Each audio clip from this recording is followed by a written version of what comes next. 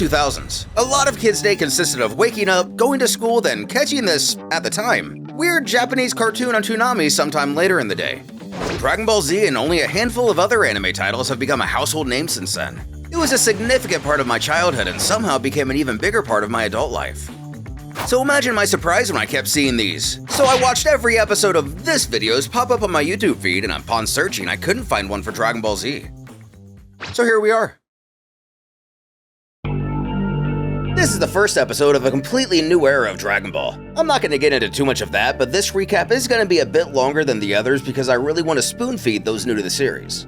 A humanoid alien we later find out's name is Raditz leaves a space pod and announces Kakarot has failed us, before using the device on his head called a scouter to let us know that normal humans in this literary universe are very weak, as the farmer only has a power level of 5. Scouters, while having a few purposes such as communication, can register essentially how strong people are. Since most of us didn't watch the original Dragon Ball first, to me, it was established this was a superhero type show immediately after Raditz catches the bullet and flicks it back at the farmer. He flies off after sensing what he deems to be a high power level, believing it to be this Kakarot guy he's looking for. Right after, we meet our hero Goku, who also immediately shows how strong he is. Not only that, he has a wife named Chi-Chi, try looking that up in Spanish, and a kid named Gohan. They all live in the middle of a heavily forested area, and it seems young Gohan has wandered off, so Goku goes looking for him. A big green guy is then introduced to usher in the concept of sensing power levels, and how scary the guy who didn't kill the farmer is.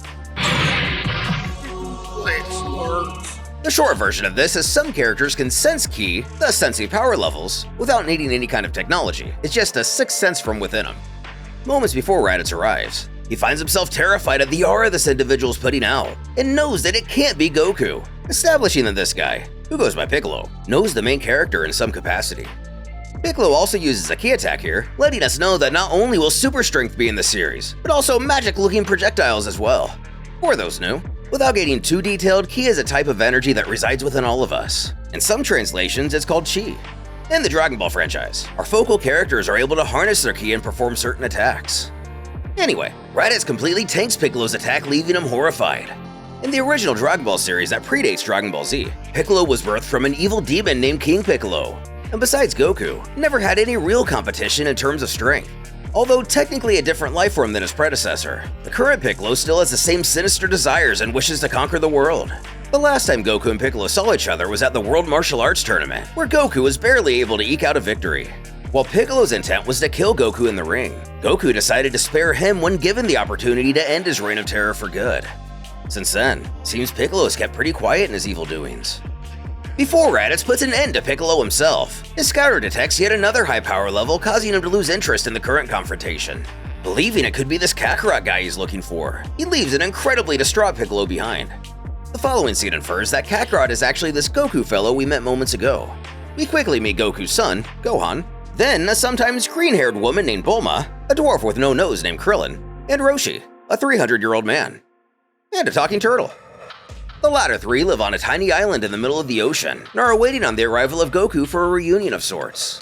Goku arrives with a son who we find out is named after his grandfather Gohan. And despite Goku being a previous world martial arts champion and even being a 2-time runner-up when he was only a child, Gohan wants to become a scholar, not a fighter. This comes into play a lot. A strange thing about Gohan, he has a monkey tail, just like Goku did when he was a kid. Then Raditz arrives on the island and informs Goku of his real name, his Saiyan name, as their species is called, Kakarot, if you hadn't guessed. And this Raditz alien is his brother. This would be a major bombshell had we actually watched the original Dragon Ball that ran for 153 episodes, because it never hinted that Goku was an alien. More a mythological anomaly, as Saiyans who have their tails intact can transform into a giant ape, multiplying their power tenfold, but only at the sight of a full moon. Unfortunately, or kind of fortunately since they're kind of largely evil, the Saiyans were wiped out decades ago, all but for a few survivors. Goku was sent here as a baby by the Saiyans with the intention of conquering this world, largely by using this giant ape form known as the Ozaru. But Goku had his tail removed when he was a child, as his transformations kept causing issues for the rest of our protagonists. Until now, Goku had no idea his tail gave him any kind of special power. Anytime it transformed, he'd forget directly after. Raditz demands to know why Kakarot hasn't made good on his mission, which was to kill all life forms on this planet. Which sounds weird to Goku, as he's one of the most peaceful people around. In fact, he's currently Earth's biggest hero, even if most of the people of this iteration of Earth don't know it. We discover that Goku used to be a wild, rambunctious child when his grandpa Gohan first found him. But one day he fell off a cliff and hit his head. Ever since then, he's been a kind, peaceful person. So Raditz reveals that he's come here to recruit Kakarot to his group of 3 other Saiyans. They require extra manpower for a job.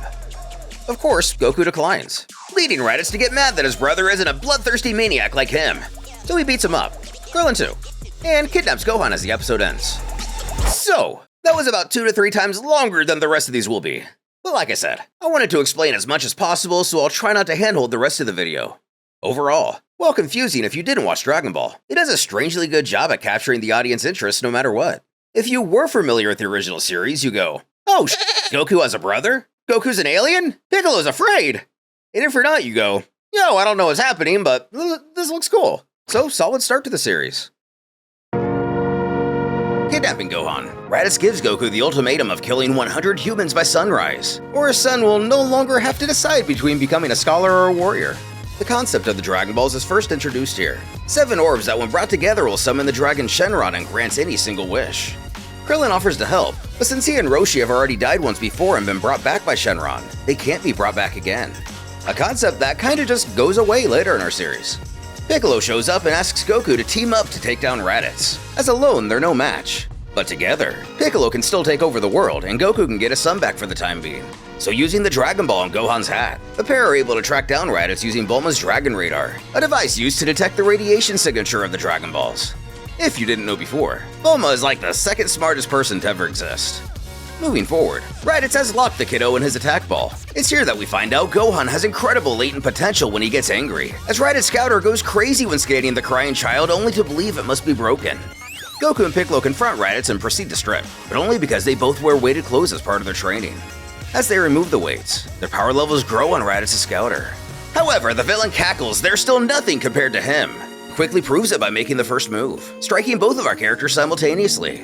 He continues to dominate the fight for the rest of the episode, even blasting off one of Piccolo's arms. Pretty cool follow-up to the first episode, though I don't think it's really better or more iconic in any way. Krillin, Roshi, and Bulma head towards the fight regardless of the danger. While doing so, the fight continues. Despite only having one arm, Piccolo believes he's developed a new attack he can deploy using only the one. He was saving this new technique to use on Goku, but given the situation, he tells his unlikely ally to keep him busy while he charges it. It's called the Special Beam Cannon, or Makanko Sapo, or the Light of Death in Super for our manga readers. Goku gets the absolute ass beaten out of him before Raditz spots Piccolo charging this attack, prompting him to fire it off a little too early and Raditz is able to dodge. Before the villain can retaliate, Goku's able to grab hold of his tail. A little weakness he remembers having himself when he had one of those crazy things. When a Saiyan tail is grabbed, they lose all control of their body and become completely immobilized. Raditz cries and pleads for forgiveness and promises to leave if he'll just let go. So Goku lets go and finds out it was all a trick, leading to Raditz repeatedly stomping on our hero's chest like he's Draymond Green. Going to deliver the final blow, his Scouter picks something up. Gohan, who explodes out of the attack ball, effectively stranding Raditz here, his power level registering over 1,300, more than either Goku or Piccolo. The boy launches himself at the invader and delivers the first significant blow for our heroes, though all the anger causes Gohan to forget what he even did upon coming to his senses. But return to normal, Raditz gives him a good smack, causing him to lose consciousness. The Saiyan then goes to put an end to this latest threat, when Goku again grabs his wayward brother, but this time using his patented full Nelson. Piccolo is able to charge the beam to completion. Since it's come to this, Goku tells him to take them both out for the sake of the Earth, sacrificing himself. This episode gives us our first good look at Gohan's potential and how backhanded our villains will be in this series. The next episode picks up right where we left off. Goku and Raditz are both killed by Piccolo's special beam cannon. In a moment of cockiness, Piccolo informs Raditz that Goku is going to have the last laugh, as his friends likely won't waste any time in bringing him back to life with the Dragon Balls. Raditz will die, but his long-lost brother will live on, even if it takes a few months. Unfortunately, this would come back to bite the Green Warrior as Raditz Scouter picked up everything he just said and transmitted it to his Saiyan comrades out in space. The two of them are much stronger than himself, and they'll surely come here to avenge him. They may have won today, but Earth and all of its inhabitants are doomed. Furious, Piccolo raises his remaining arm and takes out Raditz for good. We're then introduced to Nappa and wrongly colored Vegeta. Turns out they really don't have any loyalty to Raditz and always viewed him as weak garbage. The only thing that even kind of intrigues them is the prospect of the Dragon Balls. Had Piccolo not mentioned them, they would have just ignored Raditz's death and kept about their lives as usual. They decide to venture to Earth not to wish Raditz back to life, but for immortality. The others arrive just before Goku passes away. He tells his friends that he loves them and to let his wife know what's going on. When strangely his body disappears, Piccolo reveals it must be Kami, the guardian or god of Earth depending on your source. Goku then finds himself at the Earth's afterlife check-in station with said Kami and is rightly judged by King Yemma, also known as Enma. While Goku is a shoo-in for heaven, Kami instructs him to snake way to instead train under King Kai. Of course, because they plan to wish him back to life soon. Yemma warns Goku not to fall off Snake Way as this would land him in HFIL, and he will not be able to return. HFIL, or Hiffle, is the American TV censored version of Hell, since its broadcast has become kind of a meme. We find out Piccolo can regenerate limbs, so that's cool. Then he proceeds to kidnap Gohan, believing he can help control his power, fearing they're going to need all the help they can get with the other two Saiyans planning to invade in about a year. Arriving at Snake Way, its name isn't lost on us. It's a snake-themed road that stretches for 10,000 miles in the original USA area, but it's actually 1 million kilometers or 600, 255,000 million, 5,000, but it's really 1 million kilometers or 625,000 miles per the original source. Fun fact, it would take Usain Bolt over 2.5 years running at max speed for 24 hours a day to reach the end. Now in the middle of nowhere, Piccolo child abuses Gohan into unlocking his power for a moment, destroying a butte. But this causes the kid to finally process and see his own potential firsthand. So far, this is probably the slowest episode, but still really cool how much lore gets thrown at us. Piccolo leaves Gohan in the wild, instructing him to just find a way to live. For now, he's leaving him to fend for himself. In Otherworld, the place that's neither heaven or hell and where Goku is currently, our hero immediately almost falls off Snake Way, but is able to get back on the road. On Earth, Gohan's almost eaten by a dinosaur before inadvertently teleporting himself to the top of a cliff. He's safe, but now he's stuck up there.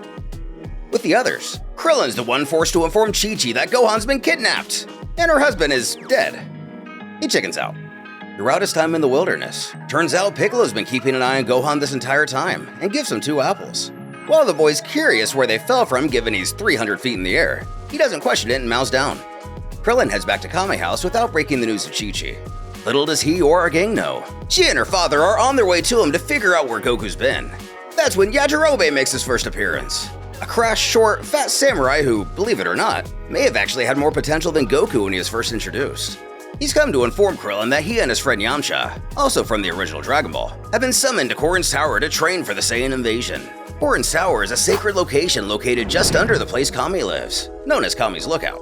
He also tells our gang not to wish Goku back to life until the Saiyans arrive 1 year from now, as he's training in the afterlife to beat him. Chi-Chi then arrives in a fury only to be informed of the truth, causing her to faint. Then the inevitable happens. Gohan ignorantly looks at the full moon, apparently never seeing one in the dead-ass countryside he lives in, because places like that aren't known for stargazing at all. So he transforms into a great ape, also known as an Ozaru. In this form, he's incredibly powerful and loses all sense of self-control. For whatever reason, instead of destroying Gohan's tail, Piccolo destroys the frickin' moon. But then afterwards, Piccolo removes Gohan's tail for no reason before unveiling his clothesbeam technique. 10 out of 10 so far, it ranks 5th on my list. Like his father, Gohan struggles to find his balance without his tail, but quickly figures it out and gets over it. He's also a little confused how he got off the cliff, not remembering he destroyed it while being an Ozaru. Then we get our first look at Yamcha, who uses his superhuman powers to be a baseball player instead of a hermit, like most of our other heroes. However, after a brawl breaks out, it's made all too obvious he's truly a fighter at heart, completely bored until he gets a chance to scrap. Krillin comes to recruit him to train for the Saiyans, and he and Bulma bicker it out for a moment, having just recently broken up, as we, the audience, are treated to hamburgers and donuts. Bar is there too, a shape-shifting talking cat who has no bearing on the series.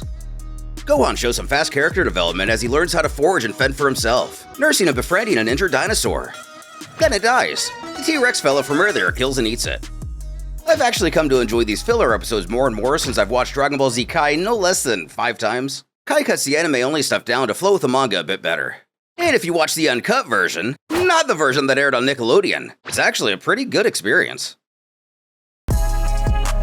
With another filler episode, Gohan appears to really be coming into his own and is now an expert survivalist. He can easily finesse the dinosaur who ate his friend and cuts tail steak off him on a daily basis. In Otherworld, Goku catches a nap riding along with a street sweeper. No way, this could go wrong.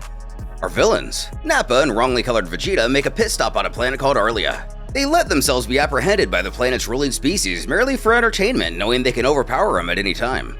We get a little bit of fun world building on Arlia. It's neat, but also feels a little empty. They're like a gladiator society with a Star Wars-style Rancor monster. Vegeta and Nappa one-shot the king's strongest fighter, then his Royal Guard, then his Rancor, then his planet. As they do this, which is hilarious as an adult, a random Arlian approaches the pair as they're going to leave, and he's like, "You just freed us from the tyranny of our terrible king! You'll be known as heroes here forever!" And then he and his love interest find each other, and as they're running into each other's arms, Vegeta blows up the planet from space. 10 out of 10. Somehow, a still sleeping Goku falls off the street sweeper straight down to hell, or in this dub, the home for infinite losers. Unaware of his mistake, he believes this to be King Kai's place and that he's finished traveling Snake Way. He goes to grab some fruit off a biblical-looking tree and is knocked unconscious by an unseen force. He awakens to a pair of ogres warning him from eating King Yema's fruit. Questioning which one of them is King Kai, he's enlightened on his error. He's in hell and there's no escaping, causing him to quickly find out you can fall through the clouds, but can't jump back up through them. He challenges the ogres to a series of physical feats in order to get them to reveal a hidden backdoor way out. Of course he wins, but arrives back at the start with Yema at Earth's check-in station. It's at this point the narrator claims there are only 3 months left until the Saiyans arrive, meaning Goku had already been running for about 9 months. In reality, this is just filler being filler, and making the story make no sense because he doesn't fall off Snake Way in the manga. Toei Animation would just add stuff like this because I think they were producing so many episodes so close to the same release date as the manga, they needed to give the source material more time, otherwise it'd get too far ahead. Piccolo lifts an Egyptian pyramid with his mind, and accidentally destroys some really historical history. Another inadvertently funny moment because he kind of flies off like he's gonna get in trouble. And that dinosaur who's been tormenting Gohan has now fully become the boy's prey. The next episode starts with Goku declaring he's already back at the spot where he fell. Convenient. He then happens by a giant snake construct, and is introduced to Princess Snake, who relentlessly tries to seduce him and we see him naked. Then when that fails, she turns into a snake and tries to eat him. Krillin, Yamcha, and Yajirobe meet up with Tien and Chaozu, a couple more fighters from the original Dragon Ball. Tien is a three-eyed man and Chaozu's a tiny little Chinese vampire. Nothing really happens in this episode, just more fun filler, and it's kind of a waste of time, but still fun filler. With more Gohan-centric filler, he makes a pretty badass sandsail type thing, but loses control and ends up crashing into a beach while running from a giant bird. He's decided he's going to go back home and visit his mom, so next he builds a makeshift sailboat. Obviously he's not properly learning how to build this stuff while just out in the wild, so my headcanon here alludes to his natural intelligence that comes to play later in the series. Or it's just fiction. He then crash lands on a second beach and is welcomed by a village run by children.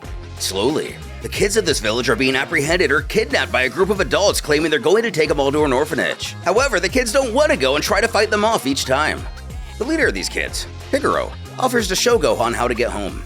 The next day, the orphanage arrives again, but this time with the aid of the police. As all the kids are placed in restraints, Pigoro grabs Gohan and steals a car, abandoning them. After dropping off Gohan a few miles from his home, he reveals the orphanage workers are actually really nice people, and they're going to take good care of the kids, better than he could. He then drives off into the sunset, never to be seen again.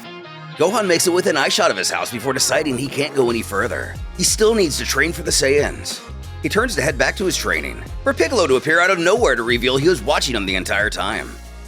We're 10 episodes in now, and I really don't dislike any of them. This one is closer to the bottom, but it's still enjoyable for what it is. The whole thing works to strengthen Gohan's resolve and his commitment to the battle against the Saiyans, which I guess is alright in its own right. Gohan finally reaches the point in his training where he gets to spar with Piccolo, but because he's like 4, one can imagine how that goes.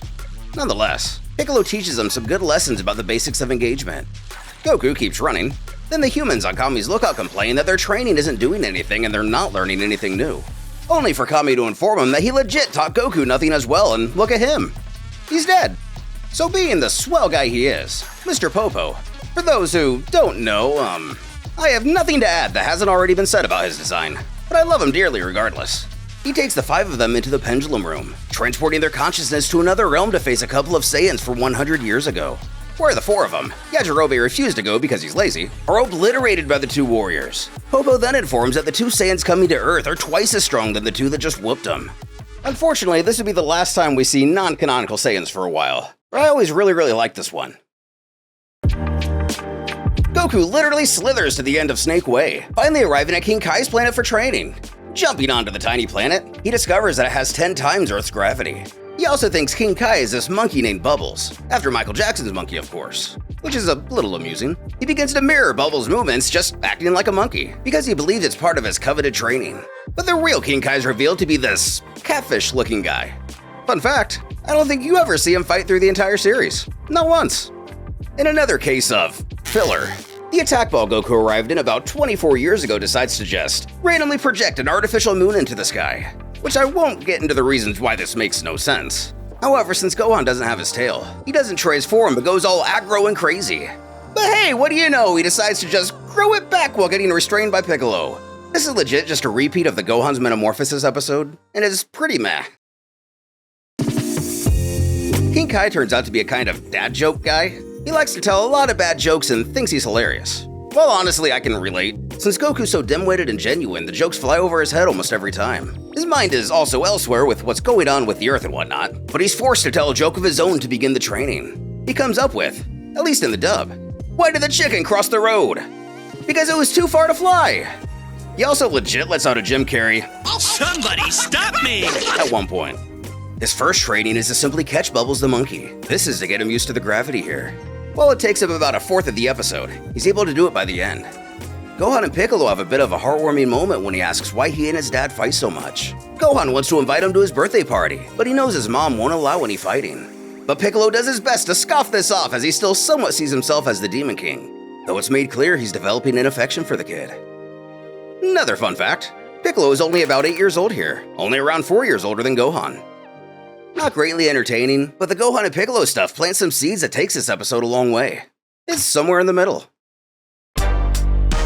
Goku's next task is to hit with a hammer Gregory the Grasshopper. He struggles before they take a break. King Kai then tells some Saiyan lore that largely gets retconned by the time we get to Dragon Ball Super. Basically, there was a smart race, the Tuffles, and a caveman race, the Saiyans. The Saiyans attacked the Tuffles and a war for planet Vegeta began. The Tuffles had advanced technology, such as the Scouter Raditz had. Just as it looked like the war was going to end at a stalemate, a full moon would appear, a once-in-8-year event on Vegeta, and the Saiyans took the victory. The Saiyans took the remaining Tuffle space rocket and met up with the Arcosians, who would hire the Saiyans as mercenaries in exchange for money and resources. The Guardian of Vegeta, just like Kami, the Guardian of Earth, grew disgusted with the Saiyans' ways and summoned a meteor shower to rain down and destroy them all, effectively blowing up the planet, leaving only Raditz, Nappa, Vegeta, and Goku as the remaining survivors, none of which being on the planet at the time. King Kai was about 7% correct here. Goku succeeds in hitting Gregory and King Kai agrees to teach him the Kaioken, better known as the Kaioken, because King Kai, Kaio-sama, but dubs. After a lot of training off-screen, he learns this and the Spirit Bomb, a technique that harnesses the ki from not oneself, but the life energy of the user's surroundings called Genki, hence why the Spirit Bomb's original Japanese name is the Genki-dama. I think at least half of what I said was true. Either way, when I was a kid, I interpreted the Spirit Bomb to be the ultimate attack, so I guess keep that in mind. We also got this scene of Yajirobe and Krillin. The Saiyans are set to arrive on Earth in just one day, as King Kai warns Goku against using the Spirit Bomb. Goku believes he'll be good with just the Kaioken, which is yet to be seen on screen or even really explained what it is. This is also when King Kai tells his best joke. Goku isn't going to make it back to Earth on time for the Saiyans' arrival. Turns out they miscalculated a few things. They contact Roshi, who's on the toilet, and tell him to wish Goku back as soon as possible. And the Saiyans are going to be there in about 24 hours. Slated to be an entire day late, Goku heads back home via Snake Way, now wished back to life but physically still in Otherworld. Nappa and correctly colored Vegeta arrive on Earth, and the first thing they do is destroy a giant city. Or rather, Nappa does it and Vegeta scolds him that there could have been a Dragon Ball here. They start their hunt to track down the fighters with the highest powers, noting there are at least 6 levels over 1,000, signifying how much stronger our other heroes have gotten since Goku himself, the world's strongest just a year ago, only had a power level of around 400. When the topic of power levels comes up in Dragon Ball, which is a really big theme up until the end of the next arc, my opinion is that it's best to think of the show in video game terms as an RPG, as in this is the logic they use as characters get stronger and stronger. Besides Turtle, I think this is the first time we see animal people interacting with society, but wearing people clothes like this cop here. Not super duper canon, but it's said in the game Dragon Ball Z Kakarot that we have these animal people running around, called Beastmen because it was a fad some point around age 743, about 19 years ago from this point in the story, for people to take a drug that essentially turns them into furries. At the same time, the game also makes it clear that some characters like Oolong and Puar were simply born the way they are. My headcanon, however, is that Turtle is a Beastman and is a nudist. Yajirobe arrives on the scene and explains to everyone what's happening. Initially being laughed off by the police and bystanders, he does just enough to convince them to investigate these freaking spaceships further. Things work out for him and everyone gives him all their money, which he plans to spend on food, to have him explain everything he knows to him. Eventually, this leads him to becoming a media spectacle on the situation. Our heroes gather in the wastelands knowing the Saiyans are looking for him, calling back to their ability to sense energy from the near beginning of the series. Nappa informs Piccolo that he is also an alien. Which, to be fair, he thought he was a demon previously, but in reality, he's an Namekian. Listening in from the lookout, Kami's getting this information for the first time too. He also explains how he was the one who created the Dragon Ball simply because he felt a natural urge to do so. Nappa does some gardening and grows some little green creatures called Cybermen. Little cabbage-looking fellas. Strong too. In the middle of the fight, Tien, Chaozu, and Yamcha show up. Then, with the news helicopters getting a little too close for Nappa's liking, he blows them the heck up. But even though they got jibbed into chum, Tien can see their parachutes. They're okay cause censorship. Look, I can see their parachutes. They're okay. Tien beats a Cyberman pretty easily, but not before it shows it can shoot a deadly acid attack out of its skull. Luckily, it doesn't hit anyone. Then oops, the Cyberman wasn't dead!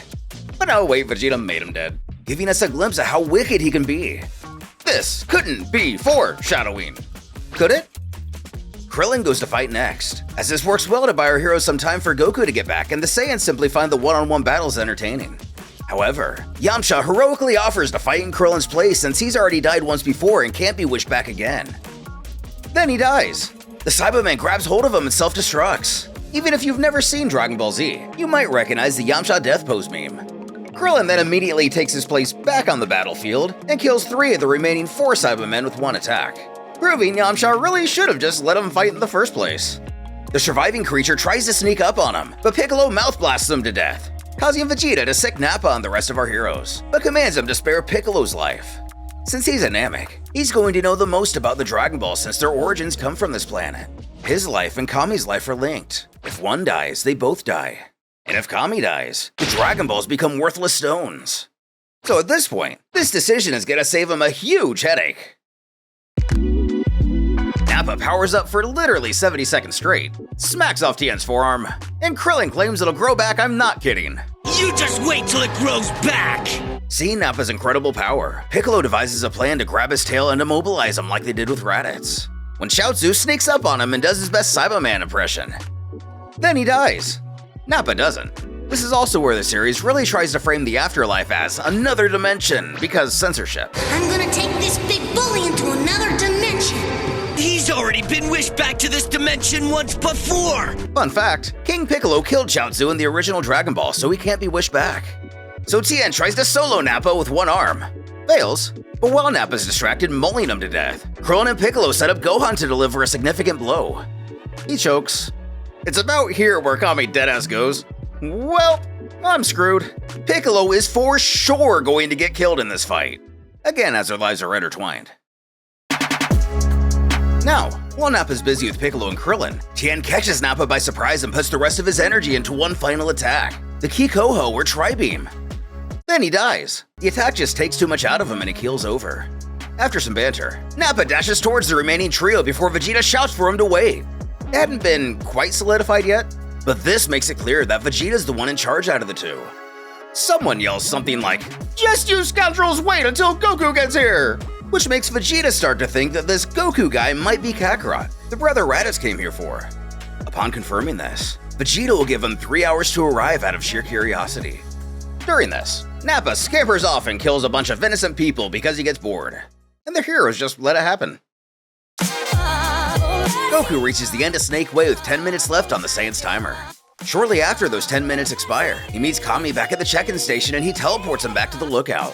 While we can argue the limitations of Kami's teleportation, like it can only go to this room in Otherworld to the sacred lookout on planet Earth, we find out later that Mr. Popo has a magic carpet that could have instantly teleported Goku to the battlefield, but simply decides to keep that information to himself. However, this gives Goku the opportunity to get a couple senzu beans from Korin. He was mentioned before as the guy who lives just below the lookout. He's a cat who grows magical beans that gives you 10 days worth of nutrients, and also heal your wounds. Being so important, naturally Goku eats one immediately. With those 10 minutes run out, Nappa returns to finish the fight.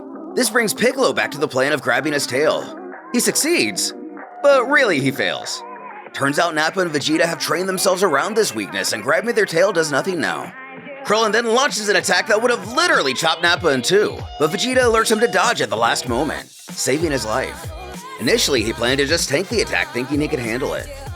Between this and the Cyberman thing, Krillin is really underrated in the series. Just as Nappa's about to get his payback, Piccolo saves Krillin by blasting him in the back. That's when everyone simultaneously senses Goku's energy quickly approaching.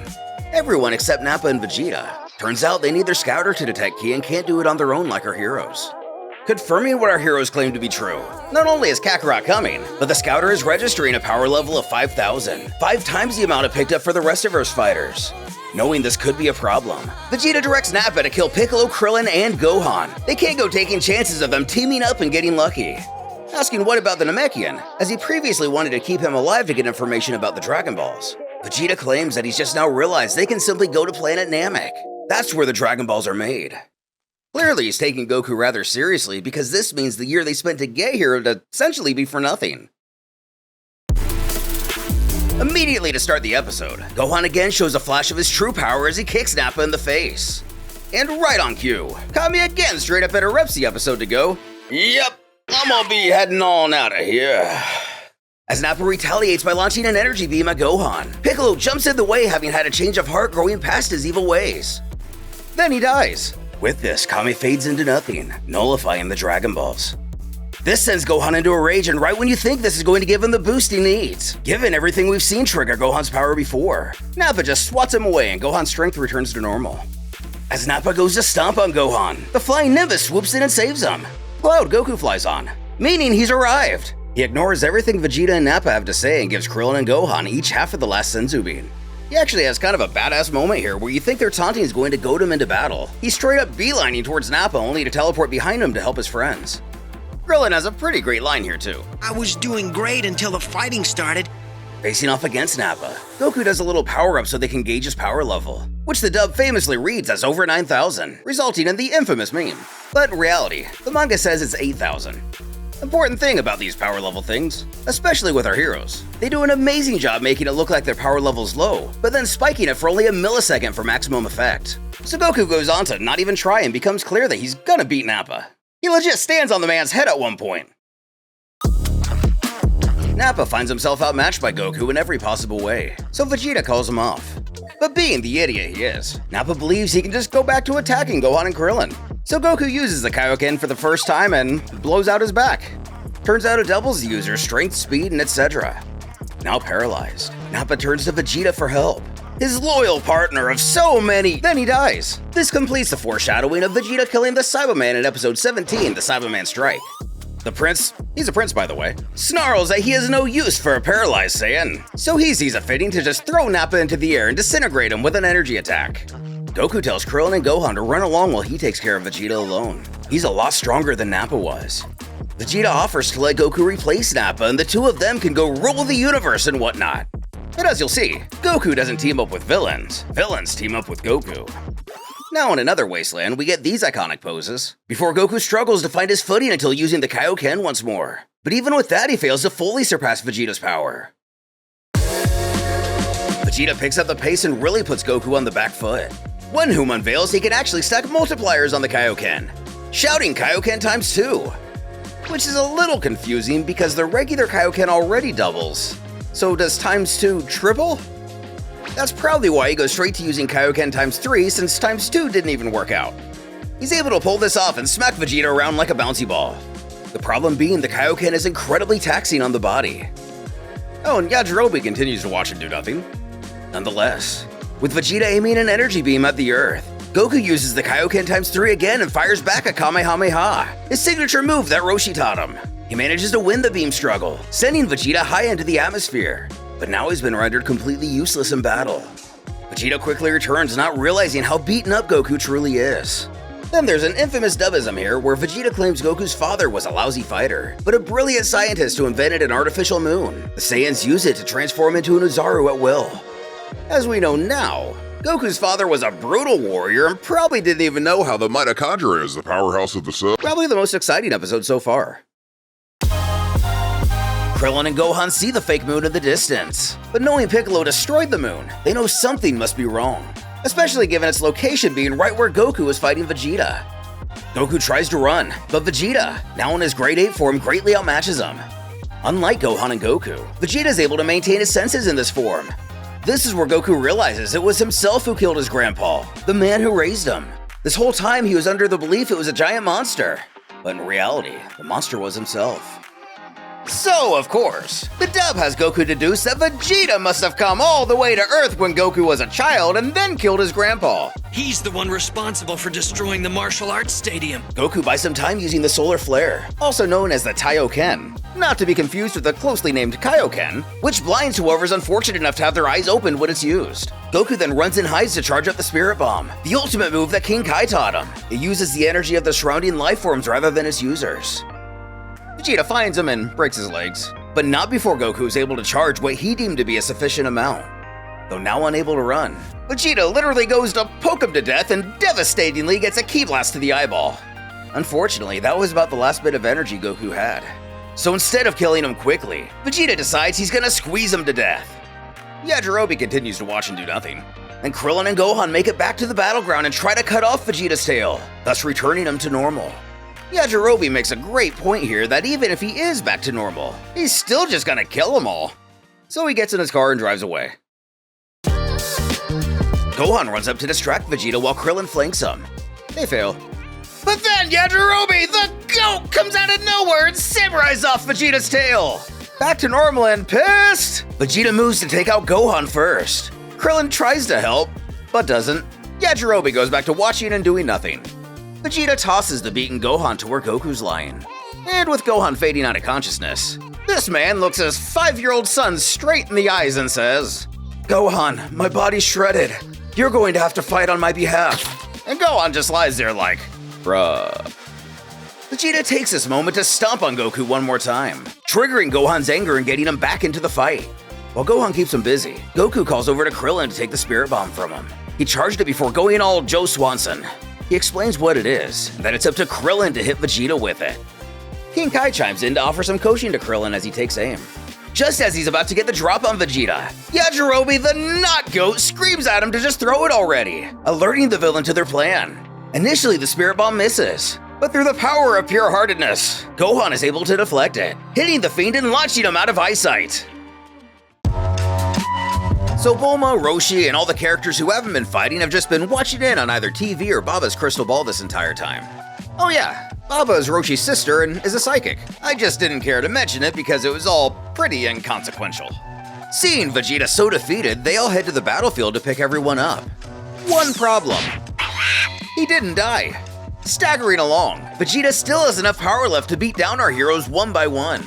He foolishly tries to kill them all off in one fell swoop and just ends up hurting everyone and wasting a lot of energy. When Gohan's tail randomly grows back, and the artificial moon is still in the air, as Vegeta quickly goes to take him out while he's still unconscious. The GOAT returns! Slashing Vegeta in the back with a deep enough cut to briefly knock him off his feet, but not deep enough to immobilize him. While he busies himself with a samurai, Gohan looks at the moon and begins to transform. Out of sheer desperation, Vegeta tries to grab this 15-foot tail and pull it off only to be smacked away, which I personally found really funny. So Gohan goes crazy because he can't control this form, but gains at least enough sense to attack only Vegeta and not his friends. He doesn't do much while on Oozaru, but before Vegeta manages to actually cut off his tail, Gohan's able to get above him and lands on him, thus finally putting Vegeta out of commission as he calls his ship in retreat. Trying to crawl to it, Krillin grabs Yajirobe's sword, ready to execute Vegeta. Then Goku tells him to spare him because he really wants to fight him again one day.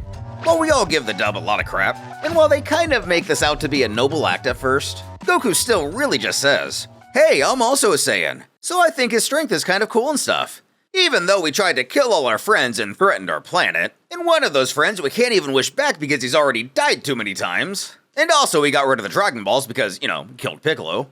So with all these things considered, we should definitely give this guy a second chance. So Vegeta escapes and it's all, "See ya, losers!" Bulma and the others arrive to gather up Goku, Gohan, and Krillin. Bulma comes to terms with Yamcha dying while they are still on rotten terms. Chi-Chi does motherly Chi-Chi things and is mad at Goku for putting her son in danger. Krillin talks about how Piccolo was an Namekian and the Dragon Balls are tied to him. So logically, if they go to Namek, they'll likely have balls too. Like Vegeta said. They ask King Kai to track down Planet Namek for him, who's able to with ease. But it's located so far away it would take him over 4,000 light years to make it to Namek even with the planet's fastest ship. Again with the bright ideas, Krillin asks, what about the Saiyan spaceship? That Nappa guy should still be here. He even snatched the remote for it.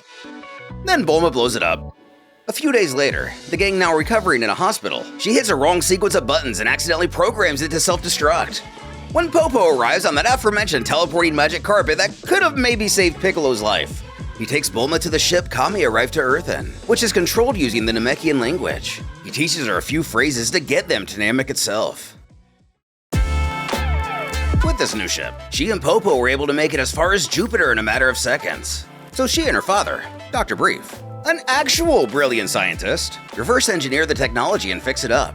After this, Gohan tells off his mom, who naturally wants him to stay and study and not go to an alien planet no Earthling has never been to or heard of before, and he, Bulma, and Krillin prepare to leave the planet. Bulma gets unnecessarily mean and rude before walking around in her underwear as the adventure begins. Then again, her slam piece was just blown up by a Cyberman.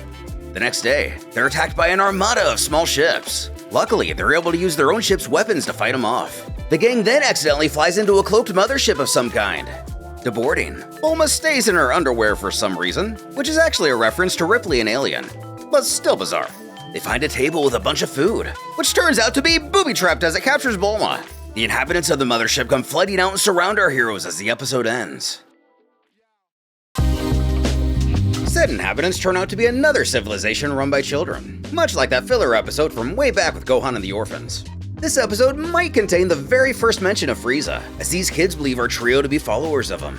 And if you don't know who Frieza is, just wait and see. While they got our heroes at gunpoint, the mothership happens by an asteroid storm and everyone begins to panic, giving our heroes a chance to escape. But being good guys, they stay and help, saving a bunch of kids from getting crushed by falling debris, and Bulma uses her science to help control the ship.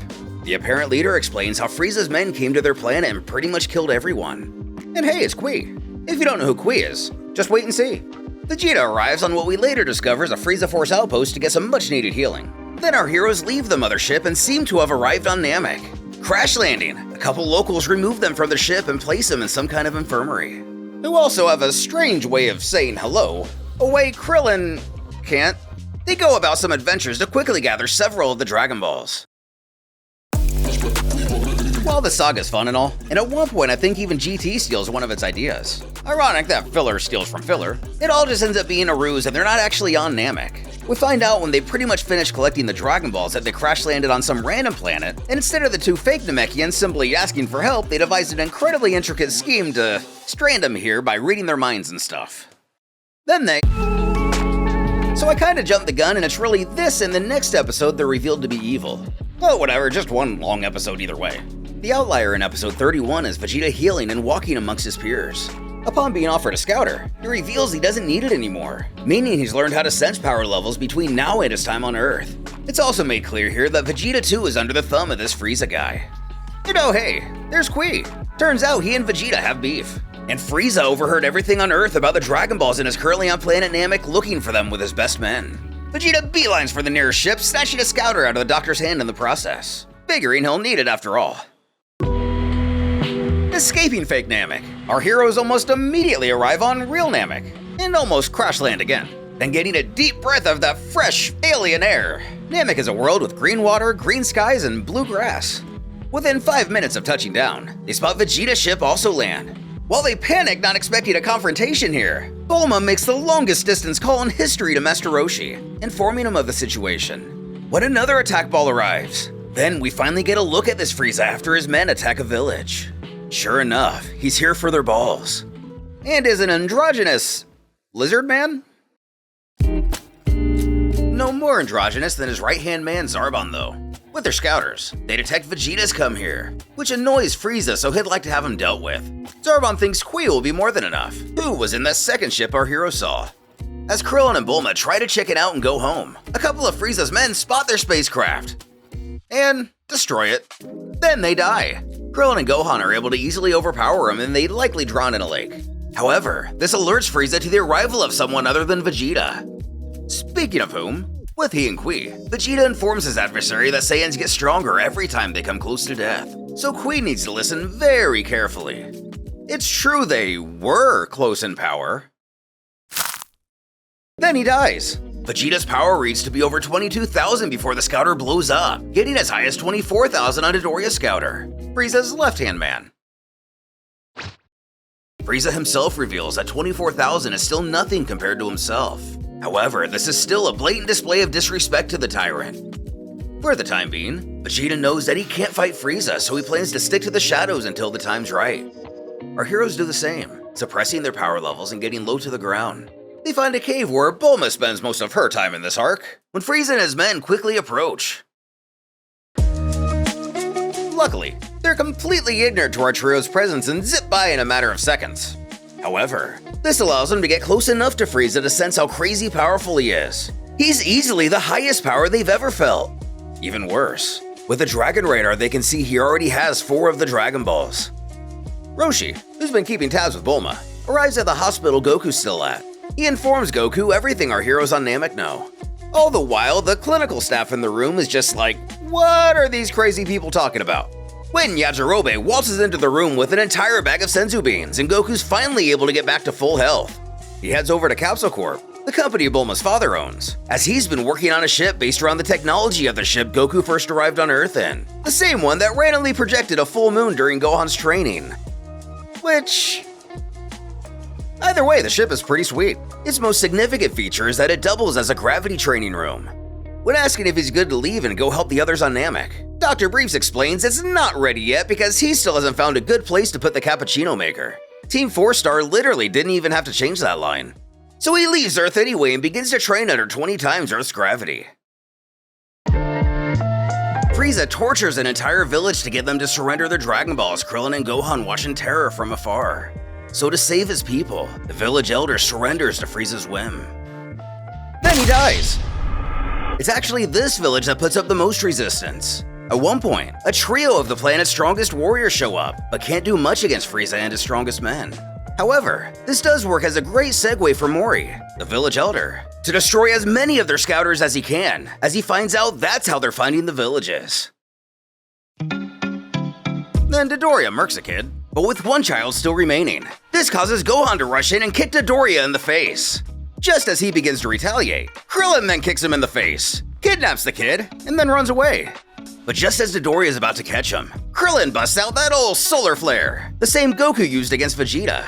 This only works for a couple minutes as they don't hide very well and Dodoria blasts the whole area. Dodoria is even worse at seeking than they are hiding. Essentially, he doesn't even try to look for him.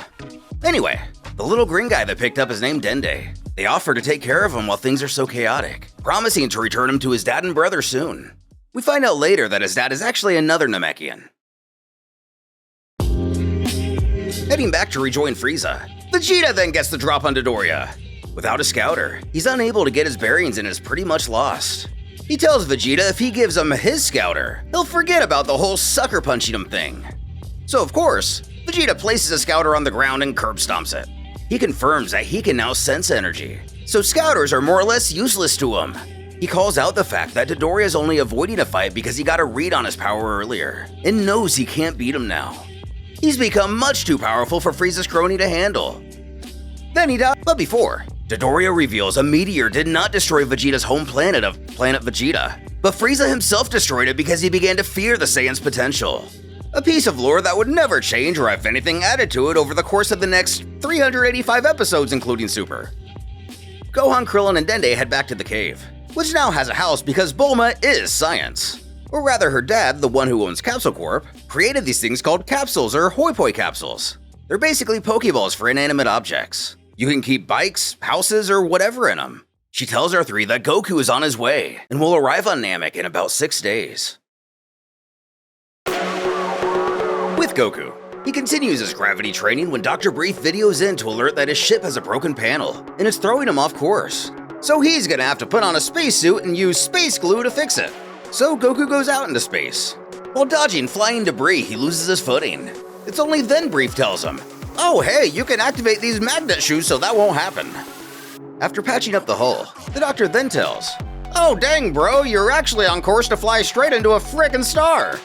So Goku glues his foot to the outside of the ship. Using the Kaioken times 10 and a Kamehameha, he's able to blast away from the sun to safety. Before its gravity's like, "Nah bro," and starts to pull him back in. Goku then does the same thing but uses a Kaioken times 20 instead, which is enough to get him out of the star's orbit. I thought this one was cool as a kid, kind of a nothing episode, but definitely not the worst. Vegeta also kills a village and gets one of the Dragon Balls before Frieza can. Also, we get the voice performance of a lifetime from this guy. I am the elder. This is also the episode that has this infamous shot. Dragon Ball Z switched key animators or something from episode to episode, and this guy just didn't capture Vegeta. Then around now, if you find yourself wondering why Namek's population is so low and why there are no cities, it's because the planet was hit with a giant cataclysm a good while ago that wiped out society. All current Namekians have one common ancestor named Guru, or the Grand Elder. Hence the Dende Dad comment from a moment ago. They're also unary gendered slug people who reproduce with their throats. Frieza realizes that Vegeta's after his balls, so he figures he'll just wait around his ship for him to come and try to grab him. King Kai calls Goku, who's now training at 30 times Earth's gravity, and is like, "Hey, your dead friends are here!" And Goku goes, "Really? Even Piccolo?" So Piccolo's all, "Even Piccolo, the fuck?" Finding out Frieza's on Namek. King Kai poops himself a little and promises Goku is 100% going to die if he tries to fight him. So because Goku's friends are at a much higher power level than Goku was when he was here, they don't struggle too much to catch Bubbles or whack Gregory, each of them succeeding over the next couple episodes. Then with Vegeta fresh off killing Queen Dodoria, he's kind of feeling himself a little and challenges Zarbon. But he transforms. He's also British or Australian in this dub and just leaves Vegeta in a lake thinking he's dead. Krillin and Dende make their way to Guru's place, who as said before is the father of all current living Namekians. Here we meet Nail, the planet's best fighter, then Guru, who is large. Krillin explains how and why they want to use the Namekian Dragon Balls. Then we get the lore about Kami, who is the son of a Namekian named Kata, and that since he was from the Dragon Clan, he was able to create Dragon Balls. We also get to see the moment Kami and Piccolo become two different beings, which is why their lives are intertwined. Kami purged the evil out of his body, which became King Piccolo, who upon being defeated by Kid Goku, put his essence into an egg which became modern Piccolo. But with things looking up for our heroes for the first time since getting here, Krillin even getting a power-up from Guru and they obtain one of the Dragon Balls. The Elder then has something to tell everyone. He's gonna die. Then Vegeta drowns this bird and is alive. Zarbon arrives back and informs that Vegeta's dead. Then Orangeapool is like, "Hey, I just went to this village and they told me that Vegeta guys stole and hid one of their Dragon Balls and nobody knows where it is now."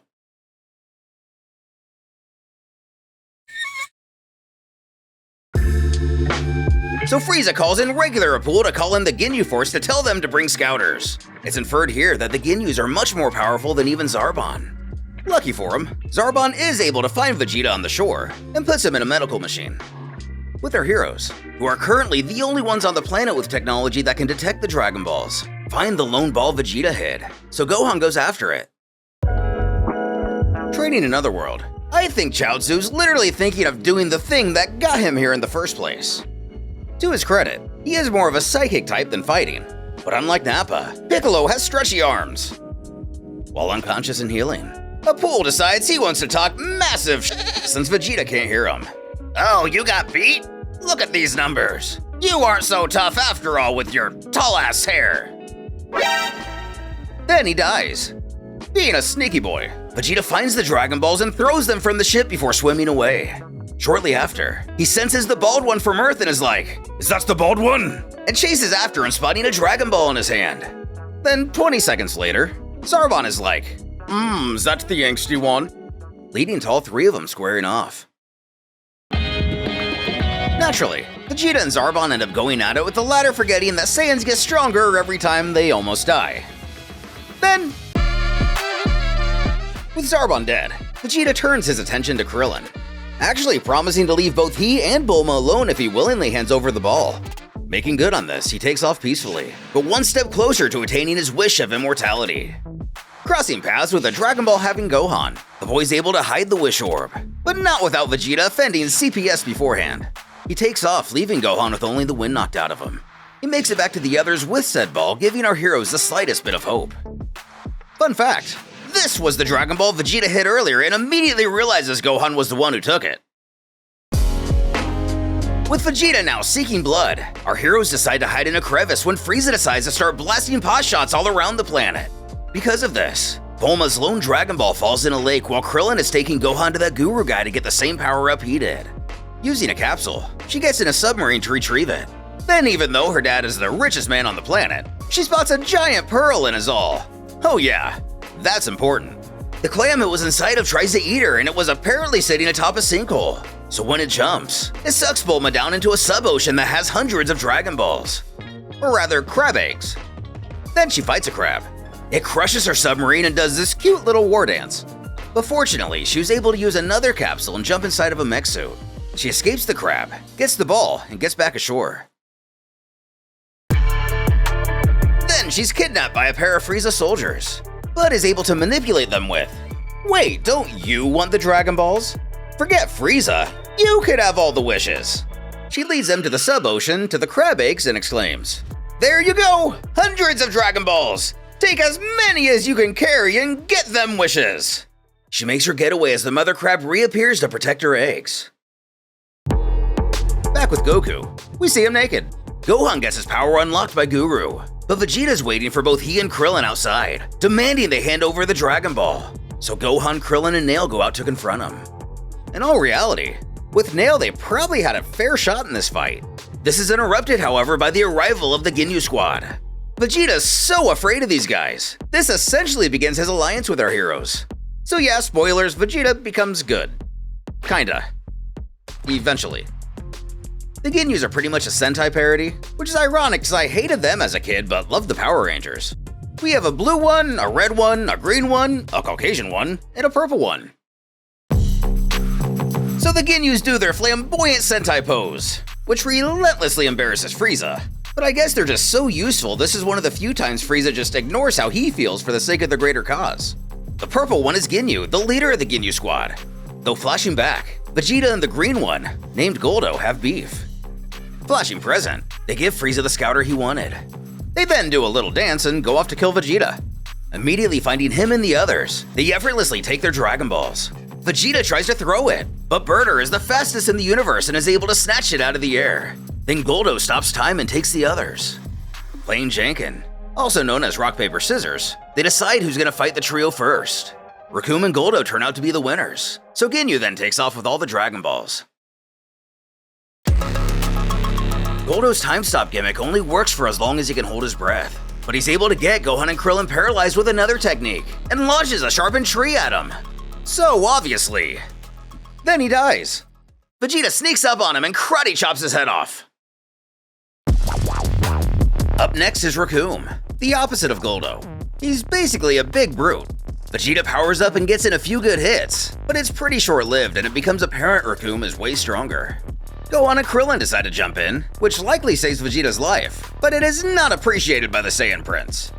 Oh yeah, if you didn't know by now, or if I didn't mention it before, Vegeta is the Prince of all Saiyans. Having these balls makes me feel something that resembles joy, I think. I want to caress them.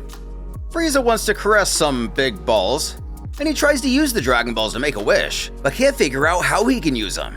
Turns out the Dragon Balls here have a password you need to use before the dragon is summoned. Then Krillin and Gohan both go down. Gohan legit breaks his neck. Then Goku arrives. Making his way to his friend and child, he gives both of them a Senzu Bean. He decides to give Vegeta a Senzu too before walking over to Recoome to take him on himself. Thus begins Vegeta's ramblings of the legendary Super Saiyan. And Kakarot must be the first in thousands of years. There's no other explanation. Other than that he trained at like 100 times Earth's gravity for the past 6 days, and is an alien freak with hacked genetics. Goku proceeds to one-shot Recoome. with Raccoon down but not dead. Yet, Berter and Jace move in. Berter is blue and Jace is red. They surround him and Jace is all, "Oi, you coward! Make a move!" And Goku immediately punches him in the face. He finesses the crap out of him before getting bored and knocking out Berter, almost the same way he does Nappa, causing Jace to cry and run off to find Captain Ginyu. Vegeta demands Goku finish them off now because they've killed more people than he could ever know. But Goku's like, "Bruh, didn't you blow up a planet in like the 7th episode?" So Vegeta rushes in and crushes Berter's throat. And Goku legit does nothing other than, "Hey, stop. What are you doing?" with no sense of urgency. With Ginyu, he orders a bunch of grunts to bury the Dragon Balls until they find a way to use them, then goes off to face this Goku guy. Meanwhile, Vegeta still hasn't given up his goal of becoming immortal and keeps trying to convince the people he just tried to kill a few months ago to just let him do it. Ginyu arrives, which makes Gohan and Krillin go away to focus on the Dragon Balls. Fun fact, if I remember right, Sean Schemmel, the voice of Goku, initially just thought he was going to be voicing Ginyu, and Funimation went to him with, "You just want to be the main character instead?" Anyway, as Goku, Jace, and Ginyu face off, Vegeta stays to help fight. Then he leaves. Bulma's pretty much been getting her butt kicked by life since leaving the cave. She spots on the radar that all 7 Dragon Balls have been gathered and decides, "I'm just dead-ass gonna ask the dragon to send me back to Earth." Goku and Ginyu just kind of flirt with each other for a minute before Jace takes a pot shot that distracts him and Ginyu's able to get him into a full Nelson. But Ginyu has too much pride or ego and just decides to let him go because he doesn't want to be helped. Which I always thought was kind of respectable out of a villain. Then asking Goku to show him what he's made of. The Saiyan powers up using the Kaioken and hits a power level of 140,000, causing Ginyu to have a nervous breakdown and throw a rock at him. Remember, when he did this for Nappa and Vegeta, without the Kaioken mind you, he was only at 8,000. Ultimately hitting a reading of 180,000. Jace just really wants to get Frieza at this point. Then they all just kind of chatter about nothing for the rest of the episode. Finally checking back in on the dying guru. He looks at Dende and thinks, "Hey, you're pretty useless. Here you go, you can heal people now. Now leave and do stuff." Instructing him to give the Dragon Ball password to the Earthlings. Shortly after, Frieza shows up to ask what this password is for the Dragon Balls. Since Nail doesn't want to do that, he blasts a hole in Guru's house to ask Guru. Guru talks some magic to Frieza about Nail to buy some time for the Earthlings, causing him to scurry off to fight somewhere else for reasons. This being the first time we actually see Frieza fight. He looks immortal already, like he doesn't even need the wish. He takes a karate chop to the neck and his first attack is to rip Nail's freaking arm off. Good thing Namekians can regenerate. With one last trick up his sleeve, Ginyu believes he has one last thing to stop Goku. He punches himself in the ribs. This ends up being a really smart move because the real trick is that Ginyu has the ability to switch bodies. He and Jace head back to Frieza assuming Goku's just gonna bleed out. This was one of the first VHS tapes I got as a kid, so it's kinda weird going back to watch this series of episodes, because every so often a random synapse will fire off in my brain because I watched this tape no less than like 2 or 3 times a day that summer. With Frieza and the Ginyu squad both absent, Vegeta returns to Frieza's ship and just slaughters everyone, just taking out his frustration of losing to Raccoon on these lowly soldiers. With everyone dead, he changes clothes into the style of armor he pretty much wears for the rest of the series. Changes a little here and there, but the days of pointy armor Vegeta are officially gone now. After snatching the radar from Bulma, Gohan and Krillin obliviously dig up the Dragon Balls unaware Vegeta's watching. He waits for him to summon the dragon to make his move, but they too are unable to figure it out. Ginyu and Jace return, briefly fooling Krillin since he now looks like Goku, but Gohan's able to figure out something's wrong right before Ginyu slaps the hell out of Krillin. Even after getting slapped, Krillin is still, "What, you mean that's not Goku?" So Goku shows up and explains everything. Jace is Catholic. Wanting to show off his new power of 180,000, Ginyu is only able to summon 23,000 units of power on the Scouter. Goku tells this is because Ginyu doesn't know how to use his body and mind together. Which is cool and all and good lore building, but when Goku hit 180,000, he was using the Kaioken. At this point, filler or not, Goku has been seen using up to a ×20 multiplier. So basic math tells us if Ginyu did the same, say a ×10 for the sake of simplicity, he'd easily hit a higher reading. So Ginyu proceeds to get his butt kicked and Vegeta decides now is a good time to be useful and kills Jace, effectively making him the one to kill every single member of the Ginyu squad except Ginyu himself. But give him time. Just as Ginyu starts to figure out how to use Goku's body, at least enough to beat up a 5-year-old and his dwarf companion, Vegeta steps in knowing he's more than strong enough to kill Ginyu as well in this state, almost instantly incapacitating him. But remembering he could just change bodies again, Ginyu tries to do so as Vegeta charges him. Goku sees that it's now or never and jumps in the way, getting his original body back, though too beaten up to continue fighting. Ginyu tries again to steal Vegeta's body, when Goku thinks it'd be funny if he threw a frog in the way this time instead of himself. So Ginyu's a frog now. And since I guess speaking is part of the technique that allows him to body swap, he's stuck like this. Vegeta decides to spare him. For now. He also spares Goku because he knows he'll need all the help he can get against Frieza. So for the time being, there's a healing chamber in the ship that'll fix him up in a few hours. Other than that, nothing really consequential comes of this episode and isn't really remembered from Whoa, Mondo, cool!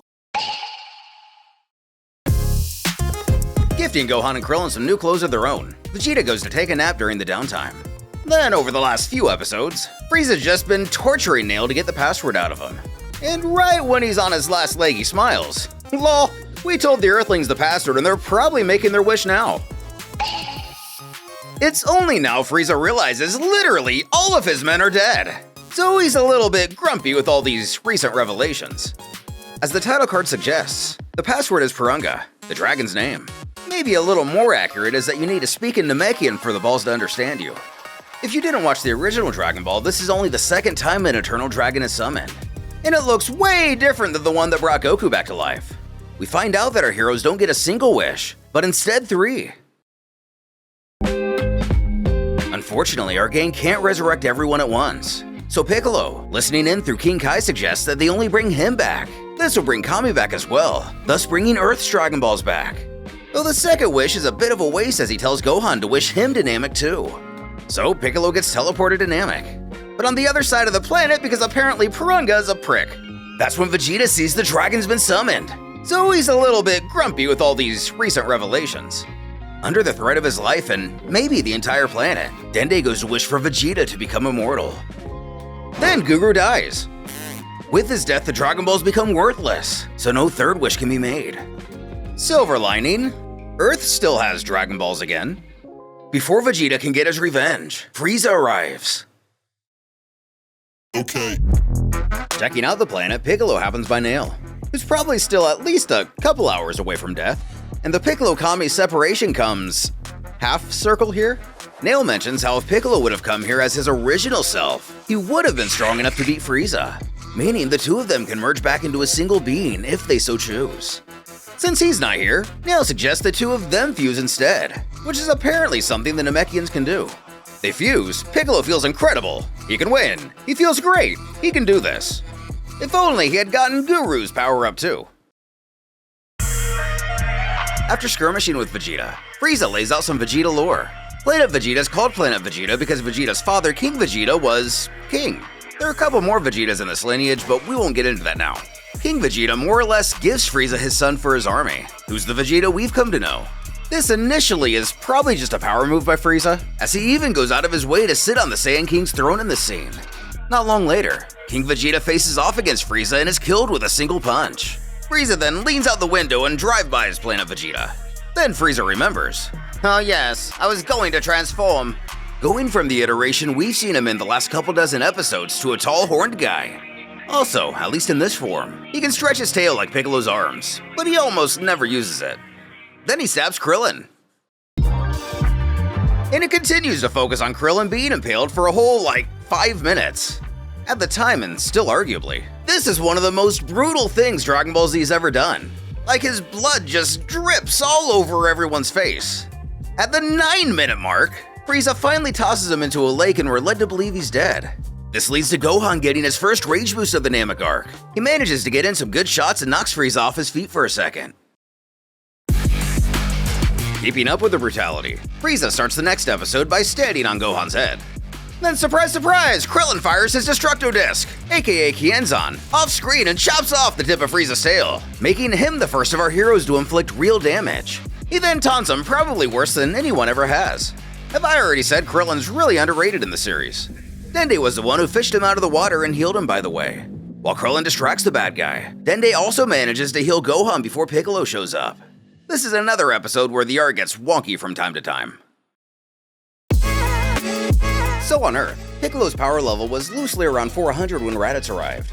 Then when Nappa and Vegeta arrived, it was around 1300. Now, literally 6 weeks later, he's fighting second form Frieza, who claims to have a power of over 1 million. See why people just love power levels so much and why nobody ever argues about them?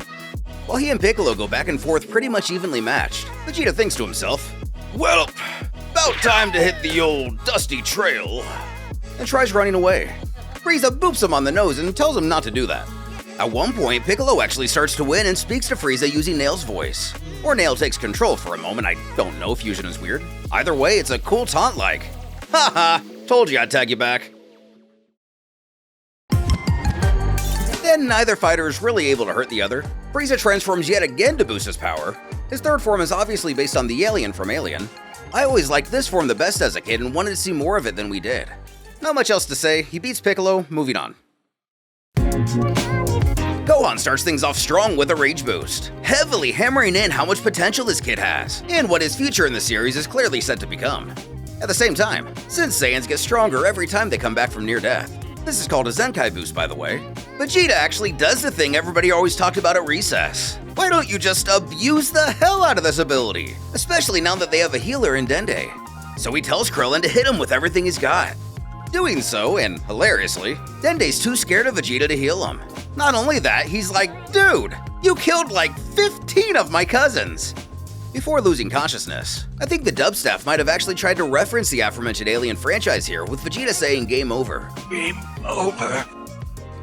Game over, man! It's game over! Healing Piccolo while Frieza transforms, Nail speaks to Dende and convinces him to heal Vegeta for the sake of the battle. So Vegeta punts him. But hey, free power boost. Then we're at last introduced to Frieza's final form. Kinda. Sensing his power, even Piccolo has to admit. Yep, King Kai was right. If we don't run, we're 100% going to die. Then, with it dawning on the tyrant that Dende has been healing everyone, he decides to put an end to that problem. Our three protagonists try to gang up on him, but can't even touch him. Right when Gohan's gonna get got by the same attack that killed Dende, Vegeta of all people rushes in and knocks him out of the way. Stepping up to Frieza with his newfound power, he starts yapping how, "Oh, it's me, the great legendary Super Saiyan!" At this point in the series, Vegeta is the only one to mention anything about a Super Saiyan. Maybe Frieza too, but it's never been established exactly what it is. Just a legendary warrior born every 1,000 years or whatever. Though with the Zenkai, Piccolo confirms that the tables have indeed turned once again and he is the strongest warrior among our heroes. However, it is quickly made clear that Vegeta is, in fact, still no match for Frieza. Vegeta realizes he's not a Super Saiyan and his long-awaited revenge will be all for naught. So he starts to cry and get tortured for the next 10 minutes. I actually think if they ever let Vegeta be the one to finally defeat Frieza for good, they should reference some of these shots. Because Frieza gets a little creative sometimes and I think it'd be a cool throwback for Vegeta to have remembered this. There's a part where Frieza eats a crab. That's memorable.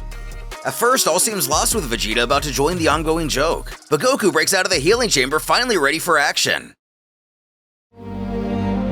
Joining the battle with all the aura, Frieza recognizes Goku from somewhere. We flash back to see Bardock, Goku's father, standing up to Frieza in the moment before he destroyed Planet Vegeta. Bardock is a whole thing we'll get into in another video, but Frieza cackles. "Oh damn, I killed your dad!" And Goku's just, "Psh, so?"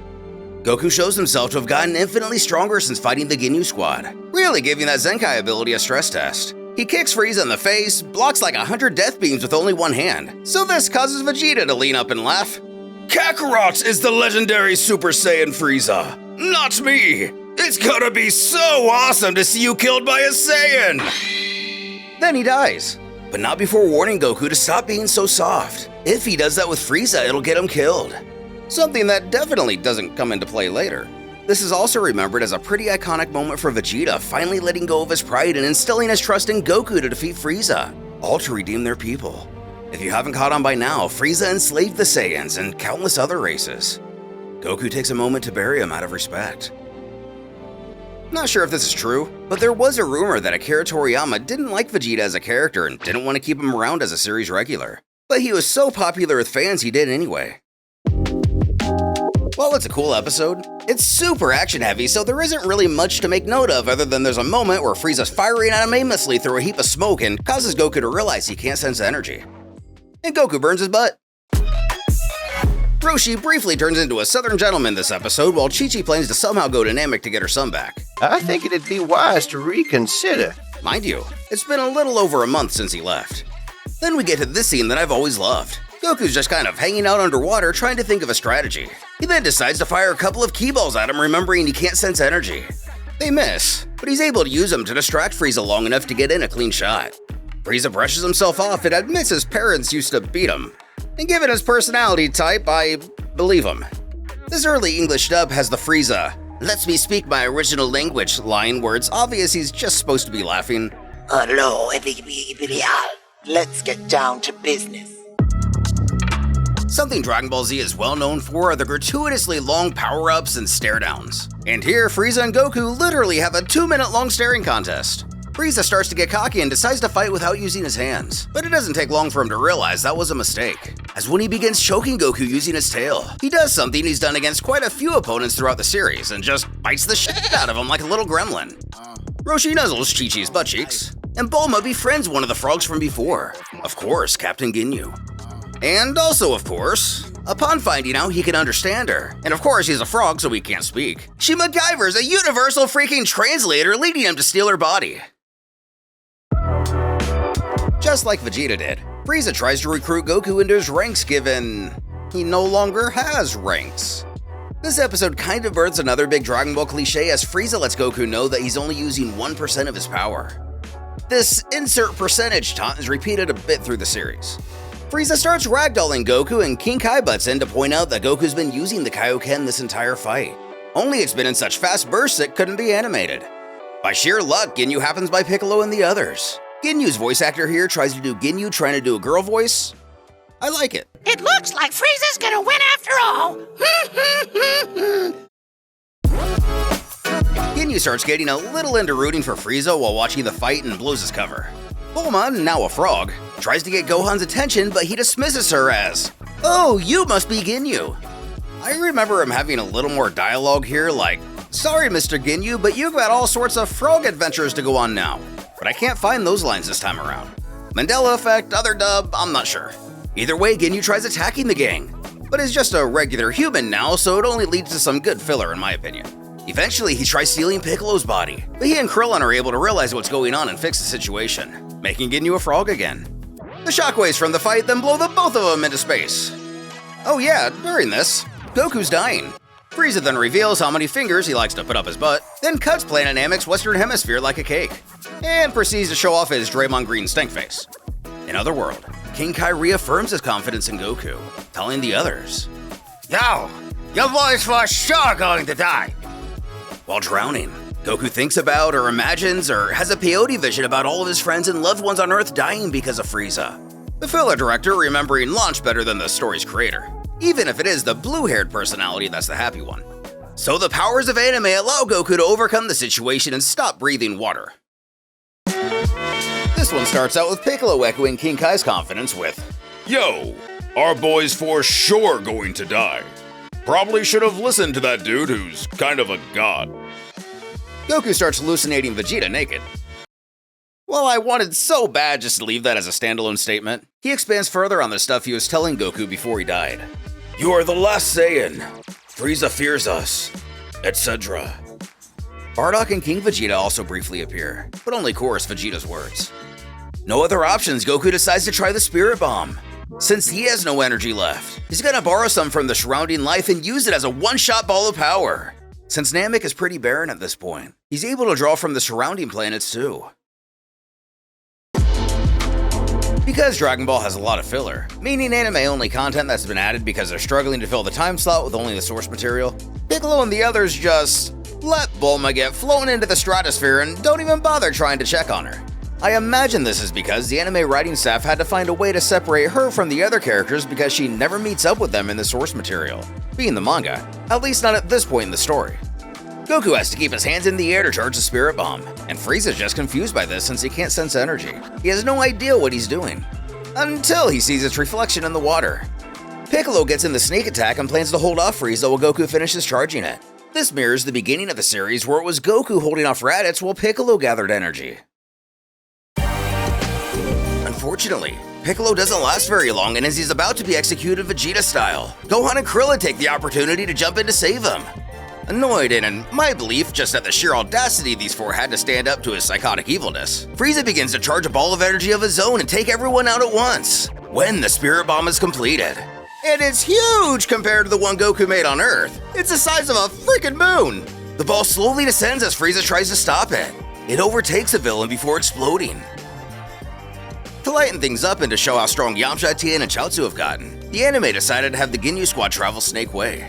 The lore of Dragon Ball's afterlife changes twice a day, because obviously they're evil and would have lost their bodies and gone to hell like Raditz. This is explained by King Kai saying he invited them for their training, but like I said, the afterlife lore changes all the time. They sense that Frieza's been defeated and our heroes have won. They finish off the Ginyus and send him to hell by throwing him off the planet. Gotta say, while it was really smart to have Chaozu face off against Goldo, kind of disappointed we didn't get to see them use more of their psychic powers. The gang regroups and celebrates their victory, taking in the moment before heading back to the ship Goku arrived in. Krillin puts his arm around Goku's butt like he's helping hold him up. Then he dies. Turns out Frieza survived the Spirit Bomb, immediately maiming Piccolo before using telekinesis to lift Krillin into the air and explode him. What's actually really heartbreaking here is the second before he's killed, he specifically cries to Goku for help, who obviously never had a shot at doing so. The dub, he says, "Help me," and in the original he just calls Goku's name, and I honestly don't know which makes me more sad.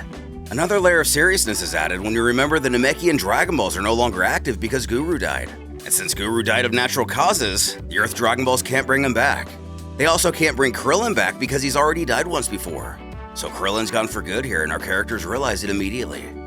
Goku begins to tremble and grumble incoherently as lightning crashes around him, vowing to not let Frieza get away with this. With a flash of energy, his hair becomes gold and stands on end. And all at once, everybody finally understands. Oh, this is a Super Saiyan!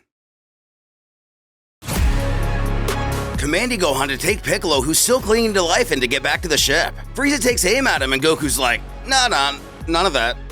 With this transformation, Goku becomes way stronger than Frieza and slowly starts to pick him apart. Earlier in this episode, at least in the dub, Goku mentions how he's going to make Frieza feel the horror he's made countless people feel. So my headcanon is he's intentionally going slow to let it sink in with Frieza how outmatched he is. On top of smacking him around, he lets Frieza try to snipe him from a distance only to dodge every single shot. He even lets the last one mack him right in the head to show. Even if you had hit me with one of those hundreds of beams, it wouldn't have mattered. We randomly cut to a Frieza outpost. This shows that Frieza's empire goes a lot further than the men he lost on Namek. A member of Kui's race, that purple guy Vegeta killed, is all, sweet, Frieza's dead. Good, he killed my entire race. When another member of that guy's exact same race shoots him in the back for opposing Frieza. After their equipment finally works, it senses out both Frieza and Goku. I think this was just a filler scene, but it actually makes sense in canon too. Dr. Brief is able to get the video link back online, so Gohan's able to inform everyone of at least the bare minimum before he goes off to find Bulma or help Goku or something.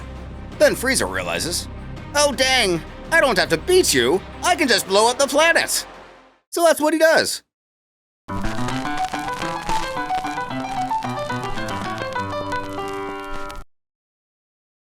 King Kai tells the others that at least he'll have some company soon. Namek is gone, so are Goku and the others.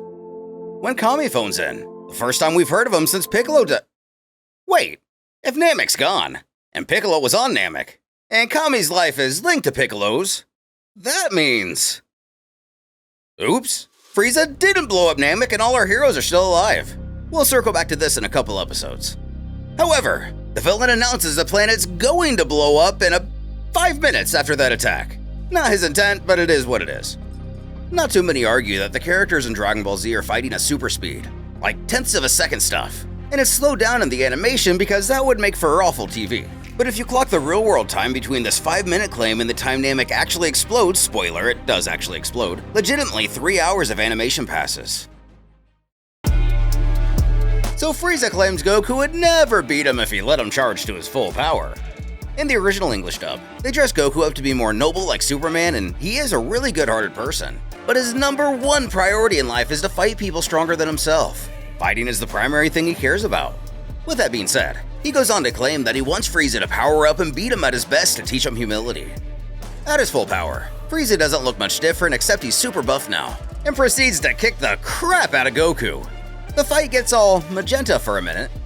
Meantime, Gohan snatches up Bulma and heads to the ship. Turns out Goku is just humoring Frieza while letting him power up. That mixed with Frieza having no idea how to properly regulate his energy, never having trained a day in his life. So he's bleeding stamina in this form. The fight is still pretty balanced, but Goku isn't outmatched like he let it look. King Kai and Kami continue their conversation. They conspire to make a wish that'll restore Guru's life, basically based on a technicality. Since there's a chance it was really stress and heartache caused through the actions of Frieza that caused Guru to pass away. Prematurely, mind you. He wonders if they were to have Shenron revive all those killed by Frieza, if it would revive Guru too. And since Frieza's soldiers were acting under Frieza's orders, it would restore the Namekian people as well. This is something Kami has never tried before, but he's willing to give it a shot. The significance behind this is that the Namekian Dragon Balls are able to do things Earth can't. Not to mention they grant 3 wishes instead of 1. And lo and behold, Piranga still has 1 left in him if this works. We're left to wonder what this final wish will be. Getting in the ship, Bulma tries to get Gohan to leave Piccolo here, on the dying planet. At one point, she even goes as far as to try to manipulate the 5-year-old into saying something along the lines of, "Oh, this is his planet and his people, he'd want to die here." In her defense, she still sees him as a bad guy. Her only experience with him is him trying to conquer the world, killing a lot of people in the process, then kidnapping Gohan last year. Luckily, Gohan refuses and she eventually drops it. Then she tries to leave Goku behind. Frieza looks weird in this shot. Shenron, the Earth Dragon, struggles, but he's able to make the requested wish. There's a moment where Goku gets blasted by a spout of lava. I remember the kids at school claiming that Goku actually died here, but Shenron brought him back. But Shenron can't do that since Goku's already been resurrected. Apparently, Gohan thought the same since he can't sense him any longer and goes after him. One by one, the Namekians come back to life. Even Guru. But now they have maybe 3 minutes to get off the planet or they're just gonna die again. Oh, that's the final wish. Instead of looking for his dad, Gohan just tries to keep Frieza busy long enough to get him caught in Namek's explosion. Pretty dang noble of the kid. Oh yeah, the wish resurrects Vegeta too. Gohan looks weird in the shot. Then Goku comes back and shoos him off back to the ship. King Kai tells Guru to have Piranga transport everyone on planet Namek to Earth, except Frieza. When Goku intercepts the call, telling him to send everyone to Earth except Frieza and himself, effectively sealing his own doom to ensure Frieza dies for sure. Guru contacts Dende to make this happen, who, as luck would have it, is within eyeshot of the dragon. Frieza spots Piranga and beelines to it desperately trying to make his wish for immortality. Dende makes it first and Deadass goes, "Oh no, I forgot the wish!" Before a second later he's like, "Oh, never mind, I remember." Frieza's able to shout for his wish first, but oh no, again, you have to make the wish in Namekian. Vegeta confronts Goku and exclaims how awesome it is that he became a Super Saiyan. And Frieza's all, "No, you're a ghost! I killed you!" And Vegeta goes to blast him shouting, "Can a ghost do this?" And vanishes, the final wish becoming fulfilled. Bulma kind of redeems her character here and doesn't try to fly away, leaving Gohan for dead. So hey, everyone's safe on Earth now. With Vegeta. Guru confirms Krillin could not be revived, and Goku and Frieza are still going at it. Piccolo has a bit of a flashback reminding us he's only been remotely aligned with our heroes for a couple months now. It wasn't until about halfway through Gohan's training he began to have a change of heart, and not until he sacrificed himself he vocalized it. Nail's benevolence likely had some influence here too. Hey, and there's Ginyu. That probably won't come into play sometime a quarter century down the line.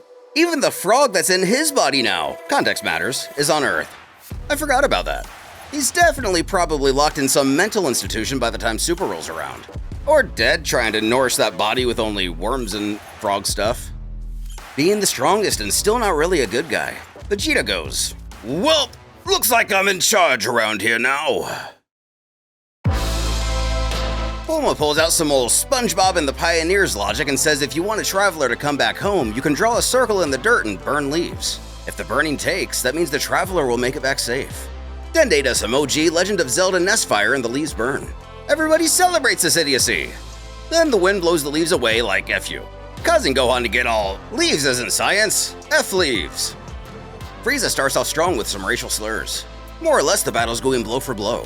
Goku's starting to take a clear advantage, but Namek only has about a minute left at this point, so Goku decides to start laying down some wholesale pipe before informing Frieza. It's done. He believes he's beaten Frieza to the point he's not even a challenge anymore. Having torn down Frieza's pride, there's no reason to keep going. The shame he feels today will surely change him. Goku ignorantly turns his back to him to try to fly away, and Frieza throws a disc at him trying to cut him in two, goading Goku back into the fight. Using telekinesis to control the disc, he chases Goku down. Frieza calls him a monkey again, because Saiyans typically have monkey tails. While relishing in the thought of becoming the strongest fighter in the universe with both Frieza and Kakarot dead, Vegeta remembers back to how he, Nappa, and Raditz followed Frieza's every order and ended countless civilizations, only for Frieza to be completely unappreciative of their hard work. Also, Nappa's voice here is totally off. But how can you obey Frieza when you know what he's done? Then Frieza gets cut in half by his own attack. But he doesn't die. Basically, he lost track of his own technique, and since he can't sense energy, accidentally cuts himself in half from the waist down. It also got his left forearm. You may be asking, why doesn't this kill him? Can he regenerate? Is he a robot? Nope. Goku freaking saves him by giving him some of his own energy after Frieza cries and begs like a, without downplaying it. This might have been the most hyped thing I ever saw on TV as a kid. Not only can I not believe they actually showed this on Cartoon Network, but it was also just the sensation of, oh no way! Frieza's dead! On Earth, Guru summons all the Namekians to watch him die. I understand I'm probably the weird one here, but being surrounded by your loved ones when you die has always been such a bizarre concept to me. Like, I just want to crawl into my crawl space and not be found for 3 days when I go. But nonetheless, Guru does die here. He passes on the duties of the Grand Elder to a Namekian named Mori before he goes. Not only does this give their people a new leader, it preserves the existence of the Dragon Balls. Guru dies and his body fades away. This alludes to him getting to keep it in Otherworld like Goku. We then find out Purunga can grant the same wish infinitely, meaning Krillin and Chaozu can be wished back. Back on Namek and not at all grateful, Frieza returns to his cocky nature. He asks Goku what he thinks he's going to do with this gifted energy. Who tells him that since he can breathe in space, why doesn't he go drift around for a while and think about how he lost? Kinda cold, I'm not gonna lie. Goku flies off and Frieza fires yet another attack at him. Then he dies. Until he doesn't, but we'll get there. With Frieza definitely for sure gone, Goku rushes to find a ship to escape Namek before it explodes. Frieza's mothership is the only one that comes to mind. He boards it and searches for the control room. Devastatingly, something's wrong with it. It won't launch. As the planet crumbles, the ground beneath it gives way, plunging it into a bed of lava. Realizing he has no way out, Goku lets out a scream as he shares the planet's fate.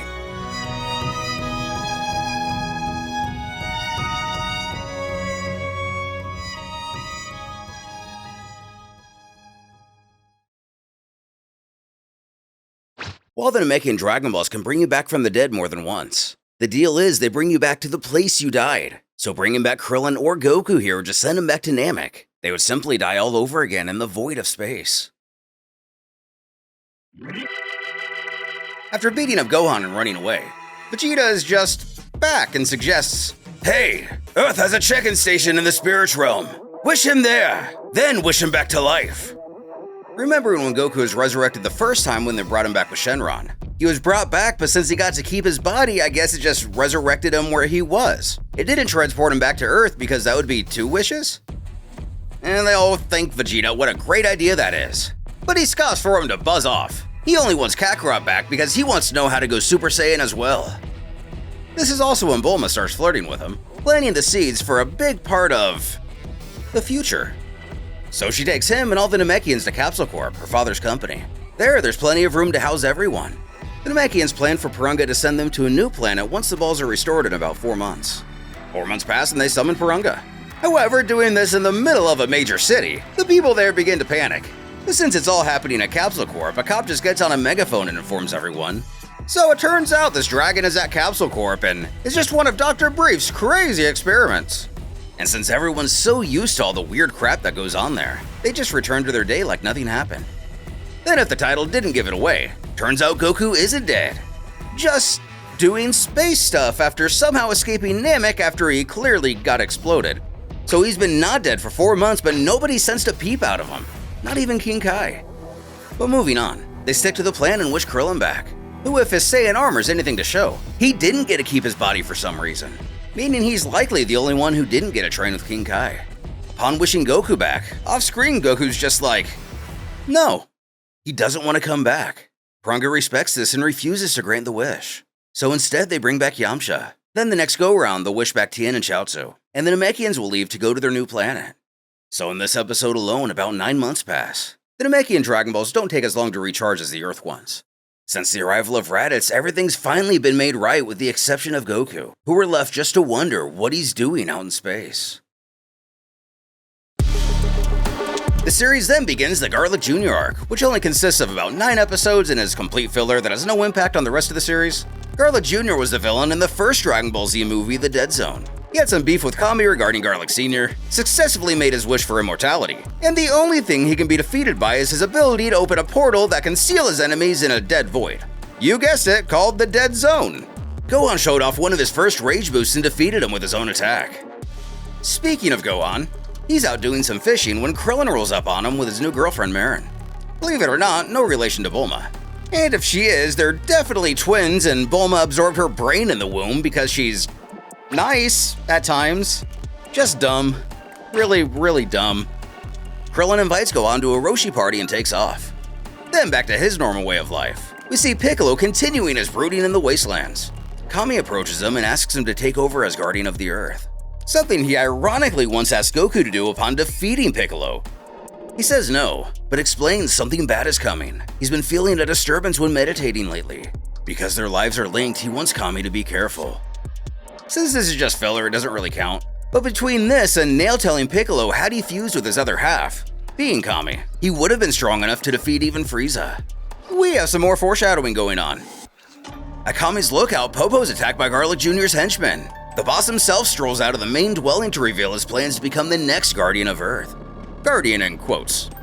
Popo tries to get away with his magic carpet, but apparently forgets it can just teleport. So they catch him, shrink him, and put him in a little jar. At Roshi's party, Marin literally starts flirting with Yamcha. When asked what she likes best about Krillin, she responds, he's bald. Kami returns home and gets shrunk down and jarred too. Chi-Chi won't let Gohan go to Roshi, so he sneaks out. This is also the first time we see his dragon Icarus in the show and not the movies. Now inside the lookout, Garlic Jr. reveals the Blackwater Mist. He ominously explains to his underlings they don't need an army to take over the world. With this, they'll make one. More or less, it turns people feral. The Blackwater Mist is dispersed throughout the world. Currently, Garlic's motives lie in revenge against all our heroes, world domination, and wishing his father back to life. Meaning he plans on keeping Kami alive until that happens. He says boobs. That's kind of funny, I guess. Boobs? Icarus saved himself and Gohan by somehow being smart enough to create an air seal in a little cave hole. And we see it not only makes humans feral, but squirrels too. Kami goes on to explain how years ago Garlic Sr. sought to replace all humans with a serpent race, a race of spirits who lack all emotion and are already loyal to the villain. Roshi hits up the hub before the hub, then we have the famous Marin bathing suit scenes. I swear these aren't even edited. Then Chi-Chi crashes a plane into the island. Your grandson's obviously not here right now, but I can see why he needed to get away. Marin roasts the hell out of her, not knowing she may be the strongest woman on the planet. For now. Roshi nuzzles her. Then they're all overtaken by the Blackwater Mist, all except Krillin and Marin, who went scuba diving to get away from Chi-Chi. Gohan arrives there and discovers everyone's been affected. He kicks his mom off the roof and Garlic's men show up as one of their goals is killing Gohan for sealing their leader in the Dead Zone. And it turns out the Blackwater Mist not only turns people feral, it also makes them loyal to Garlic Jr. Real quick, these guys are actually known as the 4 Kings of the Demon Clan. They were taken from the 4 Heavenly Kings concept in Buddhism, so there's a good chance these guys acted as the protectors of the north, east, south, and west of their home planet.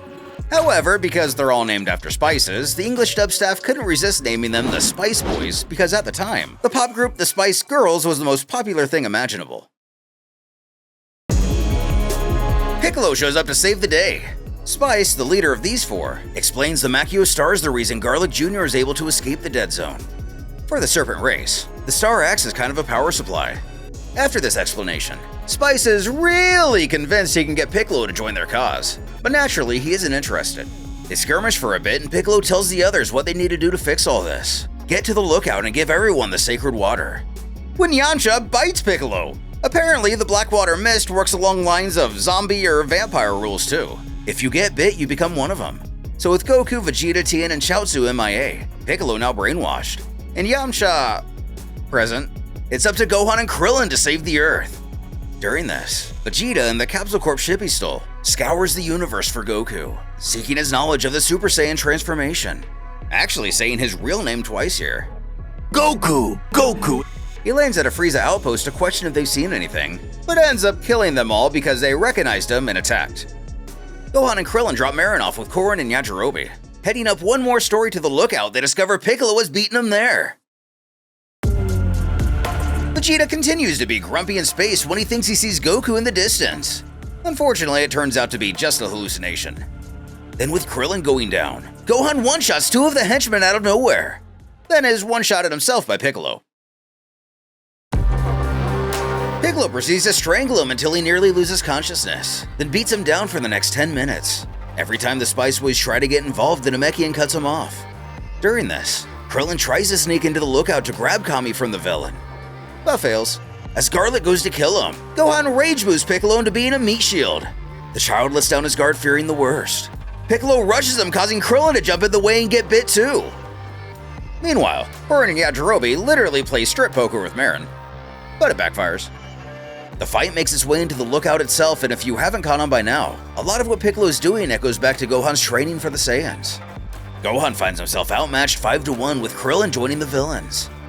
Beating the kid to a pulp, Piccolo goes to fulfill Garlic's revenge, when the little guy intervenes. He wants to be the one to eliminate him after all, prompting Piccolo to speak for the first time since being brainwashed. Oh, no problem. The pleasure's all yours. Grabbing Kami and Popo and tossing him to Krillin. With the two of them freed, the ruse is successful and Garlic no longer has any hostages at hand. For whatever reason, the Blackwater Mist didn't infect Piccolo when he was bit. When he grabbed Krillin a few minutes ago, it was to tell him his plan because apparently he forgot about his telepathy. Or maybe he was worried Garlic Jr. would intercept it.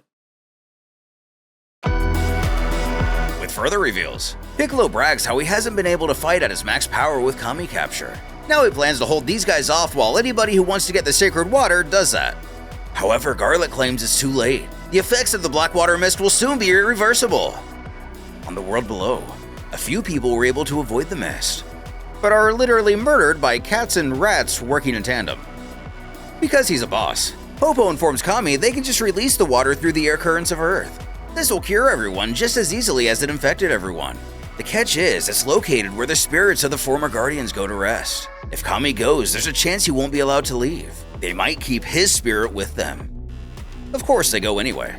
Piccolo starts the mincing before Garlic sneers with the Makio star so close to Earth now after 12,000 years. It's gonna make him 10 times stronger than he was before. Which for our power scalers is really inaccurate as Piccolo is about 500 times stronger than he was the first time they fought. The spirit of the former Guardian attacks Kami, for some reason.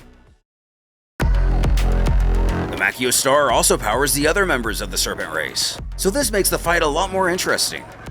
The Guardian Spirit continues to try to kill Kami even knowing the Earth is in danger. You know, that thing he gave his existence vowing to protect. So they just run and reuse this animation like 5 times throughout the rest of the arc. Krillin goes down again, imagine that. And Piccolo uses his Gigantism ability for I think the only time in the series to make himself as big as Garlic has gotten. Kami then begins to fade from existence, causing Piccolo to pump the brakes.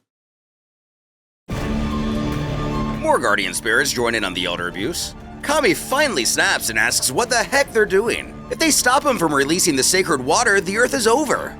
As they think on this for a second, Gohan headbutts a hole through Garlic a la Demon King Piccolo, but he's immortal so he just heals himself. Piccolo begins to fade from existence again, meaning the Guardian Spirits decided, nah, F the Earth. So once again, Gohan is our last hero standing. But once again, because he's a boss, Popo gets the sacred water to the air currents of Earth. This sends Garlic into a fury, so he unleashes the Dead Zone again. With the world back to normal, but Garlic's still a huge threat. Piccolo thinks if they blow up the Makio star, which despite its name is really just a planet by the way, it should revert Garlic back to his original strength. or generally speaking, probably not even Raditz level. Finally, the Guardian Spirits decide to forgive Kami and fast-track him back outside.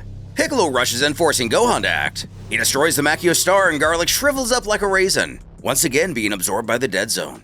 The battle's over. I know it's not crazy popular among the fanbase, which to be fair, that's not without merit, mind you. It's a very flawed mini-arc, but I grew to really like it after watching the entire series several times over because it has its own distinct Toei-isms that separates it from the canonical series.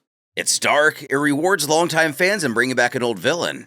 While it is non-canonical and tries to unload a lot of lore, and filler shouldn't try to do that, it also wraps everything up in about 10 episodes.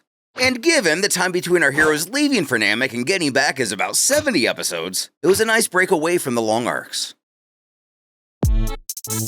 Technically, this is the final episode to cap off the saga.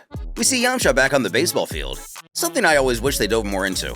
Then Krillin starts to have all these fantasies of marrying this woman while at the same time not even knowing if they're in a steady relationship.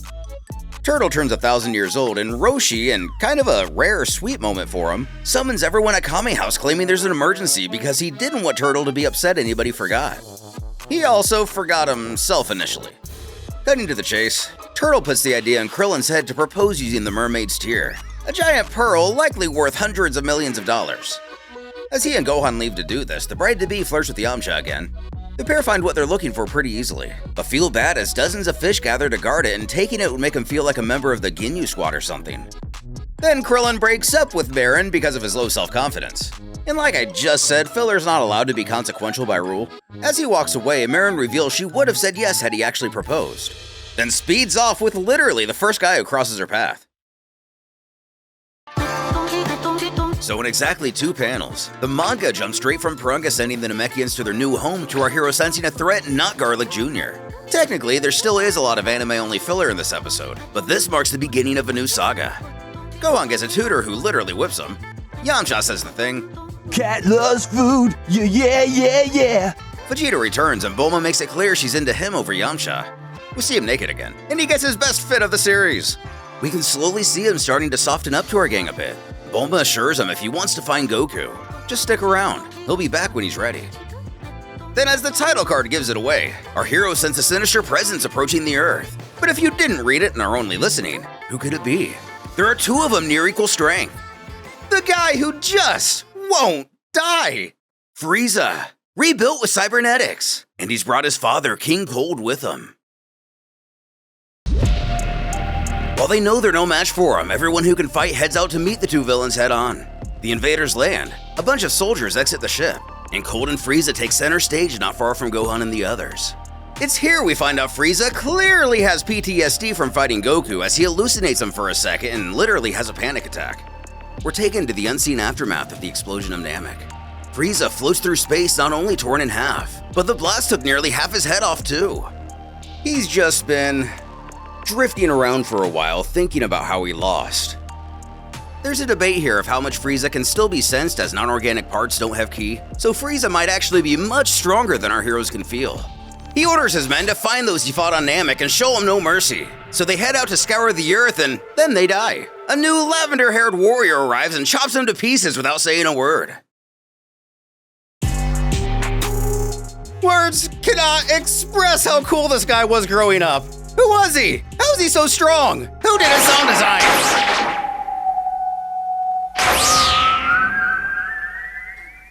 The answer to the last one being Hidenori Arai, and he deserves a lot more love and respect than you could possibly get. Dude's a legend. However, credit also has to go to, I want to say, the Faulkner team because the atmosphere here isn't like it is in the Japanese release. In the distance, Tien comments how this 3rd power level makes Frieza feel like nothing. This new warrior goes on to take out all of Frieza's soldiers and, very ironically, claims Frieza only has 5 minutes left to live. Furthermore, he too is waiting on Goku, as he knows for a fact he'll be here very soon. So surely Goku must have been training with this guy somewhere in space. Then he turns Super Saiyan, giving Frieza yet another panic attack. Alas, no matter what Frieza tries, it doesn't work against this new guy. Then he dies. The unnamed Saiyan slices him in half vertically this time. As a kid watching this was as hyped as it got. We've seen a lot of violence in Dragon Ball Z before, but it was so surreal seeing stuff like this. This next episode starts with one of the villains cowering in horror for once, as the Super Saiyan further chops Frieza into now dozens of pieces before blasting the remains to dust. He and Cold have a short stare-down before the tyrant admits he's impressed, claiming he isn't as blinded by pride as his son. He joins the long list of villains who offers an alliance instead of conflict. The man declines, so Cold just goes, "Oh, well, can I at least see a sword?" The Saiyan hands it over and Cold tries attacking him with it, believing it to be the real source of his power. Or something.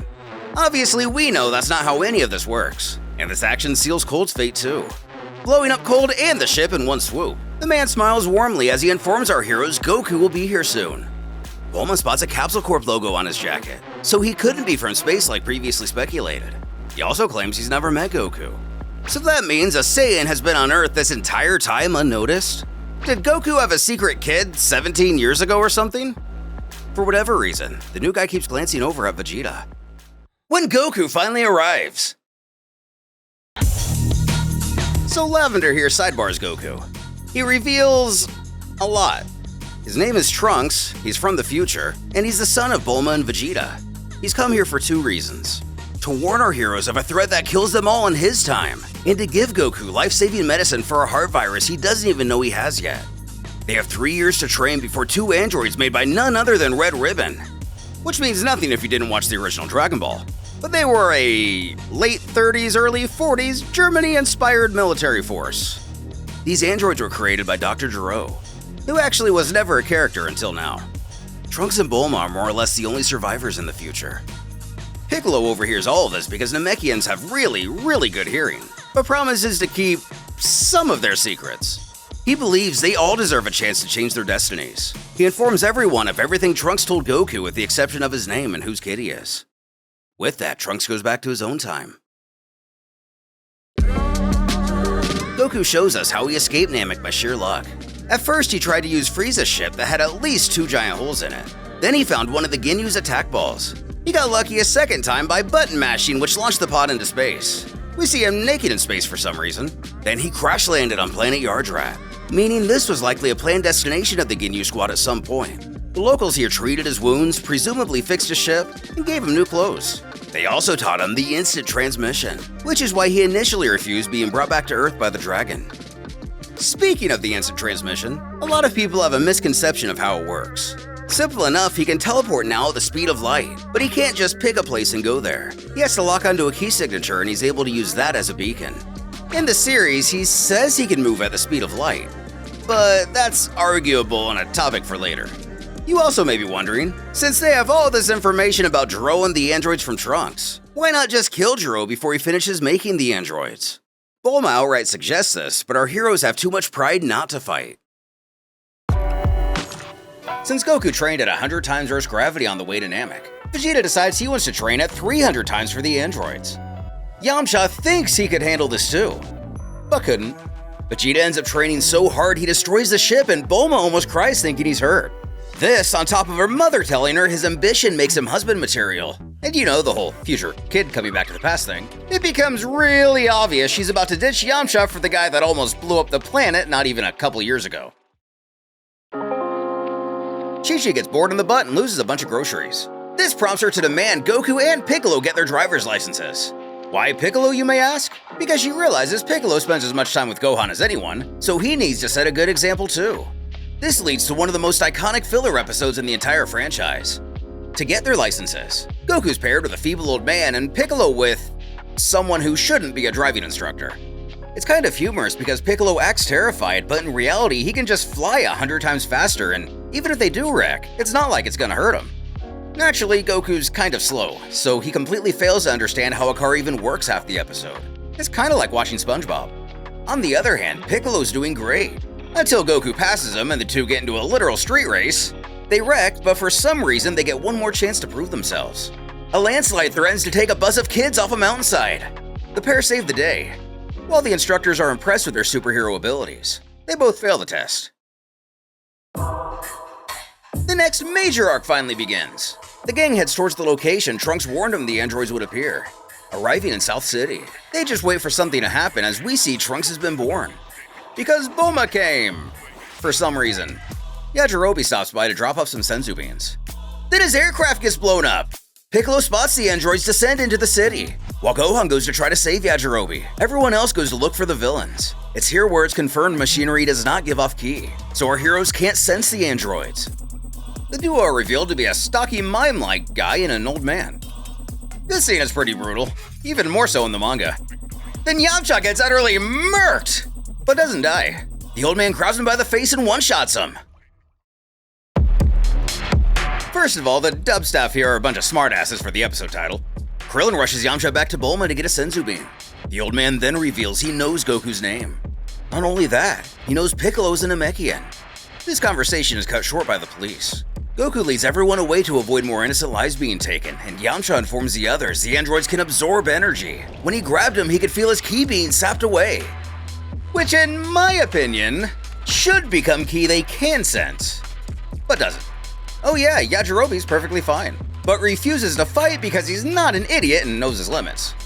Goku appears to be struggling with something for a minute before they find an island to fight on. For some reason, he's out of breath just from flying. Goku demands the old-timer explain how he knows their names. We find out that Dr. Gero guy Trunks mentioned has been monitoring our heroes all the way back to the original Dragon Ball series.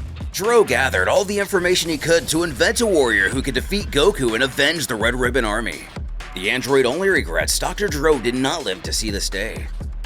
The short version here is there's an arc in the original Dragon Ball where Goku obliterates an entire militant group called the Red Ribbon Army. However, Dr. Gero made a pretty big error. He stopped recording data just before Super Saiyan became a thing. Goku takes on the mime-looking guy first, named Android 19. Initially, he easily manhandles it and the old man looks like he has no idea what's going on. Marin comes back for no reason, looking for Krillin. Then we see Goku more and more trying to catch his breath and lose the advantage. At one point, he fires a Kamehameha only for 19 to absorb it with the device built into his palm, the same one used by the old man to absorb Yamcha's ki. Falling out of Super Saiyan and clenching his chest, the heart virus begins to attack Goku.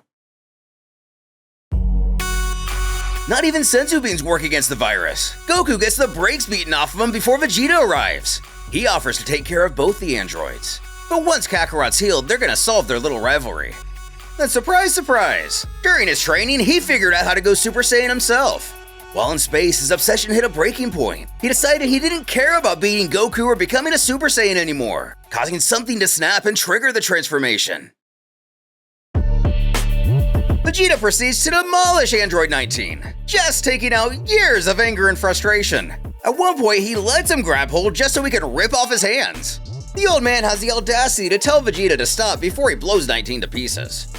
With that, one of the dreaded androids is already defeated. Vegeta drops Super Saiyan to challenge the other villain, causing him to run away. This ended up being just a bluff on Vegeta's part. 19 actually did manage to absorb a ton of energy from him. He has Krillin toss him a senzu and gives chase. Playing cat and mouse in the mountains, our heroes can't sense their adversary. Because of this, he's able to get the drop on Piccolo. But since he's able to use telepathy, he summons Gohan for help. As the others gather, Piccolo decides he wants this battle for himself now. Then hey, Trunks is back, the one from the future. Goku gets the medicine he needs for the heart virus Trunks initially gave him. Then Piccolo also rips himself off a lucky rabbit's foot. After Trunks joins him, he goes, "Yo, this is not one of the androids from my time." The robot screeches that once he gets back to his lab, he will unleash androids 17 and 18 to destroy them all. The actual androids who terrorize the future. The shock of which causes Vegeta's eyebrows to lose Super Saiyan. Although it's a little unlikely he'll actually get away from all our heroes again. Then Bulma shows up and makes for the perfectly squishy good guy to act as a distraction. However, being a scientist herself, she recognizes the old man wasn't created by Dr. Gero. He is Dr. Gero. The madman must have made himself into an android. Having never met him in his own time, Trunks slowly starts to realize his dad isn't the man he thought he'd be. Meta. Gero randomly beats up Krillin, who completely fails to alert the others, thinking he has to find his lab first. Then there's a really stupid and awkward scene 30 seconds later where Krillin does just that, and Gero looks back at him like, "Why is the guy looking for me still looking for me?" So then Krillin alerts the others. Gero enters his lab and quickly activates 17 and 18. In contrast to a grandpa and mime, 17 and 18 are young adult twins who at first appear to be obedient to Gero. While our heroes literally try to figure out how to open a door, 17 proves this not to be the case. He snatches the on-and-off remote from the doctor and smashes it. The Z Fighters eventually make their way in. It's explained how there are two types of android models. Jiro and 19 are energy absorption types. 17 and 18 are perpetual energy types, meaning their energy doesn't run out and they technically break the laws of physics. But hey, it wouldn't be the first time. The twins want to release another android, named 16.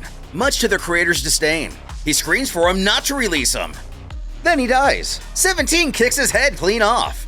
Unwilling himself to let them set another android free, Trunks is the first of our heroes to strike and blows up nearly the entire lab. However, this only serves to guarantee a hostile beginning as the pair emerge unscathed and free 16 regardless. Who's huge and has a red mohawk. We'd find out years later he was modeled after Jiro's son. He also doesn't exist in Trunks' timeline, meaning things just got that much worse. For the sake of something to do, 17 decides he wants to complete Jiro's mission for 16. Find and kill Son Goku. They head off and Vegeta follows. Vegeta takes on 18, kills a lot of innocent people in the crossfire, and gets his arm broken. 16 refuses to fight anyone who isn't Goku. Trunks jumps in to help his dad, so 17 also joins and defeats the remaining fighters. Krillin's the last one standing and goes, I'm good. 18 kisses him. Krillin asks why they still want to kill Goku if they hated Jiro.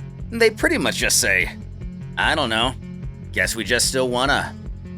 The androids leave our heroes alive for some reason and continue their search.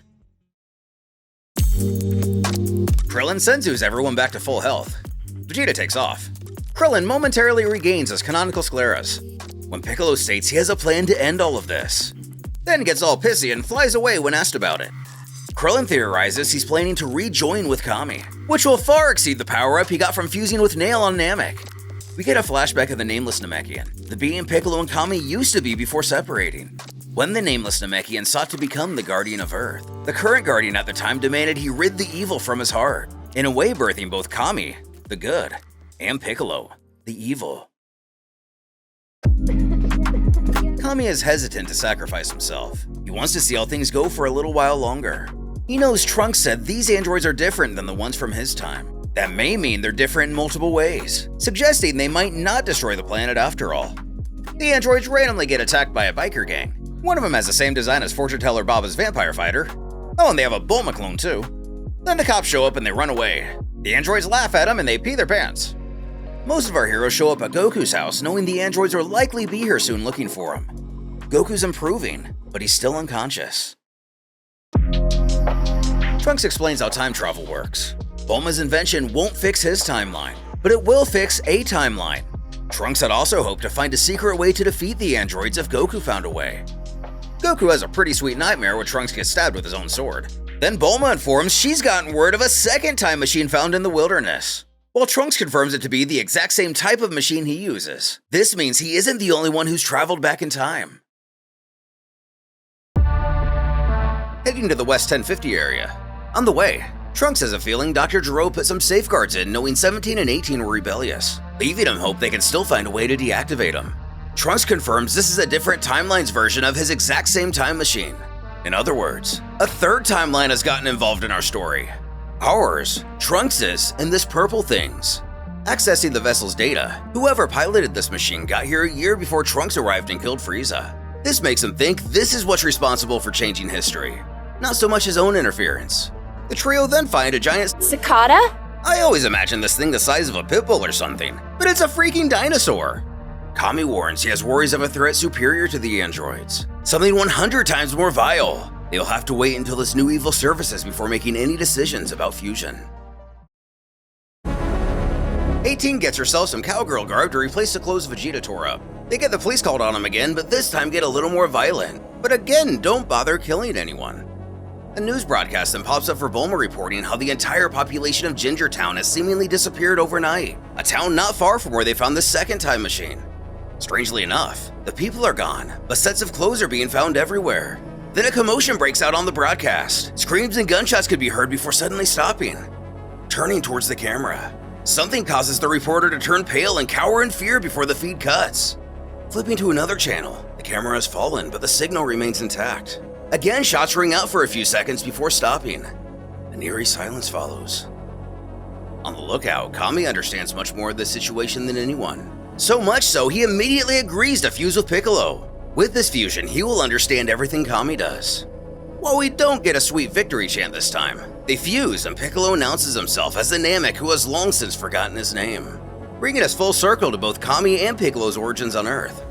Also with this fusion, the Dragon Balls are no more. Trunks puts together that whatever's happening in Ginger Town is related to the time machine they found, so he offers to go check it out. Though Piccolo, we still call him Piccolo by the way, beats him there, when we finally get our first look at the Cicada monster, Cell. I can't phrase this any other way, you already know where it's from. Cell drinks people. This was the most horrifying thing I had ever seen Dragon Ball do, and it's probably still the most horrifying thing. Using his tail, he's been piercing through people's clothes and inhaling their insides like a spider. They have a good little back and forth here before Cell shows he can do the Kamehameha. She only uses as a ruse to start absorbing Piccolo. Luckily, he only gets an arm. While this happens, the military shows up and tries bombing the both of them, so Cell just creates a shockwave to send their own missiles back at him. Piccolo tricks Cell by claiming they both know he's toast with his arm like this. Just tell him one thing. Why is he emitting the energy of Goku, Vegeta, and all the other heroes of Earth? Who would have guessed it? Cell is also a creation of Dr. Gero. Gero knew he would die before completing Cell's creation, so he programmed a computer to finish the job for him. Gero used information in the DNA of everyone from Nappa, Gohan, Piccolo, Goku, Vegeta, etc. So apparently a little robot has just been following strong fighters around gathering their cells for the past 14 years. The only significant fighter Cell mentions that did not obtain the data from was Trunks, because by that time they already had enough Saiyan DNA, but was able to get Frieza's. This is what possibly drives Cell to be evil outside of Gero's influence. Cell then reveals he must absorb androids 17 and 18 to become complete and attain his final form. He traveled back in time because where he's from, they've already been defeated. Cell got the drop on Trunks and stole his time machine. Why didn't he absorb him? Don't ask questions. He then regressed to his larval state in order to physically fit into the time machine. This may be due to Frieza's ability to regress his own form to conserve power. The form he fights Goku in is not his final form, but his original form. Kinda funny, but upon landing in this timeline, Cell realized he couldn't just pop back to his original form, so he had to burrow underground and wait a few years until he grew naturally. With that being said, Piccolo regrows his arm and gets ready to end this fight. But first, Krillin and Trunks join the battle. Outnumbered, Cell does a solar flare and gets away. Cell drinks some athletes who thought it was smart to pick a fight with a 7-foot-tall monster, then makes his way to a new city to absorb more innocent people, all the while searching for and getting more powerful to take on 17 and 18. Vegeta shows up just to get mad at everyone and announce he's leaving to train. Realizing there's a version of Cell currently growing in the basement of Gero's lab, Krillin and Trunks take a quick field trip back to the mountains to make sure he won't be causing trouble sometime down the road. During this, Trunks finds the designs to Android 17, so they might be able to make use of it to find a weak spot. He gives him to Krillin as he wants to go off to train with Vegeta. Bulma explains how the androids are made up of an organic substance patented after human cells, which is how Cell would be able to fuse with them on a cellular level. Goku's better. Immediately after waking up, Goku teleports to the others. Krillin tackle hugs him through the wall of the aircraft and cries, "Things are so hard without you!" They inform him of everything they can before he takes Gohan and zips over to the lookout to enter the hyperbolic time chamber, a mysterious realm where one can do a whole year's of training in only one day. But first, Goku wants to get Vegeta and Trunks in on the same training. The androids set up Goku's house, but no one's there. When 16 reveals he actually can detect where Goku is. Kinda. So they head to Kami House. While here, 18 steals a set of Chi-Chi's clothes. Trunks and Vegeta enter the chamber first. The androids arriving at Kami House. While Goku isn't here anymore, Piccolo, Krillin, Tien, Roshi, and Chi-Chi are. Piccolo gets 17 to 1v1 him a little ways away. Despite fusing with Kami, the fight is pretty evenly matched. Bulma calls in that she's made a remote that can deactivate the androids, but Krillin starts thinking with his pants. Given his supposed infinite energy, I kind of have to give this fight to 17. It's about as even as it could get, but Piccolo's clearly running out of steam when Cell shows up. Piccolo realizes the androids have no idea who Cell is or what his intentions are. Ironically, Cell has no information on 16. He powers up to show how strong absorbing humans has made him. Filling them in and better late than never, Piccolo and the androids team up to fight the greater evil. Tien just kinda watches in the distance. But even 4-on-1, Piccolo gets beaten and is presumed dead. While Bulma heads to the others with the remote, each second Cell gets closer to absorbing 17. When 16 interjects himself, according to his calculations, the two of them are of equal power. So Cell stabs him in the neck and tries to absorb him too, but fails. For some reason, Dro went out of his way to make it impossible for 16 to be absorbed. The pair go back and forth with 16 looking mostly like the dominant fighter. At one point, he stands on Cell's tail and rips it off, but with Piccolo's cells, he grows it back. The fight resumes and 16 does a rocket punch like Pikachu. Despite immense effort, Cell sneaks up on 17 and absorbs him. I'll admit it's kinda messed up of me, but we sorta got robbed here. For some reason, up until now, 17 is the only person Cell absorbs by expanding his tail needle and just sort of stuffs him inside himself. Everybody else, including 16, he stabbed and tried to drink him. Cell transforms and gets a giant power boost, causing 16 to try to get 18 out of here while they still can. Cell stops him and incapacitates 16 in the process. Tien then has his infamous tri-beam scene where he's somehow able to hold off a second form Cell for an entire minute. Bro was literally just crapping his pants over first form Cell. Where was this attack then? Where was it against the androids? Said remaining androids run away and Tien gasses himself out over the first third of the episode. Cell floats over and kicks him, but Goku pops in to save him. Our hero tells him he isn't going to fight him today, but after he trains for just one more day, he'll show him what's what. Then while the villain babbles about something, Goku senses Piccolo is still alive, so quickly gets him too. As Goku instant transmissions back to the lookout to get him some senzus, Cell vows to figure out just how Goku keeps disappearing like that. In the middle of nowhere, Krillin meets up with Bulma and gets the remote. Trunks emerges from the time chamber looking extra dope. Popo's amazed. This is the first time he's seen anyone last a full day. That being said, Vegeta's convinced he's strong enough now to defeat Cell and the androids. Bulma stops by the lookout to give everyone some new clothes. They're modeled after Frieza's forces, or the same type the Saiyans would wear. Then Goku and Gohan take their turn in the time chamber. Cell starts blowing up islands, screaming for 18 to show herself. With only one island left, 18 braces for impact when Vegeta arrives. Turns out the prince wasn't just blowing smoke at all and has really gotten strong enough to take on second form Cell, reaching a power-up superior to Super Saiyan, but not quite, quote, the next level. Vegeta makes Cell his girlfriend for the next 18 minutes. While he hasn't had many moments getting to be the guy since meeting Goku, here without a doubt he backs up all of his talk. Trunks thinks back to their training and we see the time chamber is just a blank space that plays with your mind. For one person it can be freezing, to another it can be burning. The air's hard to breathe and the training is just as mental as it is physical. When Krillin arrives with the remote to deactivate 18, Vegeta says the thing. I do a lot of push-ups and sit-ups, and I drink plenty of juice. Then Vegeta puts the nail in the coffin by informing Cell that Trunks is nearly as powerful as himself. If by some miracle he managed to defeat Vegeta, Trunks would have surely avenged him. Cell starts to play with Vegeta's ego. He declares he would have never beaten him had he attained his final transformation. Compared to his perfect form, Vegeta is a nobody. With Krillin, little fun fact with that remote, he has to get within a few feet for it to work. So while he struggles to press the button because of stupid little crush, Cell is able to convince Vegeta to simply let him absorb 18.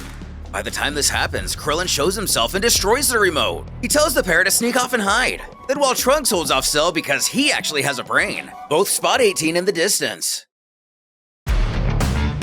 Cell moves in to absorb her and while Trunks tries to stop him, Vegeta attacks him. Eventually, Trunks gets sick of his crap and blasts him away. Krillin puts up a good effort, but Cell uses the solar flare, absorbs 18, and becomes perfect. Then we see Dende and the other Namekians for the first time since leaving Earth. I wonder how this will come into play with the Dragon Balls of Earth now being gone. Crazy to think, but they can sense Cell's sinister energy all the way out here. Trunks rushes into battle against Perfect Cell to no avail. At the same time, Gohan unlocks Super Saiyan by realizing how useless he's been at key moments in the series. such as freezing up against Nappa or being too weak against the Ginyus. Cell one-shots Krillin, and that's about it. To Krillin's credit, doesn't kill him and Trunks gets him a Senzu. Vegeta steps in to fight him and quickly finds out he made a mistake. Cell has taken an entire 180 and is now the one toying with Vegeta. So he lets Vegeta hit him with everything he's got. Vegeta uses his final flash and blows half of Cell's body clean off, while the prince thinks he's won. Those dang Piccolo cells make this meaningless. In the time chamber, seems like most of Goku and Gohan's training is just maintaining and mastering the Super Saiyan state. We'll see how this plays out later. At the fight, Cell gets bored and knocks Vegeta out. Trunks powers up and claims to have reached a form far stronger than his father did. He kept this a secret knowing it would destroy his pride. This buff iteration is actually what inspired Broly's design. Krillin confirms that Trunks is in fact stronger than Vegeta now. The fight begins and, just as many times before, seems even. Trunks even lets Cell get in a few hits to hint to Krillin to get Vegeta out of here. While he thinks he's pulled the rug over Cell's head, the feed reveals he saw Krillin take off with him. He can kill Vegeta anytime he wants. What does he care if he gets a few miles away? Krillin touches Vegeta's butt. Trunks powers up again and gets even buffer. On second thought, it might have been this form in the Broly thing. Other than that, this episode is 90% flashbacks. In the future, we're told Vegeta was the first to rush into battle and get killed by the androids. This new challenge is what caused them to hunt down the rest of the Z-Fighters. So, in a way, Vegeta being an arrogant dork got the future killed. Krillin legit waits until he gets far away before giving Vegeta a Senzu. With Trunks now powering up to a new form he believes his father never reached. I think Piccolo describes it best. Trunks is big and strong, alright? In the time chamber, Goku shows off the exact same form to Gohan and reveals it has a fatal flaw. Its speed. After beating him up and down the battlefield, Cell claims Vegeta absolutely figured out this form, which is why he didn't even bother to use it. At least he was smart enough to see it wouldn't work. Trunks powers down and surrenders the fight. He's not even going to fight back if Cell wants to kill him. The villain makes note of how much stronger he is versus his iteration he stole the time machine from. If he had the chance, could he get even stronger? That's when he announces the Cell Games, a tournament set to begin in 10 days. He claims that long before either of them existed on this planet, there was a competition called the World Martial Arts Tournament. He plans to revive it and prove he has no equal. But instead of the traditional format, all fighters will face off against Cell one after another. A few things wrong here. There was a gap when the tournament didn't happen between ages 756 and 767. Usually it takes place every 3 years. There's also some discrepancies between the anime and manga where people argue this 24th World Tournament, the most recent one that would have been 2 weeks ago, isn't an official world tournament at all. But for once, this isn't a manga video. With his new Cell Games tournament on the horizon, 16 limps his way into the scene and declares he will fight with our heroes. Trunks makes his prejudice known, but Krillin's happy to have him along anyway. Goku and Gohan keep up their training, trying to continuously stay in Super Saiyan. Brief tries to repair 16, then Roshi refreshes everyone on the previous tournaments. Sometime before the 20th, Spike the Devilman won 2, and Roshi himself won 1. The 20th World Tournament itself, King Choppa won, on opponent our heroes defeated a few years later. 21st, Jackie Chun, or just Roshi in a wig, defeated his student Goku in the finals. 22nd, Tien. At the time, he was a student of a rivaling school. He beat Goku in the finals. Then the 23rd and allegedly last World Tournament, Goku finally won it all by defeating an, also at the time, evil Piccolo. Alas, even Dr. Brief can't figure out the technology behind 16, so he wants to wait for Bulma. When his cat begins licking the android's face, this display asks what life and humanity truly are. Bulma looks at Trunks' butt. Trunks meets his baby self. And apparently in the Dragon World, they have buildings that contain every live broadcast studio on network cable, because Cell tears through like 5 channels and stories to announce the Cell Games to the world.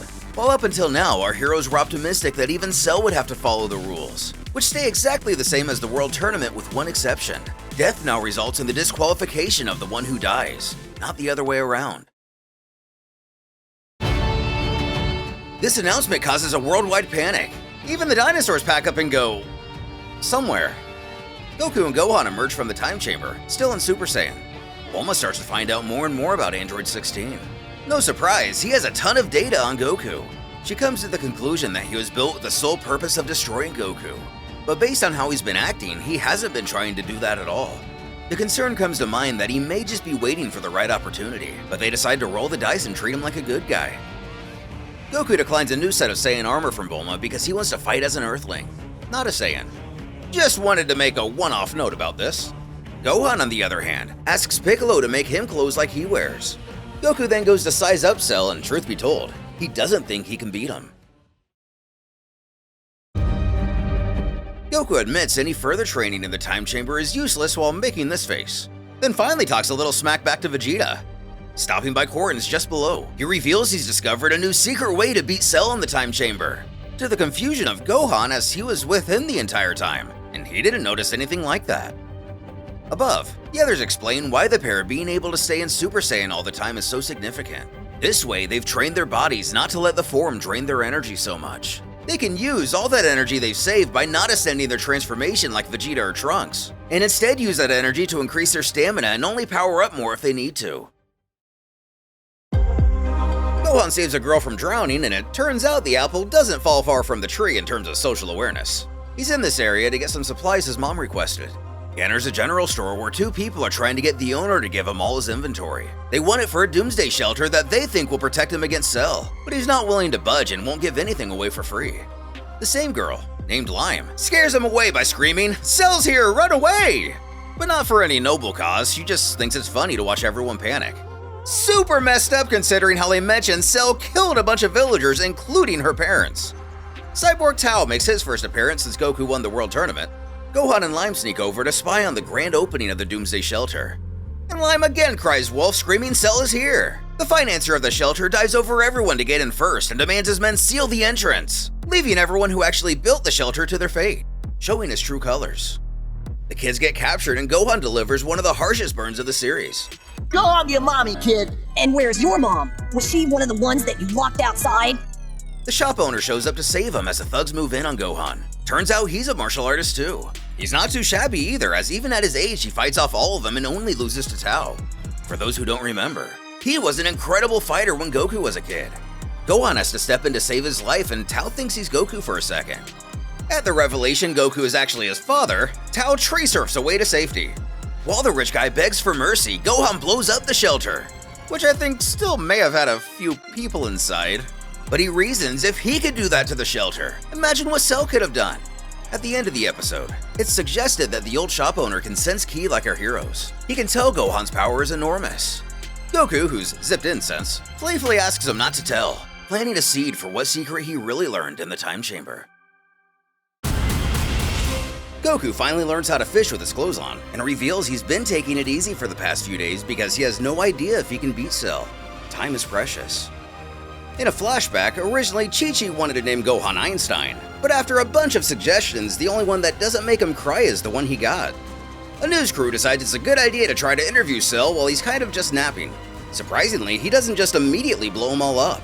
He intentionally misses the camera crew, and while this kick would kill a real-world person, he also lives.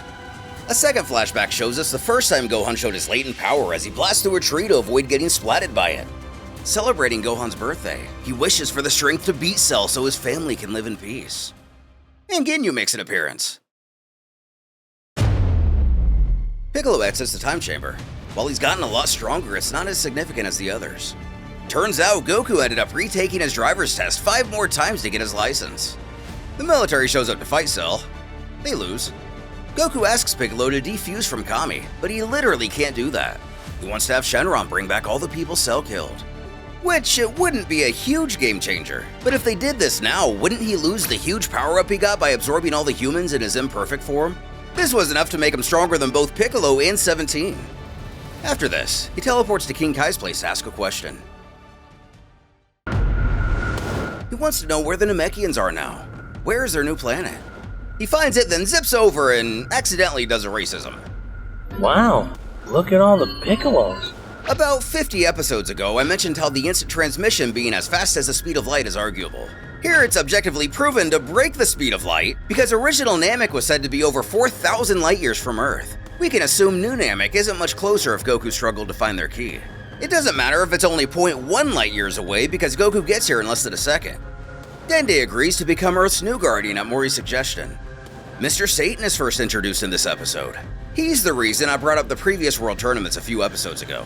Throughout all the chaos of taking manga and making it anime and then all the dubs in the world, just to clarify, Cell and our heroes say there has not been a World Martial Arts Tournament since Goku won the 23rd. Then the anime retcons this by saying Mr. Satan recently won the 24th. With Dende, he explains if they have Shenron's model, he can make him a new set of Dragon Balls right away. This time around, it's gonna be able to grant 2 wishes instead of 1. And just like that, the Dragon Balls are back. Here we see why Mr. Satan, who's about to get a lot more screen time, is so cocky. Just imagine in the real world if there was a guy considered to be a better fighter than Muhammad Ali, Khabib, Tyson, or whoever. Now picture that same guy pulling 4 tour buses, an estimated 75 tons, then punching a hole in one of them. Searching for the Dragon Balls, Tao makes another appearance. Turns out he's also gathering them for a rich scumbag. Funny thing is though, Tao doesn't expect to find them all, just the 2 he already has. But also plans just to keep that info to himself. He panics at seeing Goku again. Knowing he can't fight him, he instead offers a deal. If he can solve his 3 puzzles by sunrise, they will surrender their Dragon Balls. If he fails, Goku will surrender his. For some reason, Goku agrees and the bad guys make their getaway with all the balls. Either way, Goku succeeds. He can sense energy, so he has no problem tracking him down. He gets the balls and soon after finds the 7th. So there's a big problem with the Dragon Balls. Sure, it can bring back everyone killed by Cell with 1 wish, but just like the old Shenron, it can't bring back anyone who's already died before. So kind of everyone except Gohan. Mr. Satan, or Hercule, decides to meet Cell in the ring the day of the tournament. Spotting Vegeta fly in, Hercule and the reporter believe surely it's just a light trick of some kind. People can't fly, that's silly. 16 arrives and Vegeta claims Bulma made him just as powerful as before. But I thought you couldn't sense androids, Vegeta. Everyone else arrives as the world watches on, believing all these other fighters are just gonna be in Hercule's way. Who himself, seeing all these other people fly too, begins to lose his resolve that it's just a trick. 16 and Goku finally meet, and while the latter offers a warm greeting, the robot glares at him and only declares that he was programmed to kill him, but chooses not to. Since he so pompously insists, the gang lets Hercule fight first. A few of his students show up and one of them take to the ring instead. The fighter leaps into the air, so Cell simply lets loose a bit of ki and gives him a view of the curvature of the earth. This results in a ring out. Cell does something similar to the next fighter and rings him out using only his ki again. Of course, Hercule doesn't know about energy, so he calls all this a trick too.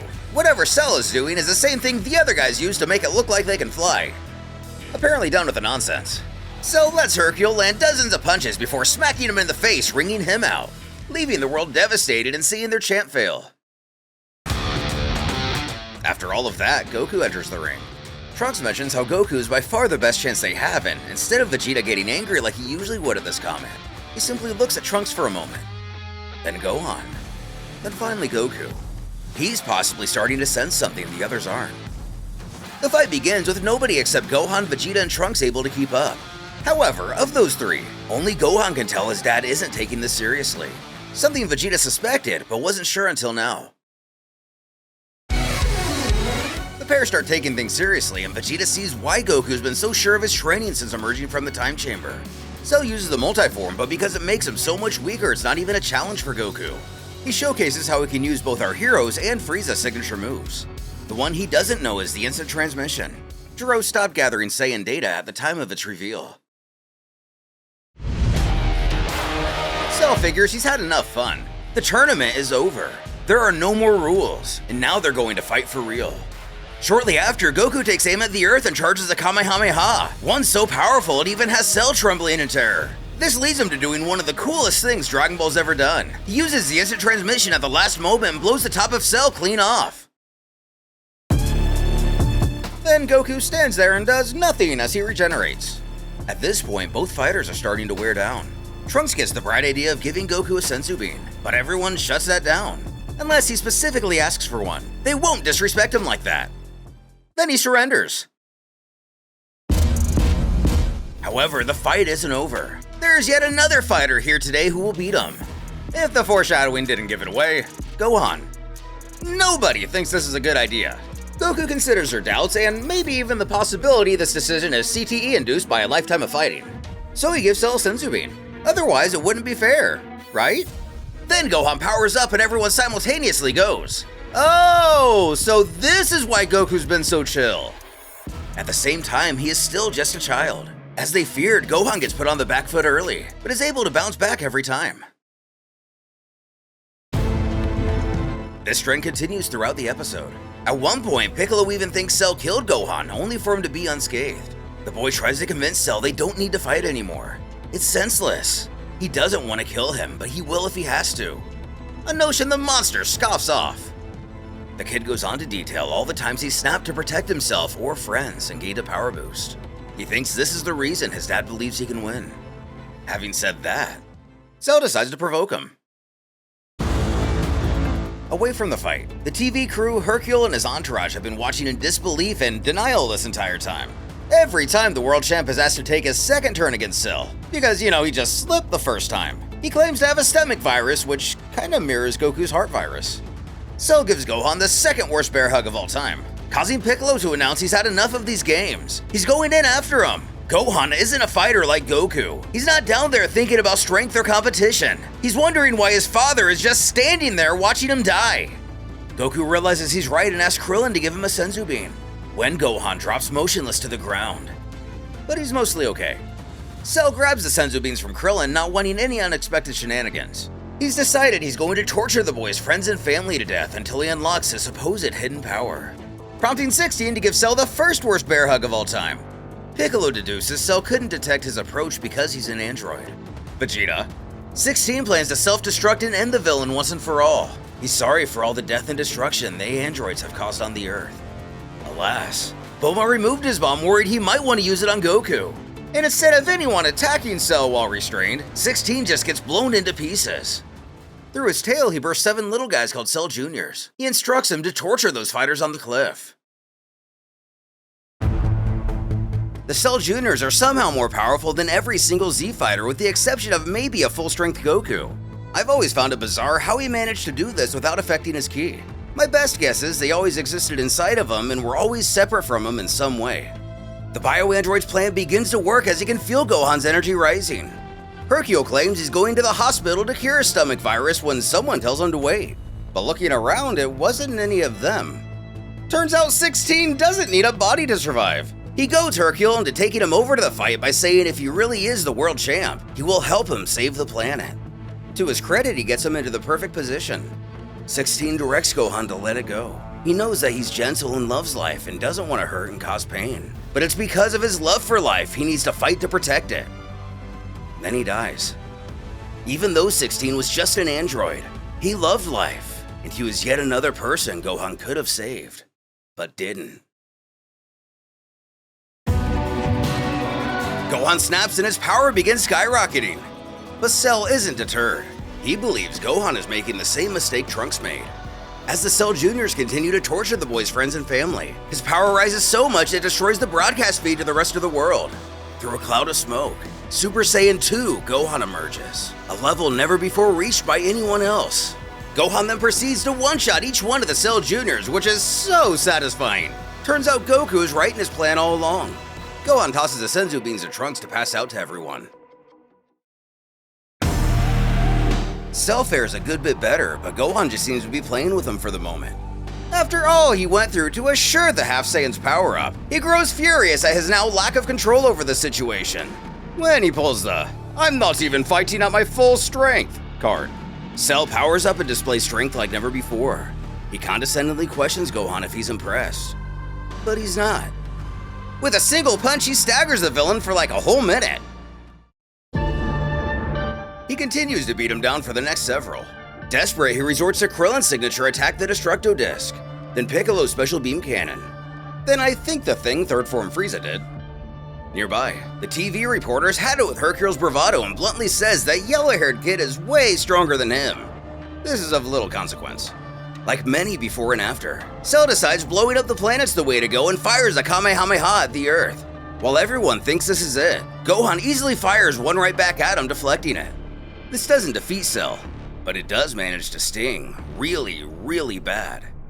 Goku demands his son end this now, but the boy refuses. He wants to watch him squirm a little while longer. Ironically, Cell does the exact thing he called Trunks stupid for. He bulks up to raise his power but reduces his speed. Gohan kicks him really hard and he spits out Android 18. This causes him to revert to his previous semi-perfect form. In this state, Goku, Vegeta, and Trunks could definitely beat him. Maybe even Piccolo if he got strong enough in the time chamber. He begins to cower in fear as Gohan picks him apart piece by piece. Nothing else he can do, he bloats up and plans to blow himself up. He inflates so fast, if he's attacked now, it'll probably trigger the explosion. Gohan's desire to punish Cell instead of defeating him has led to the demise of them all.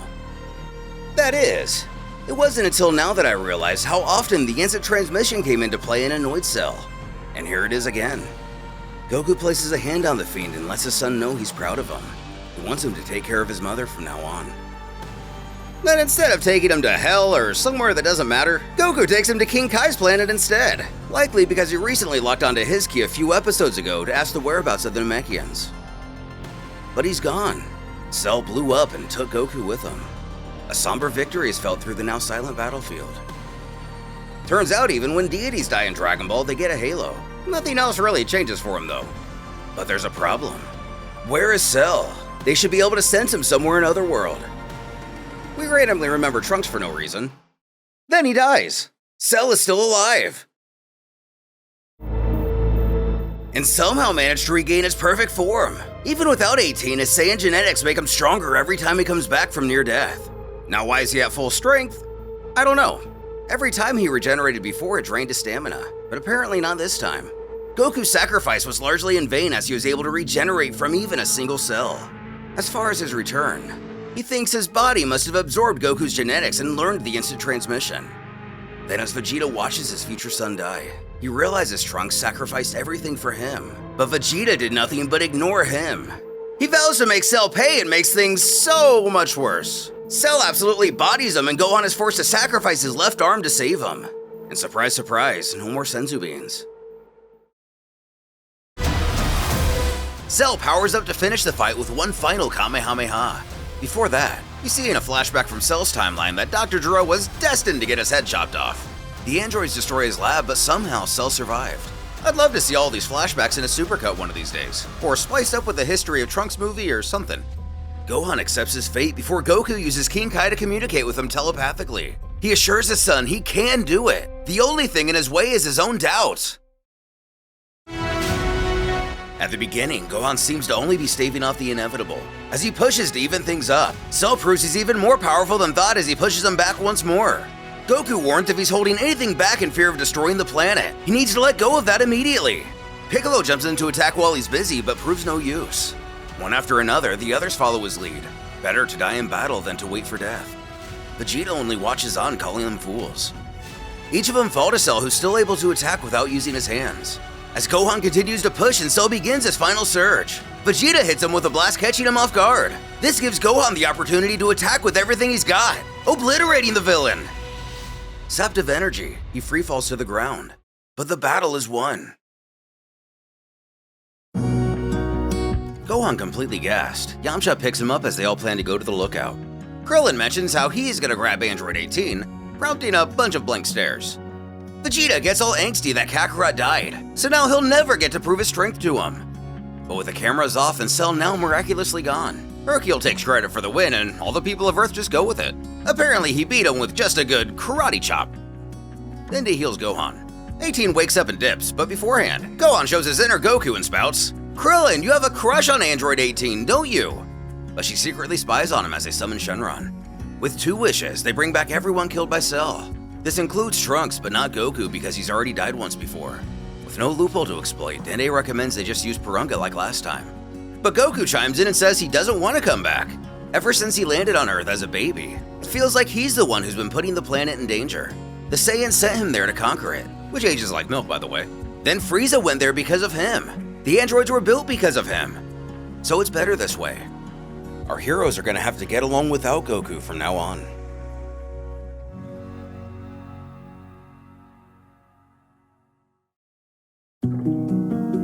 With no good wish in mind, Yamcha suggests they wish to be rich, but he's the only one on board with this.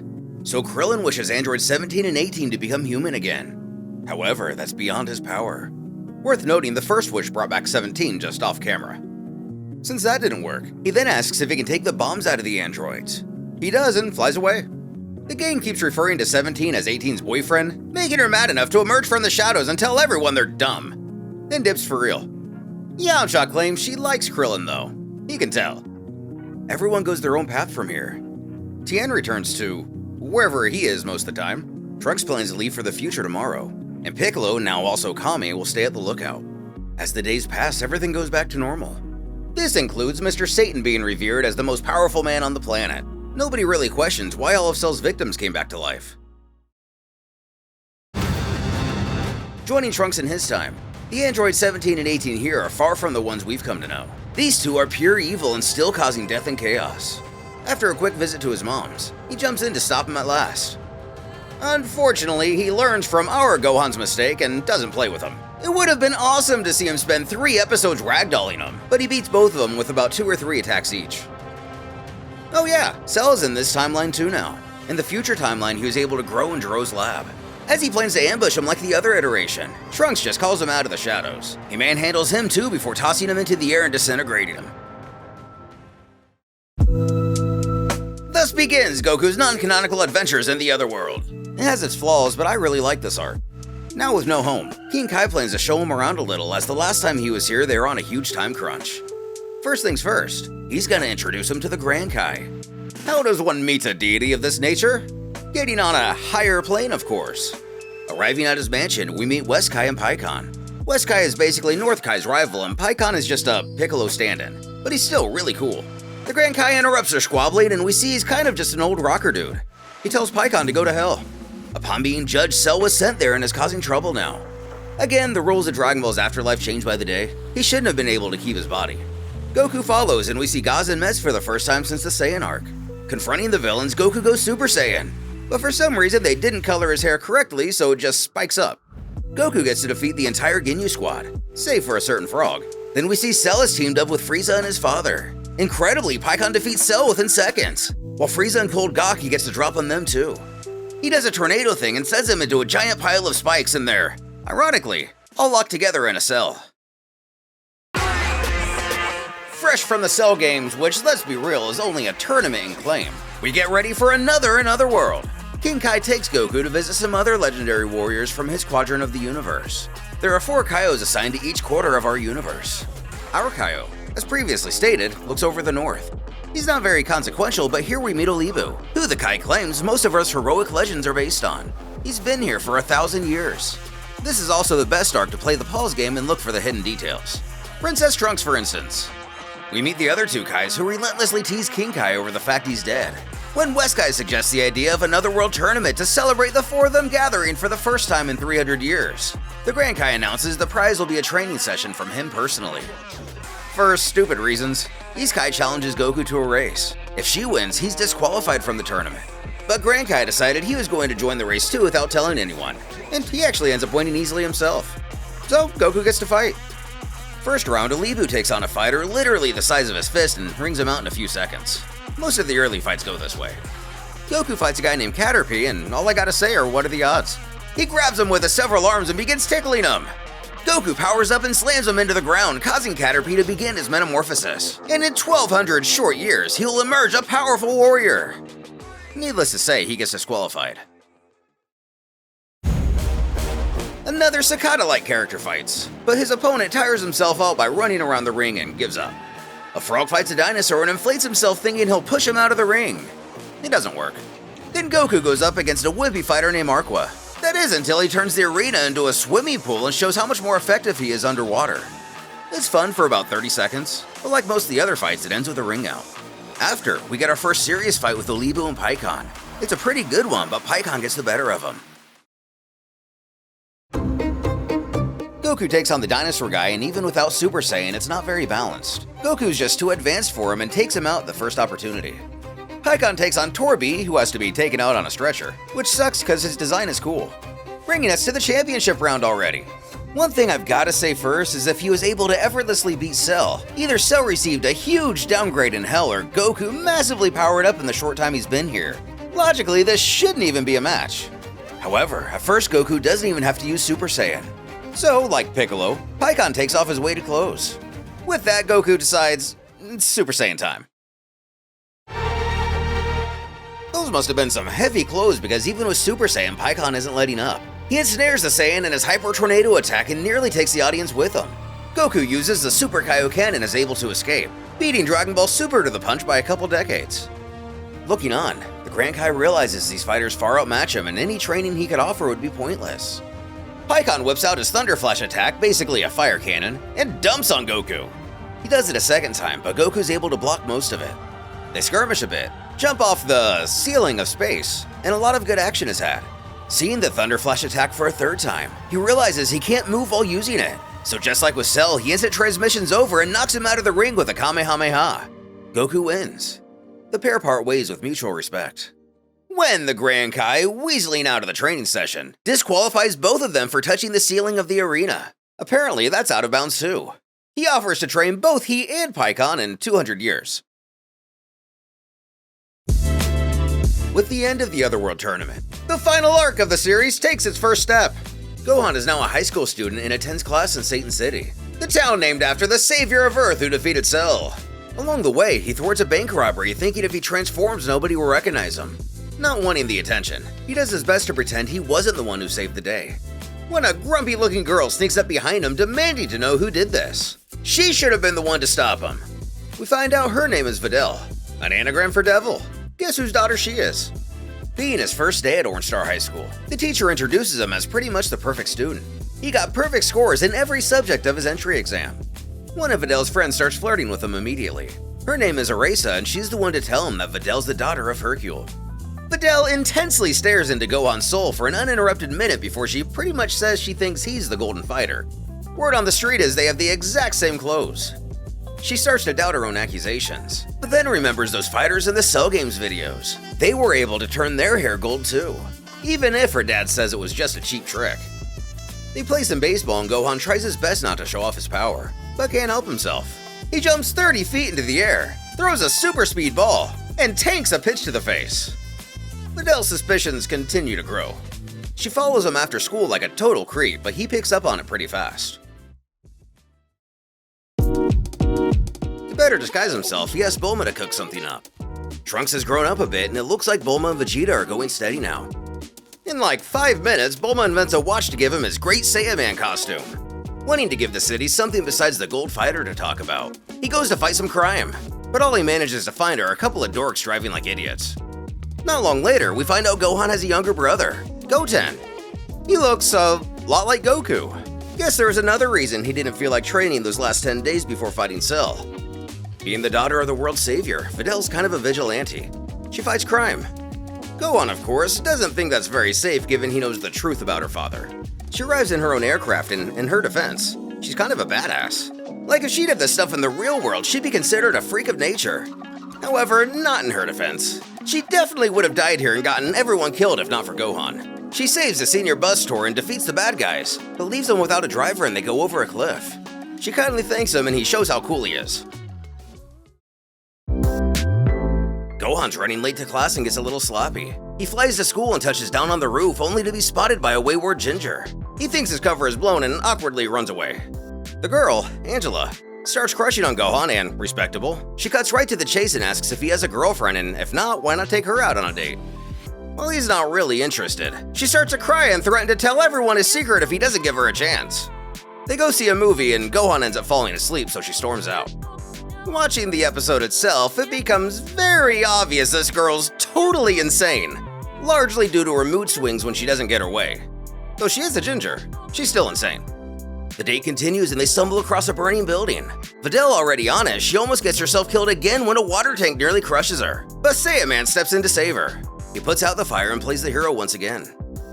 Turning back into Gohan, Videl catches him at the disaster scene. Then catching them together, Angela assumes the worst, freaks out and decides to tell everyone his secret. Gohan wears teddy bear underwear. Turns out she didn't see him flying the other day because she didn't have her contacts in.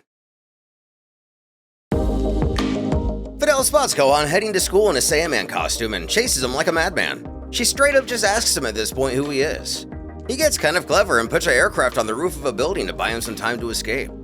After class, Gohan, not in costume, steps up to some idiots who don't know how to drive again.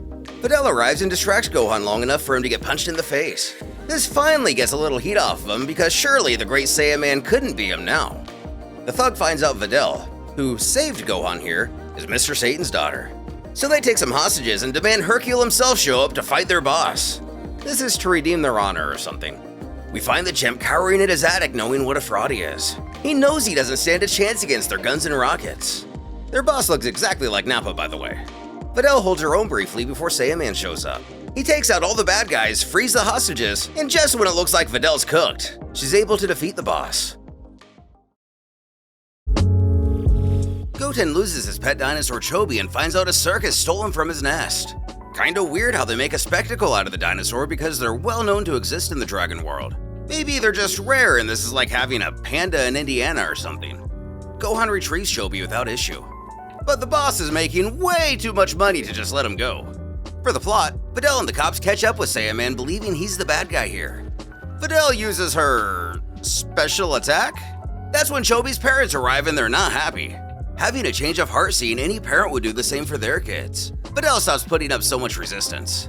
Saiyan Man yet again saves the day, but gets a distinct cut on his cheek. And the boss vows he'll be back, he knows where the nest is. But amidst all the chaos, he stole one of the officer's guns. So, off to jail he goes. The next day, Videl couldn't be happier. With the bandage, she successfully reveals the identity of both the Great Saiyan Man and the son of Goku, former world champion. She promises to keep a secret if he enters the upcoming World Martial Arts Tournament. She's entering herself and wouldn't mind facing him. Also, he's gonna teach her how to fly. The tournament doesn't allow head protection, so Gohan gets a do-rag instead. Overhearing he and Bulma talking, Vegeta announces he's gonna be in the tournament too, leading to Goku declaring the same. He contacts him from Otherworld. He gets to come back for one day via fortune teller Baba. Heading home, Saiyan Man once again goes to save the day, but instead accidentally interrupts a movie set. And for some reason, the director is 100% Commander Red from Dragon Ball. Interestingly enough, it's a Great Saiyan Man movie and they mistake Gohan for a stuntman. A few minutes later, they realize that was actually the real Saiyan Man. Krillin has hair now because he stopped fighting, and he and 18 have a kid. Gohan and Goten do a little training and Goten shows off he can do Super Saiyan 2. Somehow this went completely under Gohan's radar. He unlocked it accidentally while training with their mom one day. Videl arrives for her flying lessons, and her and Chi-Chi immediately hit it off. Gohan explains what energy is, but with Videl struggling to understand, Goten decides to just take a shortcut and shows her a ki blast. Taking things a little slower, we finally circle back to this scene from the beginning of the video where Gohan materializes his ki for Videl to see firsthand. They take a lunch break and Chi-Chi and Videl's hostility dies down pretty well. Shortly after, Videl's able to draw out her own ki and discover it's not just a cheap trick after all. Because she's been practicing martial arts her whole life, she's able to get off the ground her first day of training. Frustrated to see Goten's already doing loop-de-loops, she tells him she's coming back tomorrow to continue. Before she leaves, Gohan recommends she cut her hair so it won't get in the way when she fights. She misinterprets this as flirting and gets embarrassed. Trunks can also become a Super Saiyan, much to Vegeta's amazement. Videl returns the next day with a haircut. And quickly getting the hang of flying. Not great, but really solid progress. Even with the ki blast and flying and seeing all of Saiyan Man's feats, she still believes her dad is stronger than Gohan by a mile. Gohan asks if she's ever actually fought her dad, and no surprise she hasn't. He suspects she would tear him apart.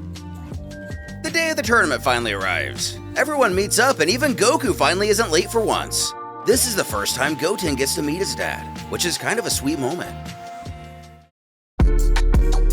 A news crew starts asking Goku about his halo, so Piccolo puts a stop to that. Entering the fighters only area, the announcer recognizes Goku from all the tournaments he fought in as a kid. He's ecstatic to see him. To streamline things, the preliminaries have been replaced with a punching machine. Whoever hits the hardest gets to fight. Hercule scores a 137. The regular fighters score between a 70 and 110. Our heroes decide to take it easy to not draw attention. 18 initially scores over 700, so this means they really gotta hold back. Everyone else also scores higher than Hercule, leaving the staff to believe the machine is broken. So Vegeta breaks it. This completely shatters Videl's worldview. She begins to realize her father isn't all he says he is. To begin the tournament, a special video has been prepared to honor the savior of the world. It's a recreation of the Cell games. Even Hercule is embarrassed by it, but the crowd eats it up. In the junior bracket, a punk named Madasa finds out he's facing Trunks and tries to intimidate him. Needless to say, he gets CTE'd in the ring. Any fight not featuring Goten or Trunks is completely lame. Goten has the fortune of facing off against that Adasa kid's brother, who's equally annoying. The announcer reminisces in seeing Goten as he looks exactly like his dad did when he was a kid. The Goku-Jackie Chun match being the best fight he's ever seen. And I gotta say, the Goku-Piccolo fight would beg to differ. Anyway, if this kid's brother got CTE'd, he gets utterly lobotomized. Then the junior finals begin. Hercule leaves his suite to watch in person as he promised to spar with the winner. They drop the modest routine and fight without worrying how much attention they draw. The crowd is in disbelief, but the kids are evenly matched. It's about this time Hercule realizes what a horrific mistake he's made. He's gonna have to fight one of these guys and he'll be exposed for the fraud he is. They get a little careless and Trunks fires off an energy blast, potentially putting the crowd in danger. However, he pulls it at the last moment to avoid hitting him. Goten does the same, but doesn't have quite the same amount of control and destroys a bit of the arena. The best part about this is that everyone reacts like people would in the real world. Trunks gets Goten in a chokehold and it looks like he's about to take the victory, before Goten uses Super Saiyan to break free, something they agreed they wouldn't do. So from now on, no more energy attacks and no more Super Saiyan. Trunks taunts he's gonna embarrass him for that and win without using his left arm. Of course, Trunks breaks all of these rules in one fell swoop by going Super Saiyan to dodge Goten, then using his left arm to fire an energy attack, effectively wringing Goten out. Trunks admits it was pretty cheap, and offers to give Goten 3 of his toys to make up for it. Getting in the ring, Hercule has no idea what he's going to do, so he figures the only shot he has is to make it look like to the crowd he let him win. Trunks absolutely decks him in the face, but Mr. Satan plays it just right to look like the good guy. Heading back to the fighting area, our group is stopped by an official and asks their names. Piccolo decided to use the moniker Jr., as he thought both being King Piccolo and looking like King Piccolo and having the same name as King Piccolo would make people think he was King Piccolo. Everyone regrouping, they find themselves in the path of 2 mysterious strangers. A mohawked elf with earrings greets Goku by name, but the Saiyan doesn't know who he is. He explains how he's looking forward to facing him in the ring. He doesn't believe he can beat our hero, but he's looking forward to the challenge. He's flattering and polite, but can't help but give off major creep vibes. Since they were forced to compete in the junior division, Trunks hatches a plan to fight in the adult tournament. One of the fighters has a costume they could wear to hide their identity, so why not knock him out and steal it? With no effort, they do just that. Lots are drawn and we see who fights on the bracket. We find out the little guy's named Shin and the big guy is Kibito. As luck would have it, Goku draws 11 and Vegeta 12. They'll be facing off late in the first round. Real quick, it goes Krillin and Pintar, Shin and Piccolo, Videl and Spokovic, Kibito and Gohan, 18 and Hercule, Goku and Vegeta, Mighty Mask, Goten and Trunks, and Killa, finally Yamu and Jewel. Before the match begins, Piccolo is clearly bothered by the Shin guy. He can't explain it, but he's emitting something extremely unsettling. Krillin takes the stage against someone 50 times his size, and wins, marking this as Krillin's first win since defeating a Frieza Force member on Namek, leading to Piccolo and Shin taking their places. The announcer whispers to Piccolo to try to keep the ring in one piece this time. The Namekian warrior has trouble focusing his power during the stand down. The match has begun, but neither fighter has made a move. That's when Piccolo thinks he's figured out who the Shin guy is. But it couldn't be. Why would he be here? Then showing he can read Piccolo's mind, Shin answers, "I promise you'll know soon." This cues Piccolo to forfeit, announcing he can't fight him. As he exits, Shin thinks to himself, "Interesting. That Namek was the guardian of Earth at one point.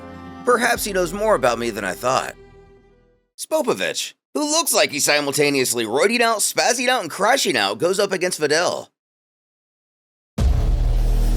Shin gives this guy the stank face pretty hard, signaling a connection of some kind. Piccolo just directly asks him if he's the Grand Kai, although Shin denies his claim. When Kibito creeps around the corner to correct, he's the Supreme Kai, a ranking above Grand. First we have the Kais, then above them is the Grand Kai. The Supreme Kai is the most important of them all. In the fight, Videl wrecks Spopovich at first, knocking him down several times. As Videl begins to fatigue, he doesn't let up. Almost wringing her out, she's able to save herself with her ability to fly. Then Videl kicks him so hard it breaks his neck, killing him and disqualifying her. As she processes the moral implications of killing her opponent, he gets up and twists his head back into place. Then apparently he can fly too.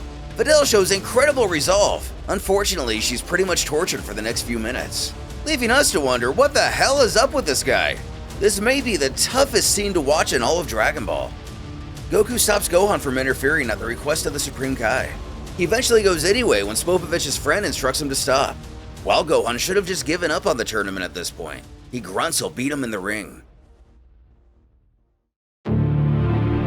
At a previous tournament, Hercule actually embarrassed Spopovich pretty convincingly, so it's bizarre he's gotten so strong. Goku goes to get some senzu beans from Korin, and gets distracted. Yamu and Spopovich reveal that they're after somebody at this tournament, and they have a strange radar.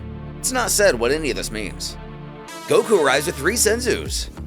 Gohan gives one to Videl, then his fight against Kibito starts, who requests that he use his Super Saiyan powers as he and Shin may be able to use them. He declines at first, then Piccolo gives him the nod. Oh yeah, and all of his classmates know he's Saiyaman now. Gohan powers up and Spope's radar goes nuts.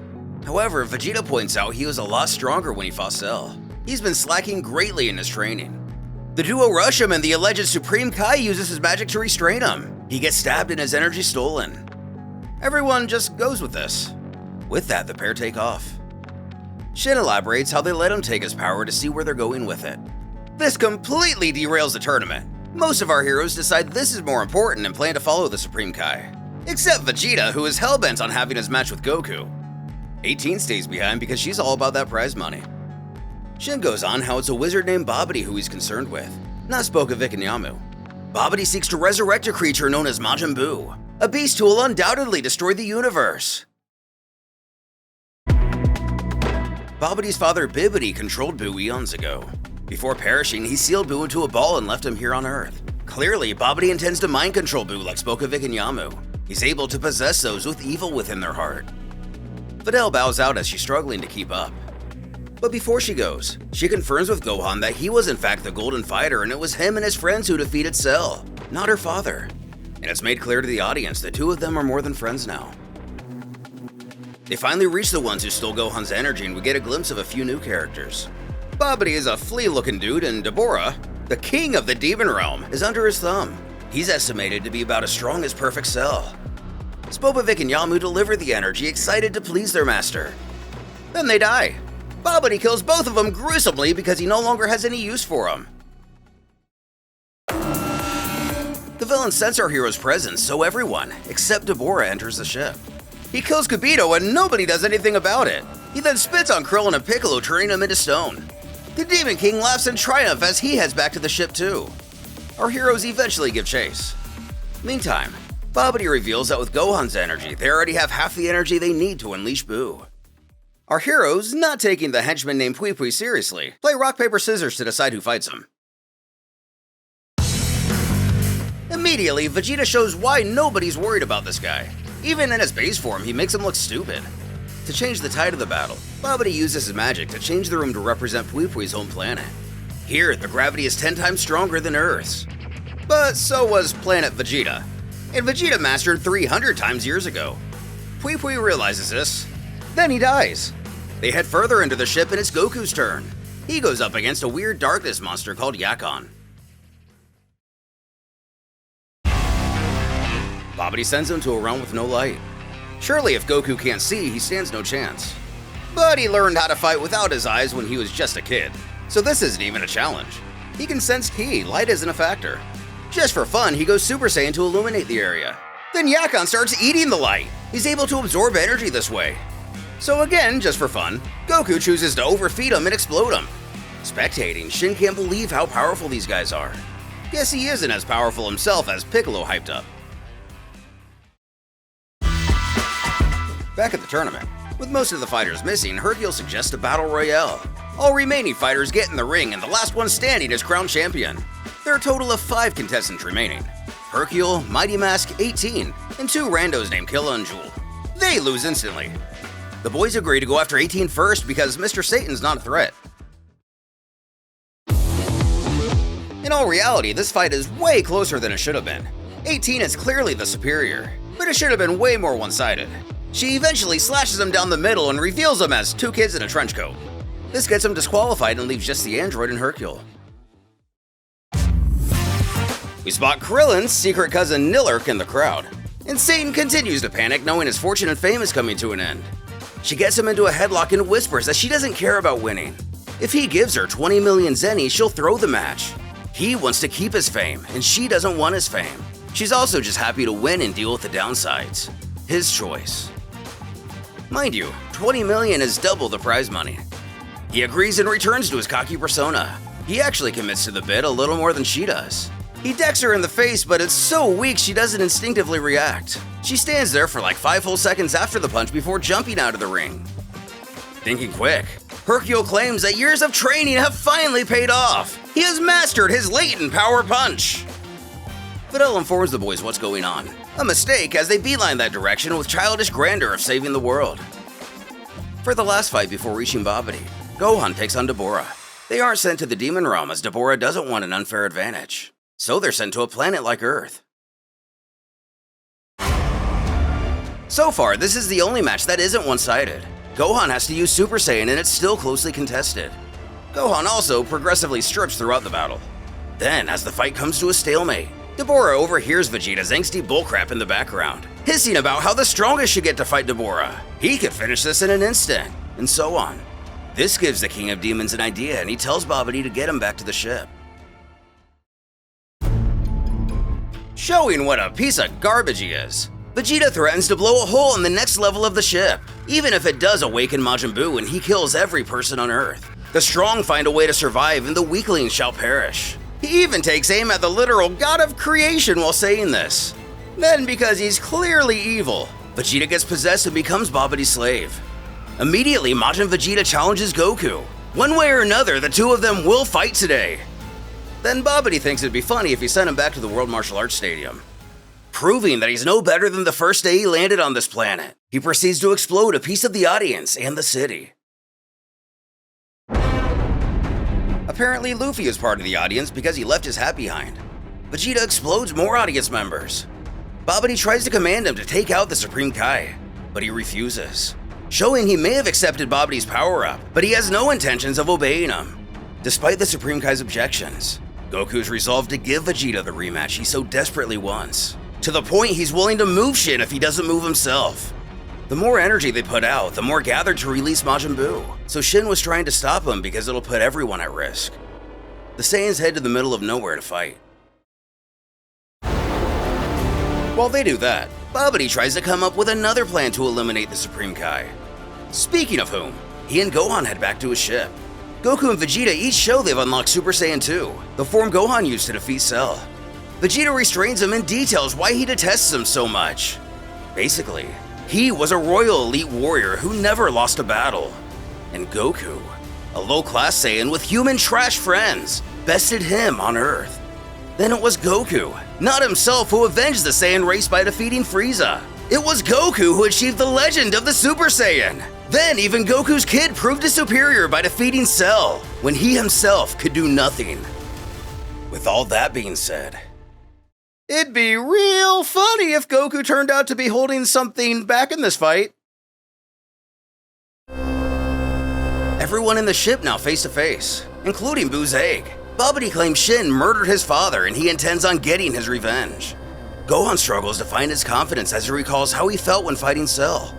Finding it, he rushes to battle, when the energy gathered from Goku and Vegeta fully power Buu, leading to his release.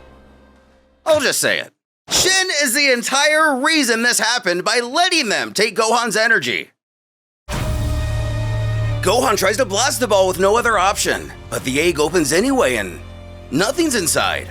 Shin thinks in the eons of being contained, Buu must have evaporated into nothing. Then Buu shows up, and he's a large pink bubblegum monster. He also behaves like a child.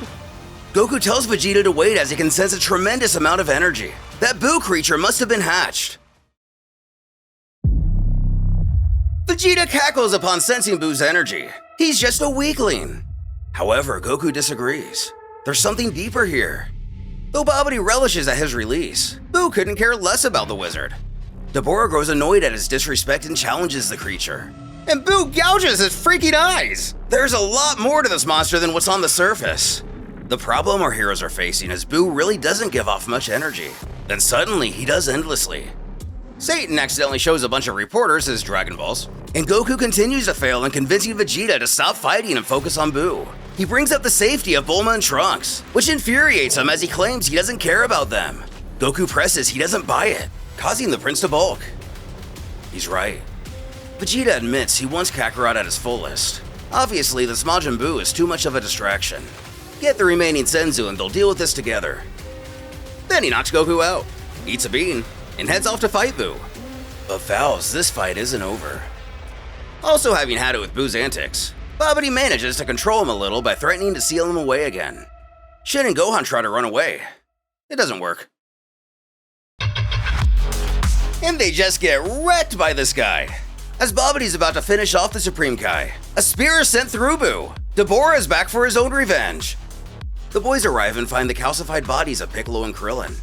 Just being dumb, Trunks punches Piccolo and breaks him into pieces. Dabura tries to convince Babidi Buu needs to be destroyed, but he isn't interested. Dabura can go jump off a cliff. He denounces him. Coming more and more to his senses, but still technically possessed, Vegeta can sense that Gohan is gone. That creature must have gotten him. For that, he is sorry. He deserved better. Dabura's spear proves to do nothing as Buu can just regenerate.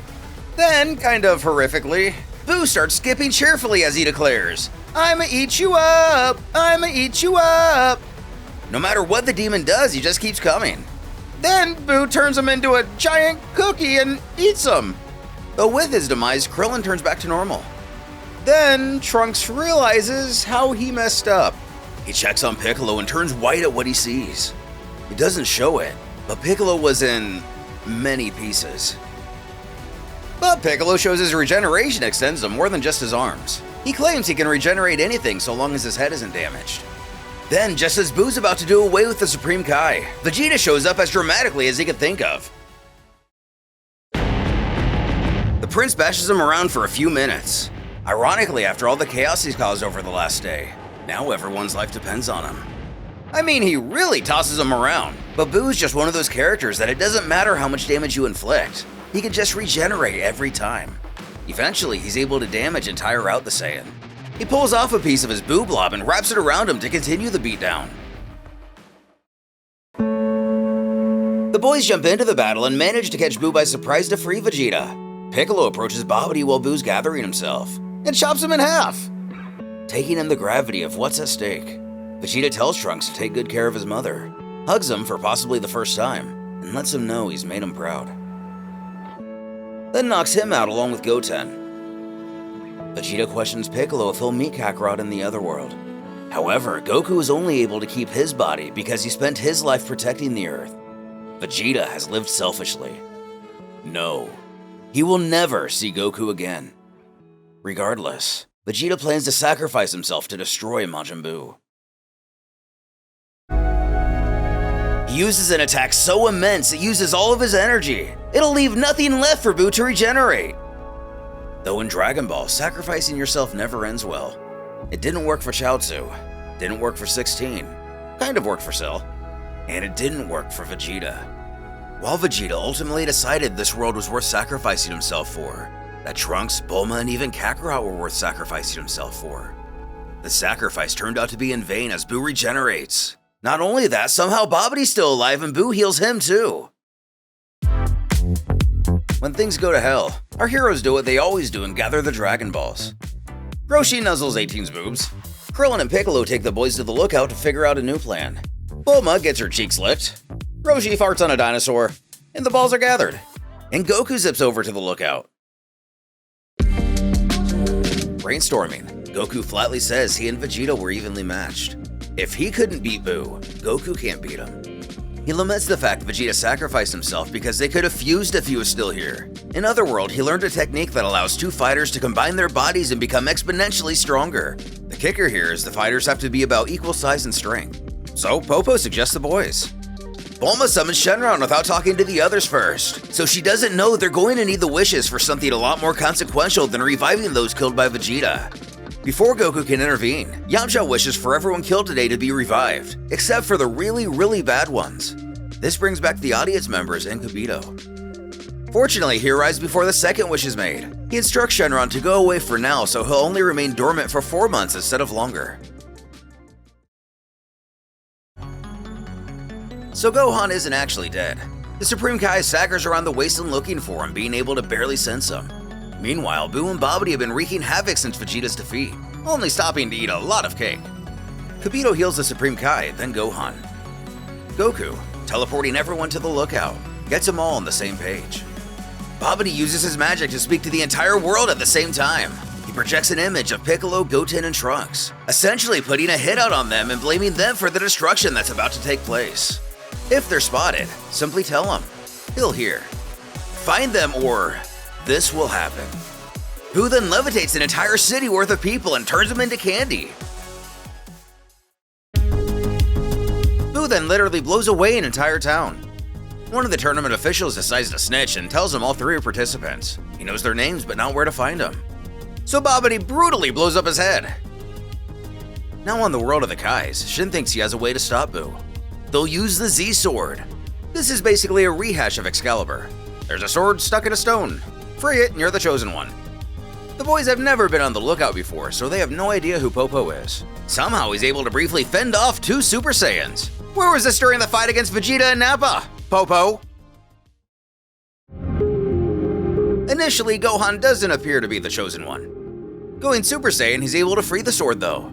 Even for our heroes, it's incredibly hard to handle due to its extreme weight. Teaching the boys fusion, it's kind of like a dance. First, Goku has them raise their power as high as it'll go. Then they need to align their ki. Remember those 2 punks Goten and Trunks gave brain damage to at the tournament? Well, their mom is a spiteful, terrible person and informs Babidi Trunks is a son of the Capsule Corp heir. Go there and they will find him. The real issue here isn't Bulma's parents. They're just people who can be wished back. It's the Dragon Radar. For reasons only he knows, Goku doesn't use his instant transmission and sends Trunks.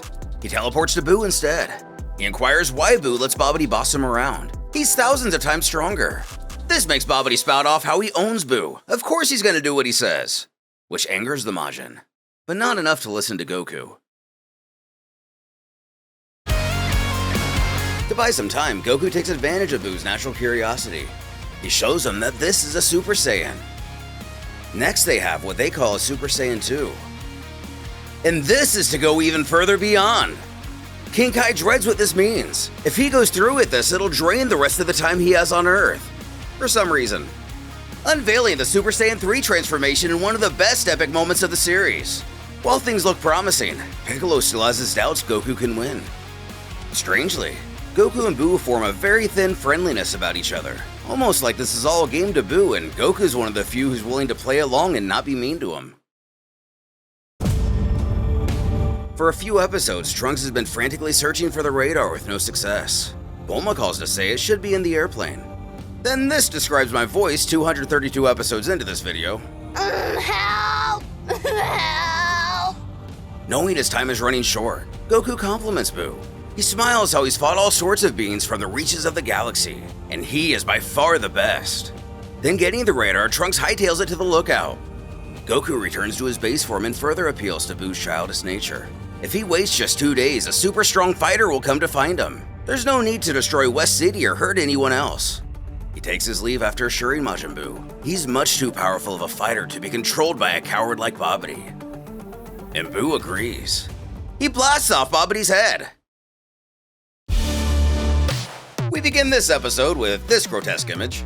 This is a gift and a curse because now Buu just does whatever he wants without direction, destroying whatever he feels like. In Super Guy magazine, we see an image of a movie star that comes into play in a few decades in a different series. Trunks makes it back and Goku teaches the boys the fusion dance. It's a little silly, but hey, whatever works. Piccolo helps show how it's done, and he's not a fan. Buu gets bored of laying waste to the planet, prompting him to build a house. Instead of using his magic to just make one appear, he actually does it by hand. He sleeps for 5 seconds and wakes up thinking a whole day's passed.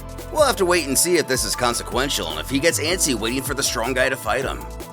The boys excitedly request Goku go Super Saiyan 3. They want to see it firsthand. Maybe a bit foolishly, he obliges nonetheless. Which burns probably the last 5 minutes he has as Baba comes to take him back to the afterlife. A heartfelt goodbye is had. At least this time, Chi-Chi gets to be there in person. In Otherworld, Goku cuts in line to avoid the thousands if not millions of souls Buu has sent here. He checks with Yama to see if Gohan's come through. But nope, confirming he is still alive. He goes on to mention how Deborah came through here a while back, and since it'd probably just enjoy hell, he sent him to heaven instead. Anyway, Goku senses his son's ki and teleports away. Right in the way of a swing as he's still training with the Z-Sword.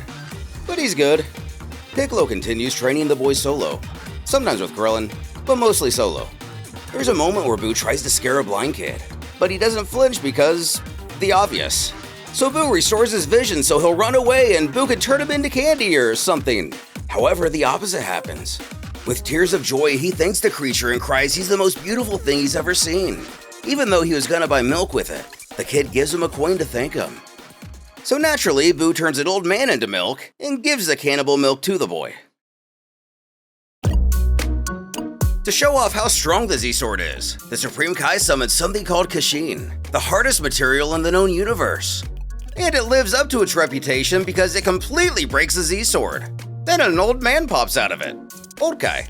He's the former Supreme Kai and has a Michael Jordan mustache. He claims a terrible villain sealed him inside the Z-Sword. This slightly changes in Dragon Ball Super. He's also kind of an old perv like Roshi. They promise to get him a kiss from Bulma to train Gohan. Sort of like Guru, he's going to unlock Gohan's sleeping powers. To do this, all Gohan has to do is stand perfectly still while he does a cringy chant and dance while circling him. This is gonna go on for about 25 hours. With the dance mastered, the boys are set to take the fusion for its first test whirl. And it fails. Trunks pointed his fingers early and it has to be done absolutely perfectly. This results in what their fusion will look like, but fat. And not knowing how to separate, they're gonna be stuck like this for 30 minutes, which is how long the fusion lasts. Fusion is kinda weird. When two people fuse, the people they used to be cease to exist and become an entirely new person, both physically and mentally. The boys even claim not to remember what happened after turning into Gotenks, the fusion's name. They fail one more time, creating a skinny variation. Then the real Gotenks finally arrives. And he's a complete arrogant punk. He immediately abandons the plan and goes to fight Buu without going Super Saiyan. To his credit, he kind of dumps all over him until he doesn't. He gets beat up about as easily as Gohan did. The army, having learned nothing from Cell, creates a good distraction, and despite his moral compass screaming for them to run, he's forced to use it as a distraction to get away. At this point, Buu has taken out well over 1 million people. Yet again, the world turns to their champion, Mr. Satan. He shows up at Buu's house, but only finds a stupid lizard. Then coming home, Buu offers a warm greeting before asking if he wants to be candy, cookies, or pudding. Hercule puts up a kind front and insists he only came here to give him presents. First offering him poison chocolate, then an explosive video game. Hercule lucks out because the poison does nothing and he only thinks the explosion was part of the game because it didn't hurt. Now he wants Mr. Satan to be his best friend. More or less, he keeps flattering Buu and showing him kindness. This easily saves Hercule's life. He tricks Buu into lying down to take a picture so he can show the world how he defeated him. On the world of the Kais, the dancing comes to a stop as the next 20 hours will consist of the pair sitting and doing nothing. All Old Kai has to do is keep his arms aimed at him. Gohan starts to lose faith in how effective the results will be. Piccolo has the boys fuse while Super Saiyan, thinking it'll result in a more powerful fusion. He's right, but I think Gotenks could have just transformed after fusing. The ego is still an issue as he flies off to see what he can do. When one of the darkest moments in all of Dragon Ball happens. Some psychopath snipes some innocent old woman and old man because he thinks the world is ending. Gotenks goes to Buu's house to challenge him, but as he's calling him out, the fusion ends. Buu leaves and comes back with a dog. Again, he tried to scare him, but since the dog was hurt, it didn't react. He heals him like the blind kid and the dog befriends him. Hercule teaches him what friendship is. All the while, he offers to get some dog food while planning to try out another explosive.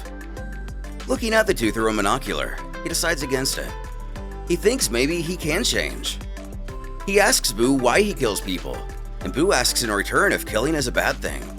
Hercule says it's the worst thing, and since Buu trusts him, he decides he's not going to kill anymore. Then the psychopaths from before shoot the dog. We've seen Buu frustrated, but this is the first time we've seen him furious. As they gather themselves after failing to take out Buu, Hercule sneaks up on him, knocking them both off the cliff. Bright side is Buu is able to heal the dog. Hercule and the Majin bond over the next few hours. He tears up the photo he took, making it look like he defeated him. If he's really convinced him killing is wrong, there's no need for it and he feels bad for tricking him. Then one of the psychos comes back and shoots him. Buu heals him, but something awakens inside of him. From within, another skinny, gray Buu emerges. The first thing he does is take out the worst of the two psychos. He got off light. Somehow, Skinny Buu's even stronger than Majin Buu. Piccolo points out how this situation mirrors he and Kami. They used to be a single entity, then separate when the good and evil parts were given their own bodies. So in a way, this was Buu purging the evil from himself. Buu tries to make his evil variant chocolate, but the beam is reversed and he himself is transmuted.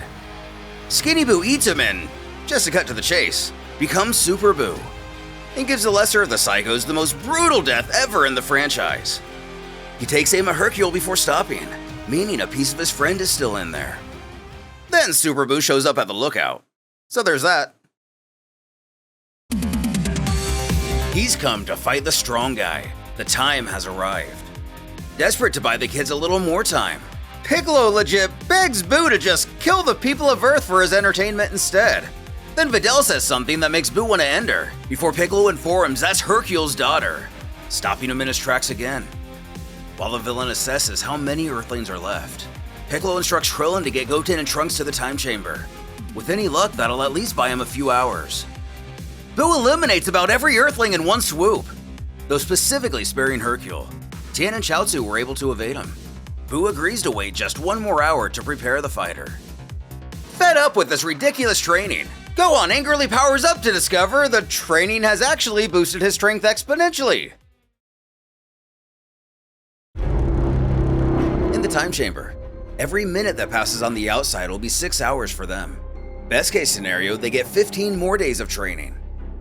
For absolutely no reason, Chi-Chi goes full Simple Jack, causing Buu to turn her into an egg and step on it. They get the boys into the chamber, and Videl asks Piccolo why Buu stopped earlier when he mentioned she was Hercule's daughter. Piccolo explains her father is a hero. He will never have the powers he himself or Goku has, but his compassion exceeds anything he will achieve in the ring. For reasons unknown, he managed to befriend Buu. The threat was over until the evil escaped and retook control. Buu gets sick of waiting after about 15 minutes and nearly destroys the lookout in a fit. Reluctantly, Piccolo agrees to take him to the strong guy, and walks as slow as he possibly can to the time chamber. Using telepathy, he contacts Goten and Trunks, warning him to prepare. They have about 6 hours to rest, stretch, whatever they have to do. Something that goes unsaid but I found really interesting. Before entering, Piccolo twists the handle, causing it to make a noise. Then he waits for a full second. This means he was giving him an extra 6-minute heads up.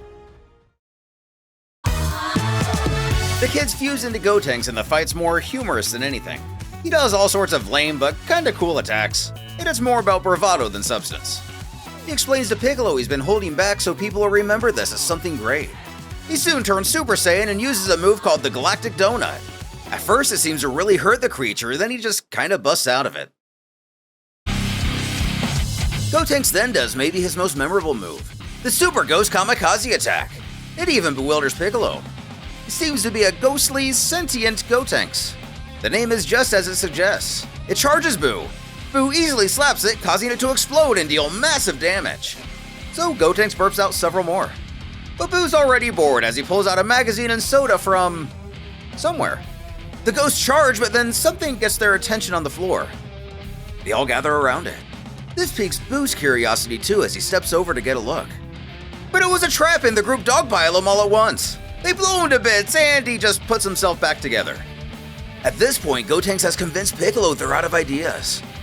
This is intentional as, again, he wants this fight to be remembered and is intentionally making it more dramatic than it needs to be. He actually has one last trick up his sleeve that he's sure will work. He even goes as far to pretend to panic that he can't fight anymore and the world is finished. So Piccolo destroys the entrance to the time chamber, trapping them here for all of eternity.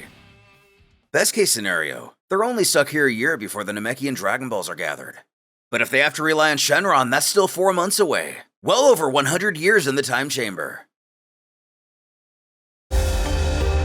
Gotenks lets the cat out of the bag that he probably could have beaten Majin Buu. Buu begins to scream at the thought of never having candy again, and somehow makes a wormhole to the lookout, using it to make his escape. Piccolo and Gotenks try to mimic Buu's screaming, but Gotenks thinks it'll be easier if he goes Super Saiyan 3, revealing that last trick up his sleeve and kinda proving it was a good idea for Goku to show him after all. Meanwhile, Buu has turned everyone on the lookout into chocolate and has been chowing down. This is actually a pretty horrifying scene as a child. Gotenks wails on the Majin at the realization Bulma is among the victims.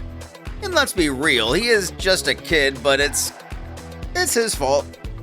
Buu's cut in half like Mecha Frieza. He turns Buu into a volleyball and wants Piccolo to set him up for a spike. He thinks this'll finish him off for sure. It doesn't work. The skirmish continues and Gotenks repeatedly beats him up. When he claims he's going to finish this for real, he loses his Super Saiyan 3 form. Watching on a crystal ball, Goku hollers over to Gohan and Old Kai they better hurry up. Things have just gotten bad. Upon asking how much longer they have, Old Kai's like, Oh, you're all set. We finished a while ago. Apparently, Gohan's been good to go for about 10 minutes and Old Kai just decided to keep that information to himself. Or just zoned out because he's been reading comics this whole time. Kibito takes him to Earth and gives him his father's clothes upon request, not Piccolo's this time. Now unfused completely, Goten, Trunks, and Piccolo are done for. Piccolo gets between the villain and the boys, planning to hold him off for as long as he can. But knowing how useless that would be, Trunks suggests they just try apologizing instead, and give him tons of candy as a peace offering. While they squabble about this, Buu falls asleep. Gohan arrives and the ki he's emitting alone is enough to wake him up.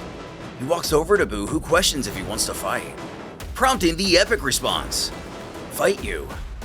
No, I want to kill you." The boys go to try to fuse again when Gohan punches Buu so hard in the face he feels it in his feet. This goes on for a while. There's a part where Buu tries to mouth blast him, but Gohan just says no and prevents him from releasing the attack. Buu claims he could sense Gohan in a distant place and knew he'd be coming. He's been waiting. Then he blows himself up. This creates a break in the action as our heroes know he's not gone, just planning something. They decide to do the same. Along the way, they find Hercule and bring him along. They also find Dende, meaning they still have Earth Dragon Balls. Albeit on a 4-month delay, but Earth Dragon Balls! Popo the goat thought to push him off of the lookout when Buu escaped the time chamber. Buu returns and starts talking crap to Goten and Trunks. This goes him into fusing again. He then uses his blobby body to creep up on him from behind, and then absorbs not only Gotenks but Piccolo too. This births Buu-Tanks. With this, he not only becomes way stronger, also way more articulate because of Piccolo. The fight is a lot closer now, though it's not like Gohan doesn't stand a chance. If he can last 30 minutes, the fusion will end, thus putting the fight strongly back in his favor. During the fight, Buu starts to take the advantage and taunts Gohan about the supposed negative things his family and friends thought about him, the ones he absorbed. Buu spits out a kamikaze ghost and Gohan falls for the trap. B, the dog, disappears. In Otherworld. Out of nowhere, Old Kai offers to give Goku his life so he may rejoin the battle. This has never been a thing before. Then yo, Vegeta's back! They let him keep his body to help put a stop to Buu. Yema's also sick of processing souls, making this a win-win. Baba survived too. She must have come to Otherworld to keep safe. Hercule and B interfere and Buu, though hesitant, shows that evil has more so taken over. He's more than willing to do away with them both now. This gives Gohan a chance to catch him by surprise.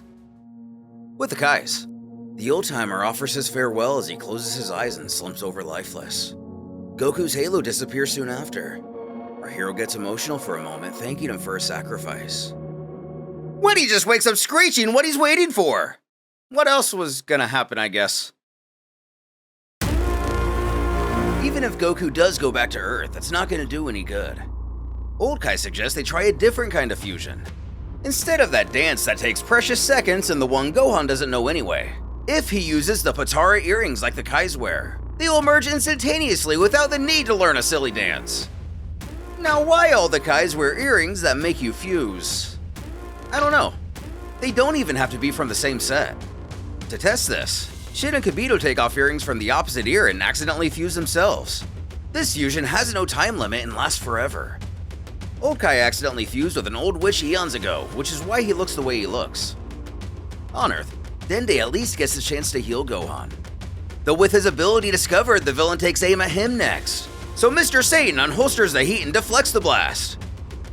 Really, it was Tien, which is almost even more unbelievable, and about as wild as his moment against Semi-Perfect Cell. But he isn't able to hold off Buu in the same way and he goes to destroy the planet. Goku zips in with a Destructo Disc to thwart him. He throws the other Potara to Gohan, and he misses it. While he searches, Goku powers up and does his best not to die again. When Buu starts screaming in pain at something, his clothes change from Gotenks to Piccolo's. The fusion's worn off, and now our heroes won't even need to fuse. Of course, Buu sneaks up on Gohan and absorbs him. Panically looking around trying to figure out someone else to fuse with. Tien is down. Dende isn't a fighter. So Hercule it is. Luckily, he senses Vegeta before this happens. He pitches the idea to him, but he refuses. They get beat up a bit before Vegeta reveals he knows Goku is holding back during their fight. He saw Super Saiyan 3 from Otherworld. He was already humiliated by all the other times Goku's shown him up, but this is a new low. Kakarot actually let him believe he could beat him. Getting smacked around again, Goku makes a final plea explaining how Majin Buu's eaten everyone they care about, even Bulma. They've become a part of Buu and can't even die. They owe it to them to do everything in their power to stop him, causing the prince to finally agree. Thus, Vegito joins the fight, and Buu can't even scratch him. Not even using Super Saiyan, he beats him around like he's nothing. We meet up with Bulma, Videl, Chi-Chi, and Deborah, and they've got him on that good stuff because he's very happy now. He's kind and passionate about our hero's plight against Buu. They talk about making a plan to look for Gohan because surely he should be here. Everyone except Videl. She's believed Gohan is surely alive this entire time. Everyone else thinks Fat Buu killed him. Vegito goes Super Saiyan just for fun. It's just a slugfest at this point. In Otherworld, Krillin and Yamcha are living it up with King Kai. Being around fighters more on his level, Yamcha regains his love for martial arts. The fused warrior pierces Buu with an energy sword and talks smack to him with him like that a little bit. He frees himself and tries to take out Vegito the same way he did the second psychopath. He makes his opponent drink him. Though this doesn't have the intended effect and Vegito just takes them all in before he's able to concentrate Buu to only a portion of his body. From there, he can just beat himself up to torture him. Buu tries several more methods, each failing just as bad as the last. Vegito's great because unlike Gotenks, he talks a ton of crap but actually backs it up. Then he doesn't. Buu lures him in close enough to surprise him with the candy beam, transforming him into a coffee ball. He holds the candy and cackles victoriously. Then punches himself in the face? Vegito maintains all of his powers in this form. He can even talk. Dragon Ball has reached the point of pink bubblegum monsters fighting a chocolate ball. It's actually pretty great.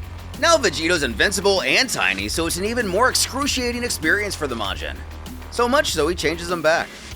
After bullying him some more, Vegito announces he's going to count to 10. And then, Buu is going to die. This gives him enough time to find one of his severed head tentacles on the ground. Vegito gets to 10, then gets absorbed! Buu celebrates his victory, belly laughing with joy. But he hasn't changed. He's still wearing Gohan's clothes. What does this mean? He tears off his gi thinking Vegito was just so powerful his body's taking a minute to process him. In reality, Vegito wanted this to happen. He used a barrier at the very last moment to protect himself from Buu's biology. The others are still in here and he's going to free them. Then he defuses, separating into Vegeta and Goku again. Maybe this kind of fusion does have a time limit after all. Or maybe Buu's body emits some kind of strange gas or something, who knows? Either way, Vegeta doesn't plan on fusing again as he crushes his Potara. This episode is probably the most Magic School Bus thing Dragon Ball's ever done. The pair journey around Buu's body looking for the others. We see the food he's eaten, enzymes, and worms. And the worms are completely sentient like they are. Initially, the Saiyans go to fight the worms, but they work out the situation like gentlemen and the kid worms actually saw where their friends were. Buu goes to take a dump and Vegeta refuses to go out the exit. This brings them to run into the fake versions of their loved ones, possibly as some kind of immune response. Then upon walking into a bakery, all Buu can think about is cake. So, they all turn into cake. Finding the cocoons that hold Gohan and the others, they rip him away from Buu and he reverts to his original Super Buu form. Still, there's a huge problem. Super Buu is still way stronger than either of them. They need either Gohan or Gotenks to be in fighting condition to stand a chance. They argue about how they're going to go about it when they spot another fighter's cocoon. Fat Buu. The jig is up and Super Buu realizes what's going on. He's able to attack him from the inside. However, at this size, power scaling gets a little wonky and they're able to stave off this Buu, only for the Majin to get even more crafty. As Buu shows, this is truly his domain. He gets so busy with Goku, he forgets about Vegeta, who grabs a hold of Fat Buu's cocoon. He begs with sheer panic for him not to touch him. If he removes it, he won't be him anymore. So Vegeta immediately rips it from Buu's body. The Buu variant before him melts away as they gather up the others, leaving Fat Buu's cocoon behind. On the inside and out, Super Buu screams as his body undergoes its most dramatic change yet. They escape through a hole in the Majin's body and return to normal size. Looking over to Super Buu, he's shrunk to about 4 feet tall. This is Kid Buu, Majin Buu's true form. He no longer has the power-ups from our heroes, but he's Buu in his purest form like a wild animal. Kibito Kai details how, like King Kai and the others, the Supreme Kais were also assigned to quadrants: North, East, South, and West. Above them was the Daikaio, or Grand Supreme Kai. Life was peaceful. Then Bibidi unleashed this Buu on the universe. Bibidi claims he created Buu. That's debatable. Using his magic, he made his way to the Supreme Kais, taking them out one by one. Why didn't they just get a halo and we're good? I don't know. However, Buu absorbed the South Kai, which is why we briefly see Buu in his buff form in the previous episode. Buu would go on to absorb the Daikaio, resulting in the version of him we were introduced to. Because of his pure heart, has somewhat tamed Buu's wild nature, making him childlike and carefree. Then Kid Buu blows up the Earth. While trying to escape, Goku and Vegeta can't get to their loved ones in time. They end up only grabbing Dende and Hercule. So Gohan, Piccolo, Goten, and Trunks, all dead. Majin Buu learns the instant transmission because he's nature's perfect predator, and starts blowing up planet after planet, taking a visit to Krillin and Yamcha on Otherworld. Just as he's about to blow all of them up, Goku raises his ki to lure him to the world of the Kais. The planet quickly starts to go to hell as Goku fights Buu on his own. After all, he did win the rock, paper, scissors match against Vegeta, so he has the right. For once, Goku doesn't spend much time playing around and after a couple minutes taps into Super Saiyan 3.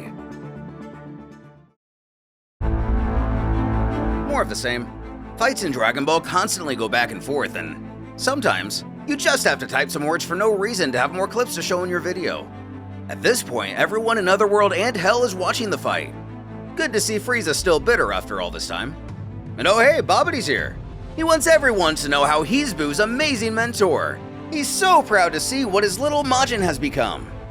But secretly, he's hoping Goku obliterates the Majin for killing him. Already, Goku can't handle Super Saiyan 3 and gasses out. Vegeta up to bat.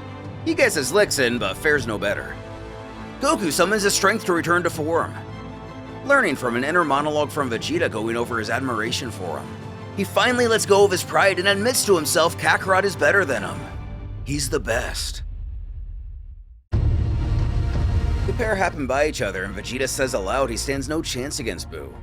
Goku then admits to himself probably the stupidest thing he's done in the entire series, claiming he let the battle drag on at first so Vegeta could have his shot to fight him. He needs just 1 minute to gather his energy. If he had that, he could get the strength to beat him. Vegeta offers to buy him at least that. You may be asking yourself, well, Vegeta's dead, so what's at stake here? In Dragon Ball, at least until if it's retconned, when you die while you're already dead, you simply cease to exist. As one-sided as it is, Vegeta does his best to make things interesting. He gets in a couple shots and does whatever he can to shave seconds off the clock.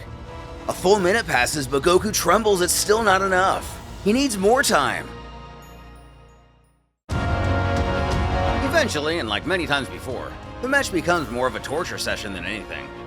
When Hercule stands tall and challenges Buu, because he's in a complete state of denial and ever since being taken to the world of the Kais, he's convinced himself this has all got to be a dream. Because of this, he just does whatever he wants and talks massive trash. He's not a fighter like our heroes, but dude has the best luck in the franchise as he accidentally dodges 2 attacks that would have been insta-deaths. Then suddenly, Buu starts holding his head and screaming in pain again, causing him to spit out Fat Buu, the part of him that remembers Hercule as a friend. This works as an excellent way to buy Goku even more time, who's still having trouble gathering his power. He even falls back to base again.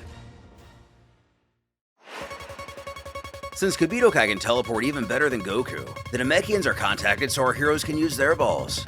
After that whole Frieza thing, Mori and the others thought it would be a good idea to increase Porunga's powers so he can do things now he couldn't do before. The first wish is to restore the Earth. The second is to bring back all the people that died recently due to Babidi's actions, except the really evil ones. When Goku realizes Vegeta's halo is gone, meaning the dragon has judged Vegeta more good than evil at this moment in time. So Vegeta orchestrated all this, but doesn't drop Y until now. He wants Goku to try the Spirit Bomb. Everyone celebrates the resurrection, but not Deborah, who remains full of love and optimistic that maybe next time. He takes full accountability for how evil he was. They keep the last wish on hold for now. Through King Kai, Vegeta speaks to every person of Earth. He gives a pretty good speech to him, but they don't care. Goku had earlier mentioned to him that he needed to let go of his ancestral pride. Their old race is gone and it's time to save the new one and the people of Earth. Vegeta instructs the Earthlings to raise their hands to the sky and offer up a portion of their energy. This will be the first step forward in becoming a new warrior race. The Spirit Bomb shockingly comes together great at first, then stops dead. However, through King Kai's telepathy, everyone on the world of the Kais can hear the doubts the Earthlings have. They merely resume their mundane lives. Hey, 17's a park ranger now. When Hercule scolds the people of Earth how ungrateful they are, how many times does he have to save them? He's more or less accepted this isn't a dream after all. And since he's the world champ, everyone raises their arms to help him.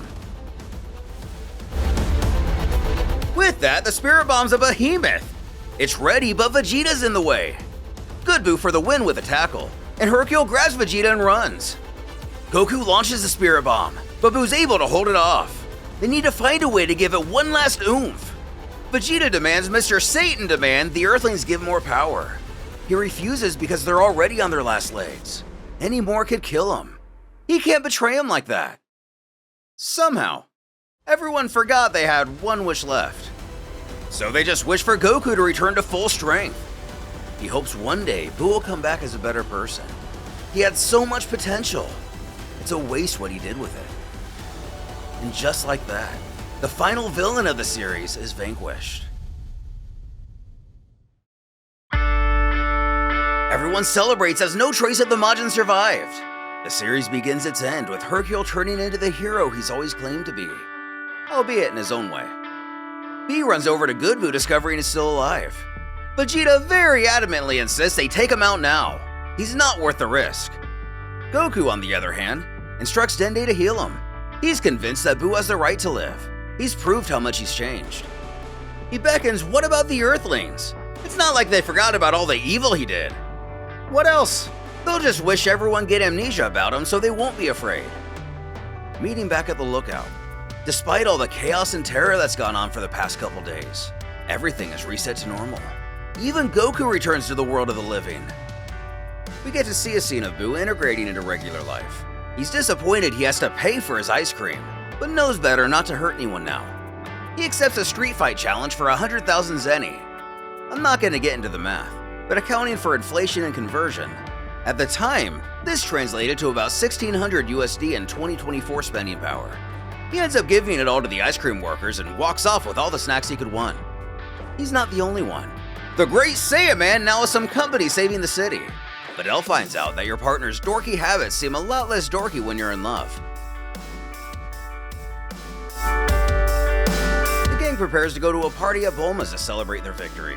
Of course, Goku wanders off to go look at some dinosaur eggs that are about to hatch. He saves them in various ways. But at Capsule Corp, everyone's having a great time, even Vegeta and Piccolo. Goku doesn't end up arriving until literally everyone is heading out the door to leave, but they all stay to spend a little time with him. Jumping several years into the future, the episode begins with a much older Trunks, looking a lot like his future iteration. Heading over to Gohan's place. No surprise, he and Videl's gotten married. And Gohan's as much of a nerd as he always wanted to be. Hercule is just as famous and shameless as ever. Goten is no longer a Goku clone and has a different haircut. While the human characters look older, Goku and Vegeta haven't changed. Saiyans don't visibly age until they're like 80 or something. Then they age rapidly. This is so they can fight longer. Anyway, Goku senses a new fighter, and he's gonna be at the World Martial Arts Tournament. Somehow he knows he's an Earthling at that. Then Little Pan is introduced, Gohan and Videl's daughter. She's gonna fight in the tournament too, even with no junior division option this time. Goku and his granddaughter share some sweet moments at said tournament. Then the gang goes to visit Hercule backstage. As he's still revered as the world's strongest man, he's horrified to discover Goku and all of his friends plan to fight. However, they've all agreed to throw the final match against Mr. Satan. They have no desire to steal his fame, and given how he's part of the family now, not to mention his part in defeating Kid Buu, they want to treat him right. Panning through the fighters, we're left to guess which one of these guys unknowingly lured Goku here. Lots are drawn and Goku spoils it. It's this Oob kid, Buu spelled backwards. King Yama heard Goku's request and reincarnated Kid Buu into a benevolent human. Even though it doesn't matter, the bracket goes. Pan and Wild Tiger. Goku and Oob because he had Buu use his telekinesis to cheat. Narik and Captain Chicken. Buu and Goten. Trunks and Adakashiki. Vegeta and Nock. The latter of which decides to talk a little trash before the fight and forcibly forfeits. Pan dunks on Wild Tiger, leading to Goku and Oob's match. Goku offers the young man a courteous and polite greeting beforehand. The announcer explains how Oob is a fighter from a faraway village and is the oldest of 5 children. He has entered this tournament in hopes of using the prize money to buy food for his village. Noticing how nervous he is, Goku figures he'll talk a little smack to get him riled up. He actually even tells a yo mama joke. This works like a charm and Oob rushes him, and it's made apparent right away this kid is indeed Majin Buu reincarnated. However, he hasn't unlocked Buu's full power by any means. He's good, but if this were a real fight, Goku could probably one-shot him. The primary reason Goku's here is to test his power and see what he's all about, not for the fight itself. While they destroy the ring, Oob shows he has almost no knowledge or control over his ki. Right when Oob's about to ring out, Goku catches him.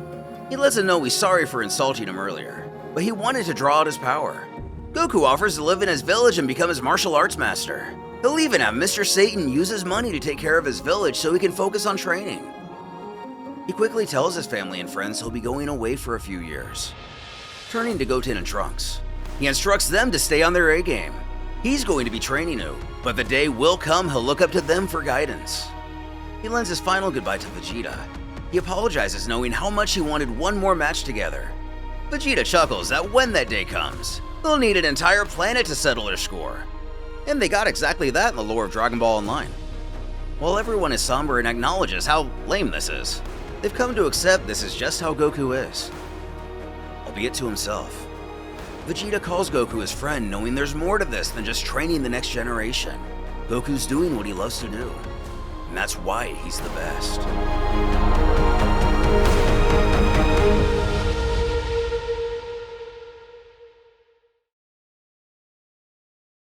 Oh my god, we made it to the end. A lot of people don't care for how Toriyama ended the series, but I've never minded it personally. Obviously, you can't make a video like this without paying respect to his memory. I know it's been about a year, but rest in peace, Toriyama. I feel like he delivered the ending very open-ended for new adventures if you wanted to come back to it. Ironic how Super would be set before the final episodes though. But I also understand why many aren't fans. It's not some dangerous, big, grand thing. Goku just kind of dips out to go train, and maybe that's why I'm okay with it. It doesn't jump the shark and stays perfectly on character. Dragon Ball shaped me more than it probably should have growing up. I often tried to model my own character off the morals and things Toriyama taught us through Goku. Sure, at times it just made me come off as a total weirdo, but many of the beliefs Goku holds translates really well to real life, like standing up to bad people, embracing a challenge and not taking shortcuts, or giving your mortal enemy a senzu bean so he has a better shot at defeating your son. Even though Toriyama is gone and a lot of people want the franchise to go with him, I know I'm not alone when I say there's a right and wrong way to do it. Seeing Goku and the others in manga or on TV is like getting to catch up with a friend you grew up with. It's a breath of fresh air in a life that's more often hard than easy on a lot of us. Truth be told, I don't know what the future has in store for me. Hopefully it's continuing to get to do this, but if it's something else entirely, like Goku, I plan on embracing the challenge. But either way, I just want to say thanks for watching the video, and thanks for being part of the Mondo crew these last 7 years. As promised, here are the rankings to close out the video.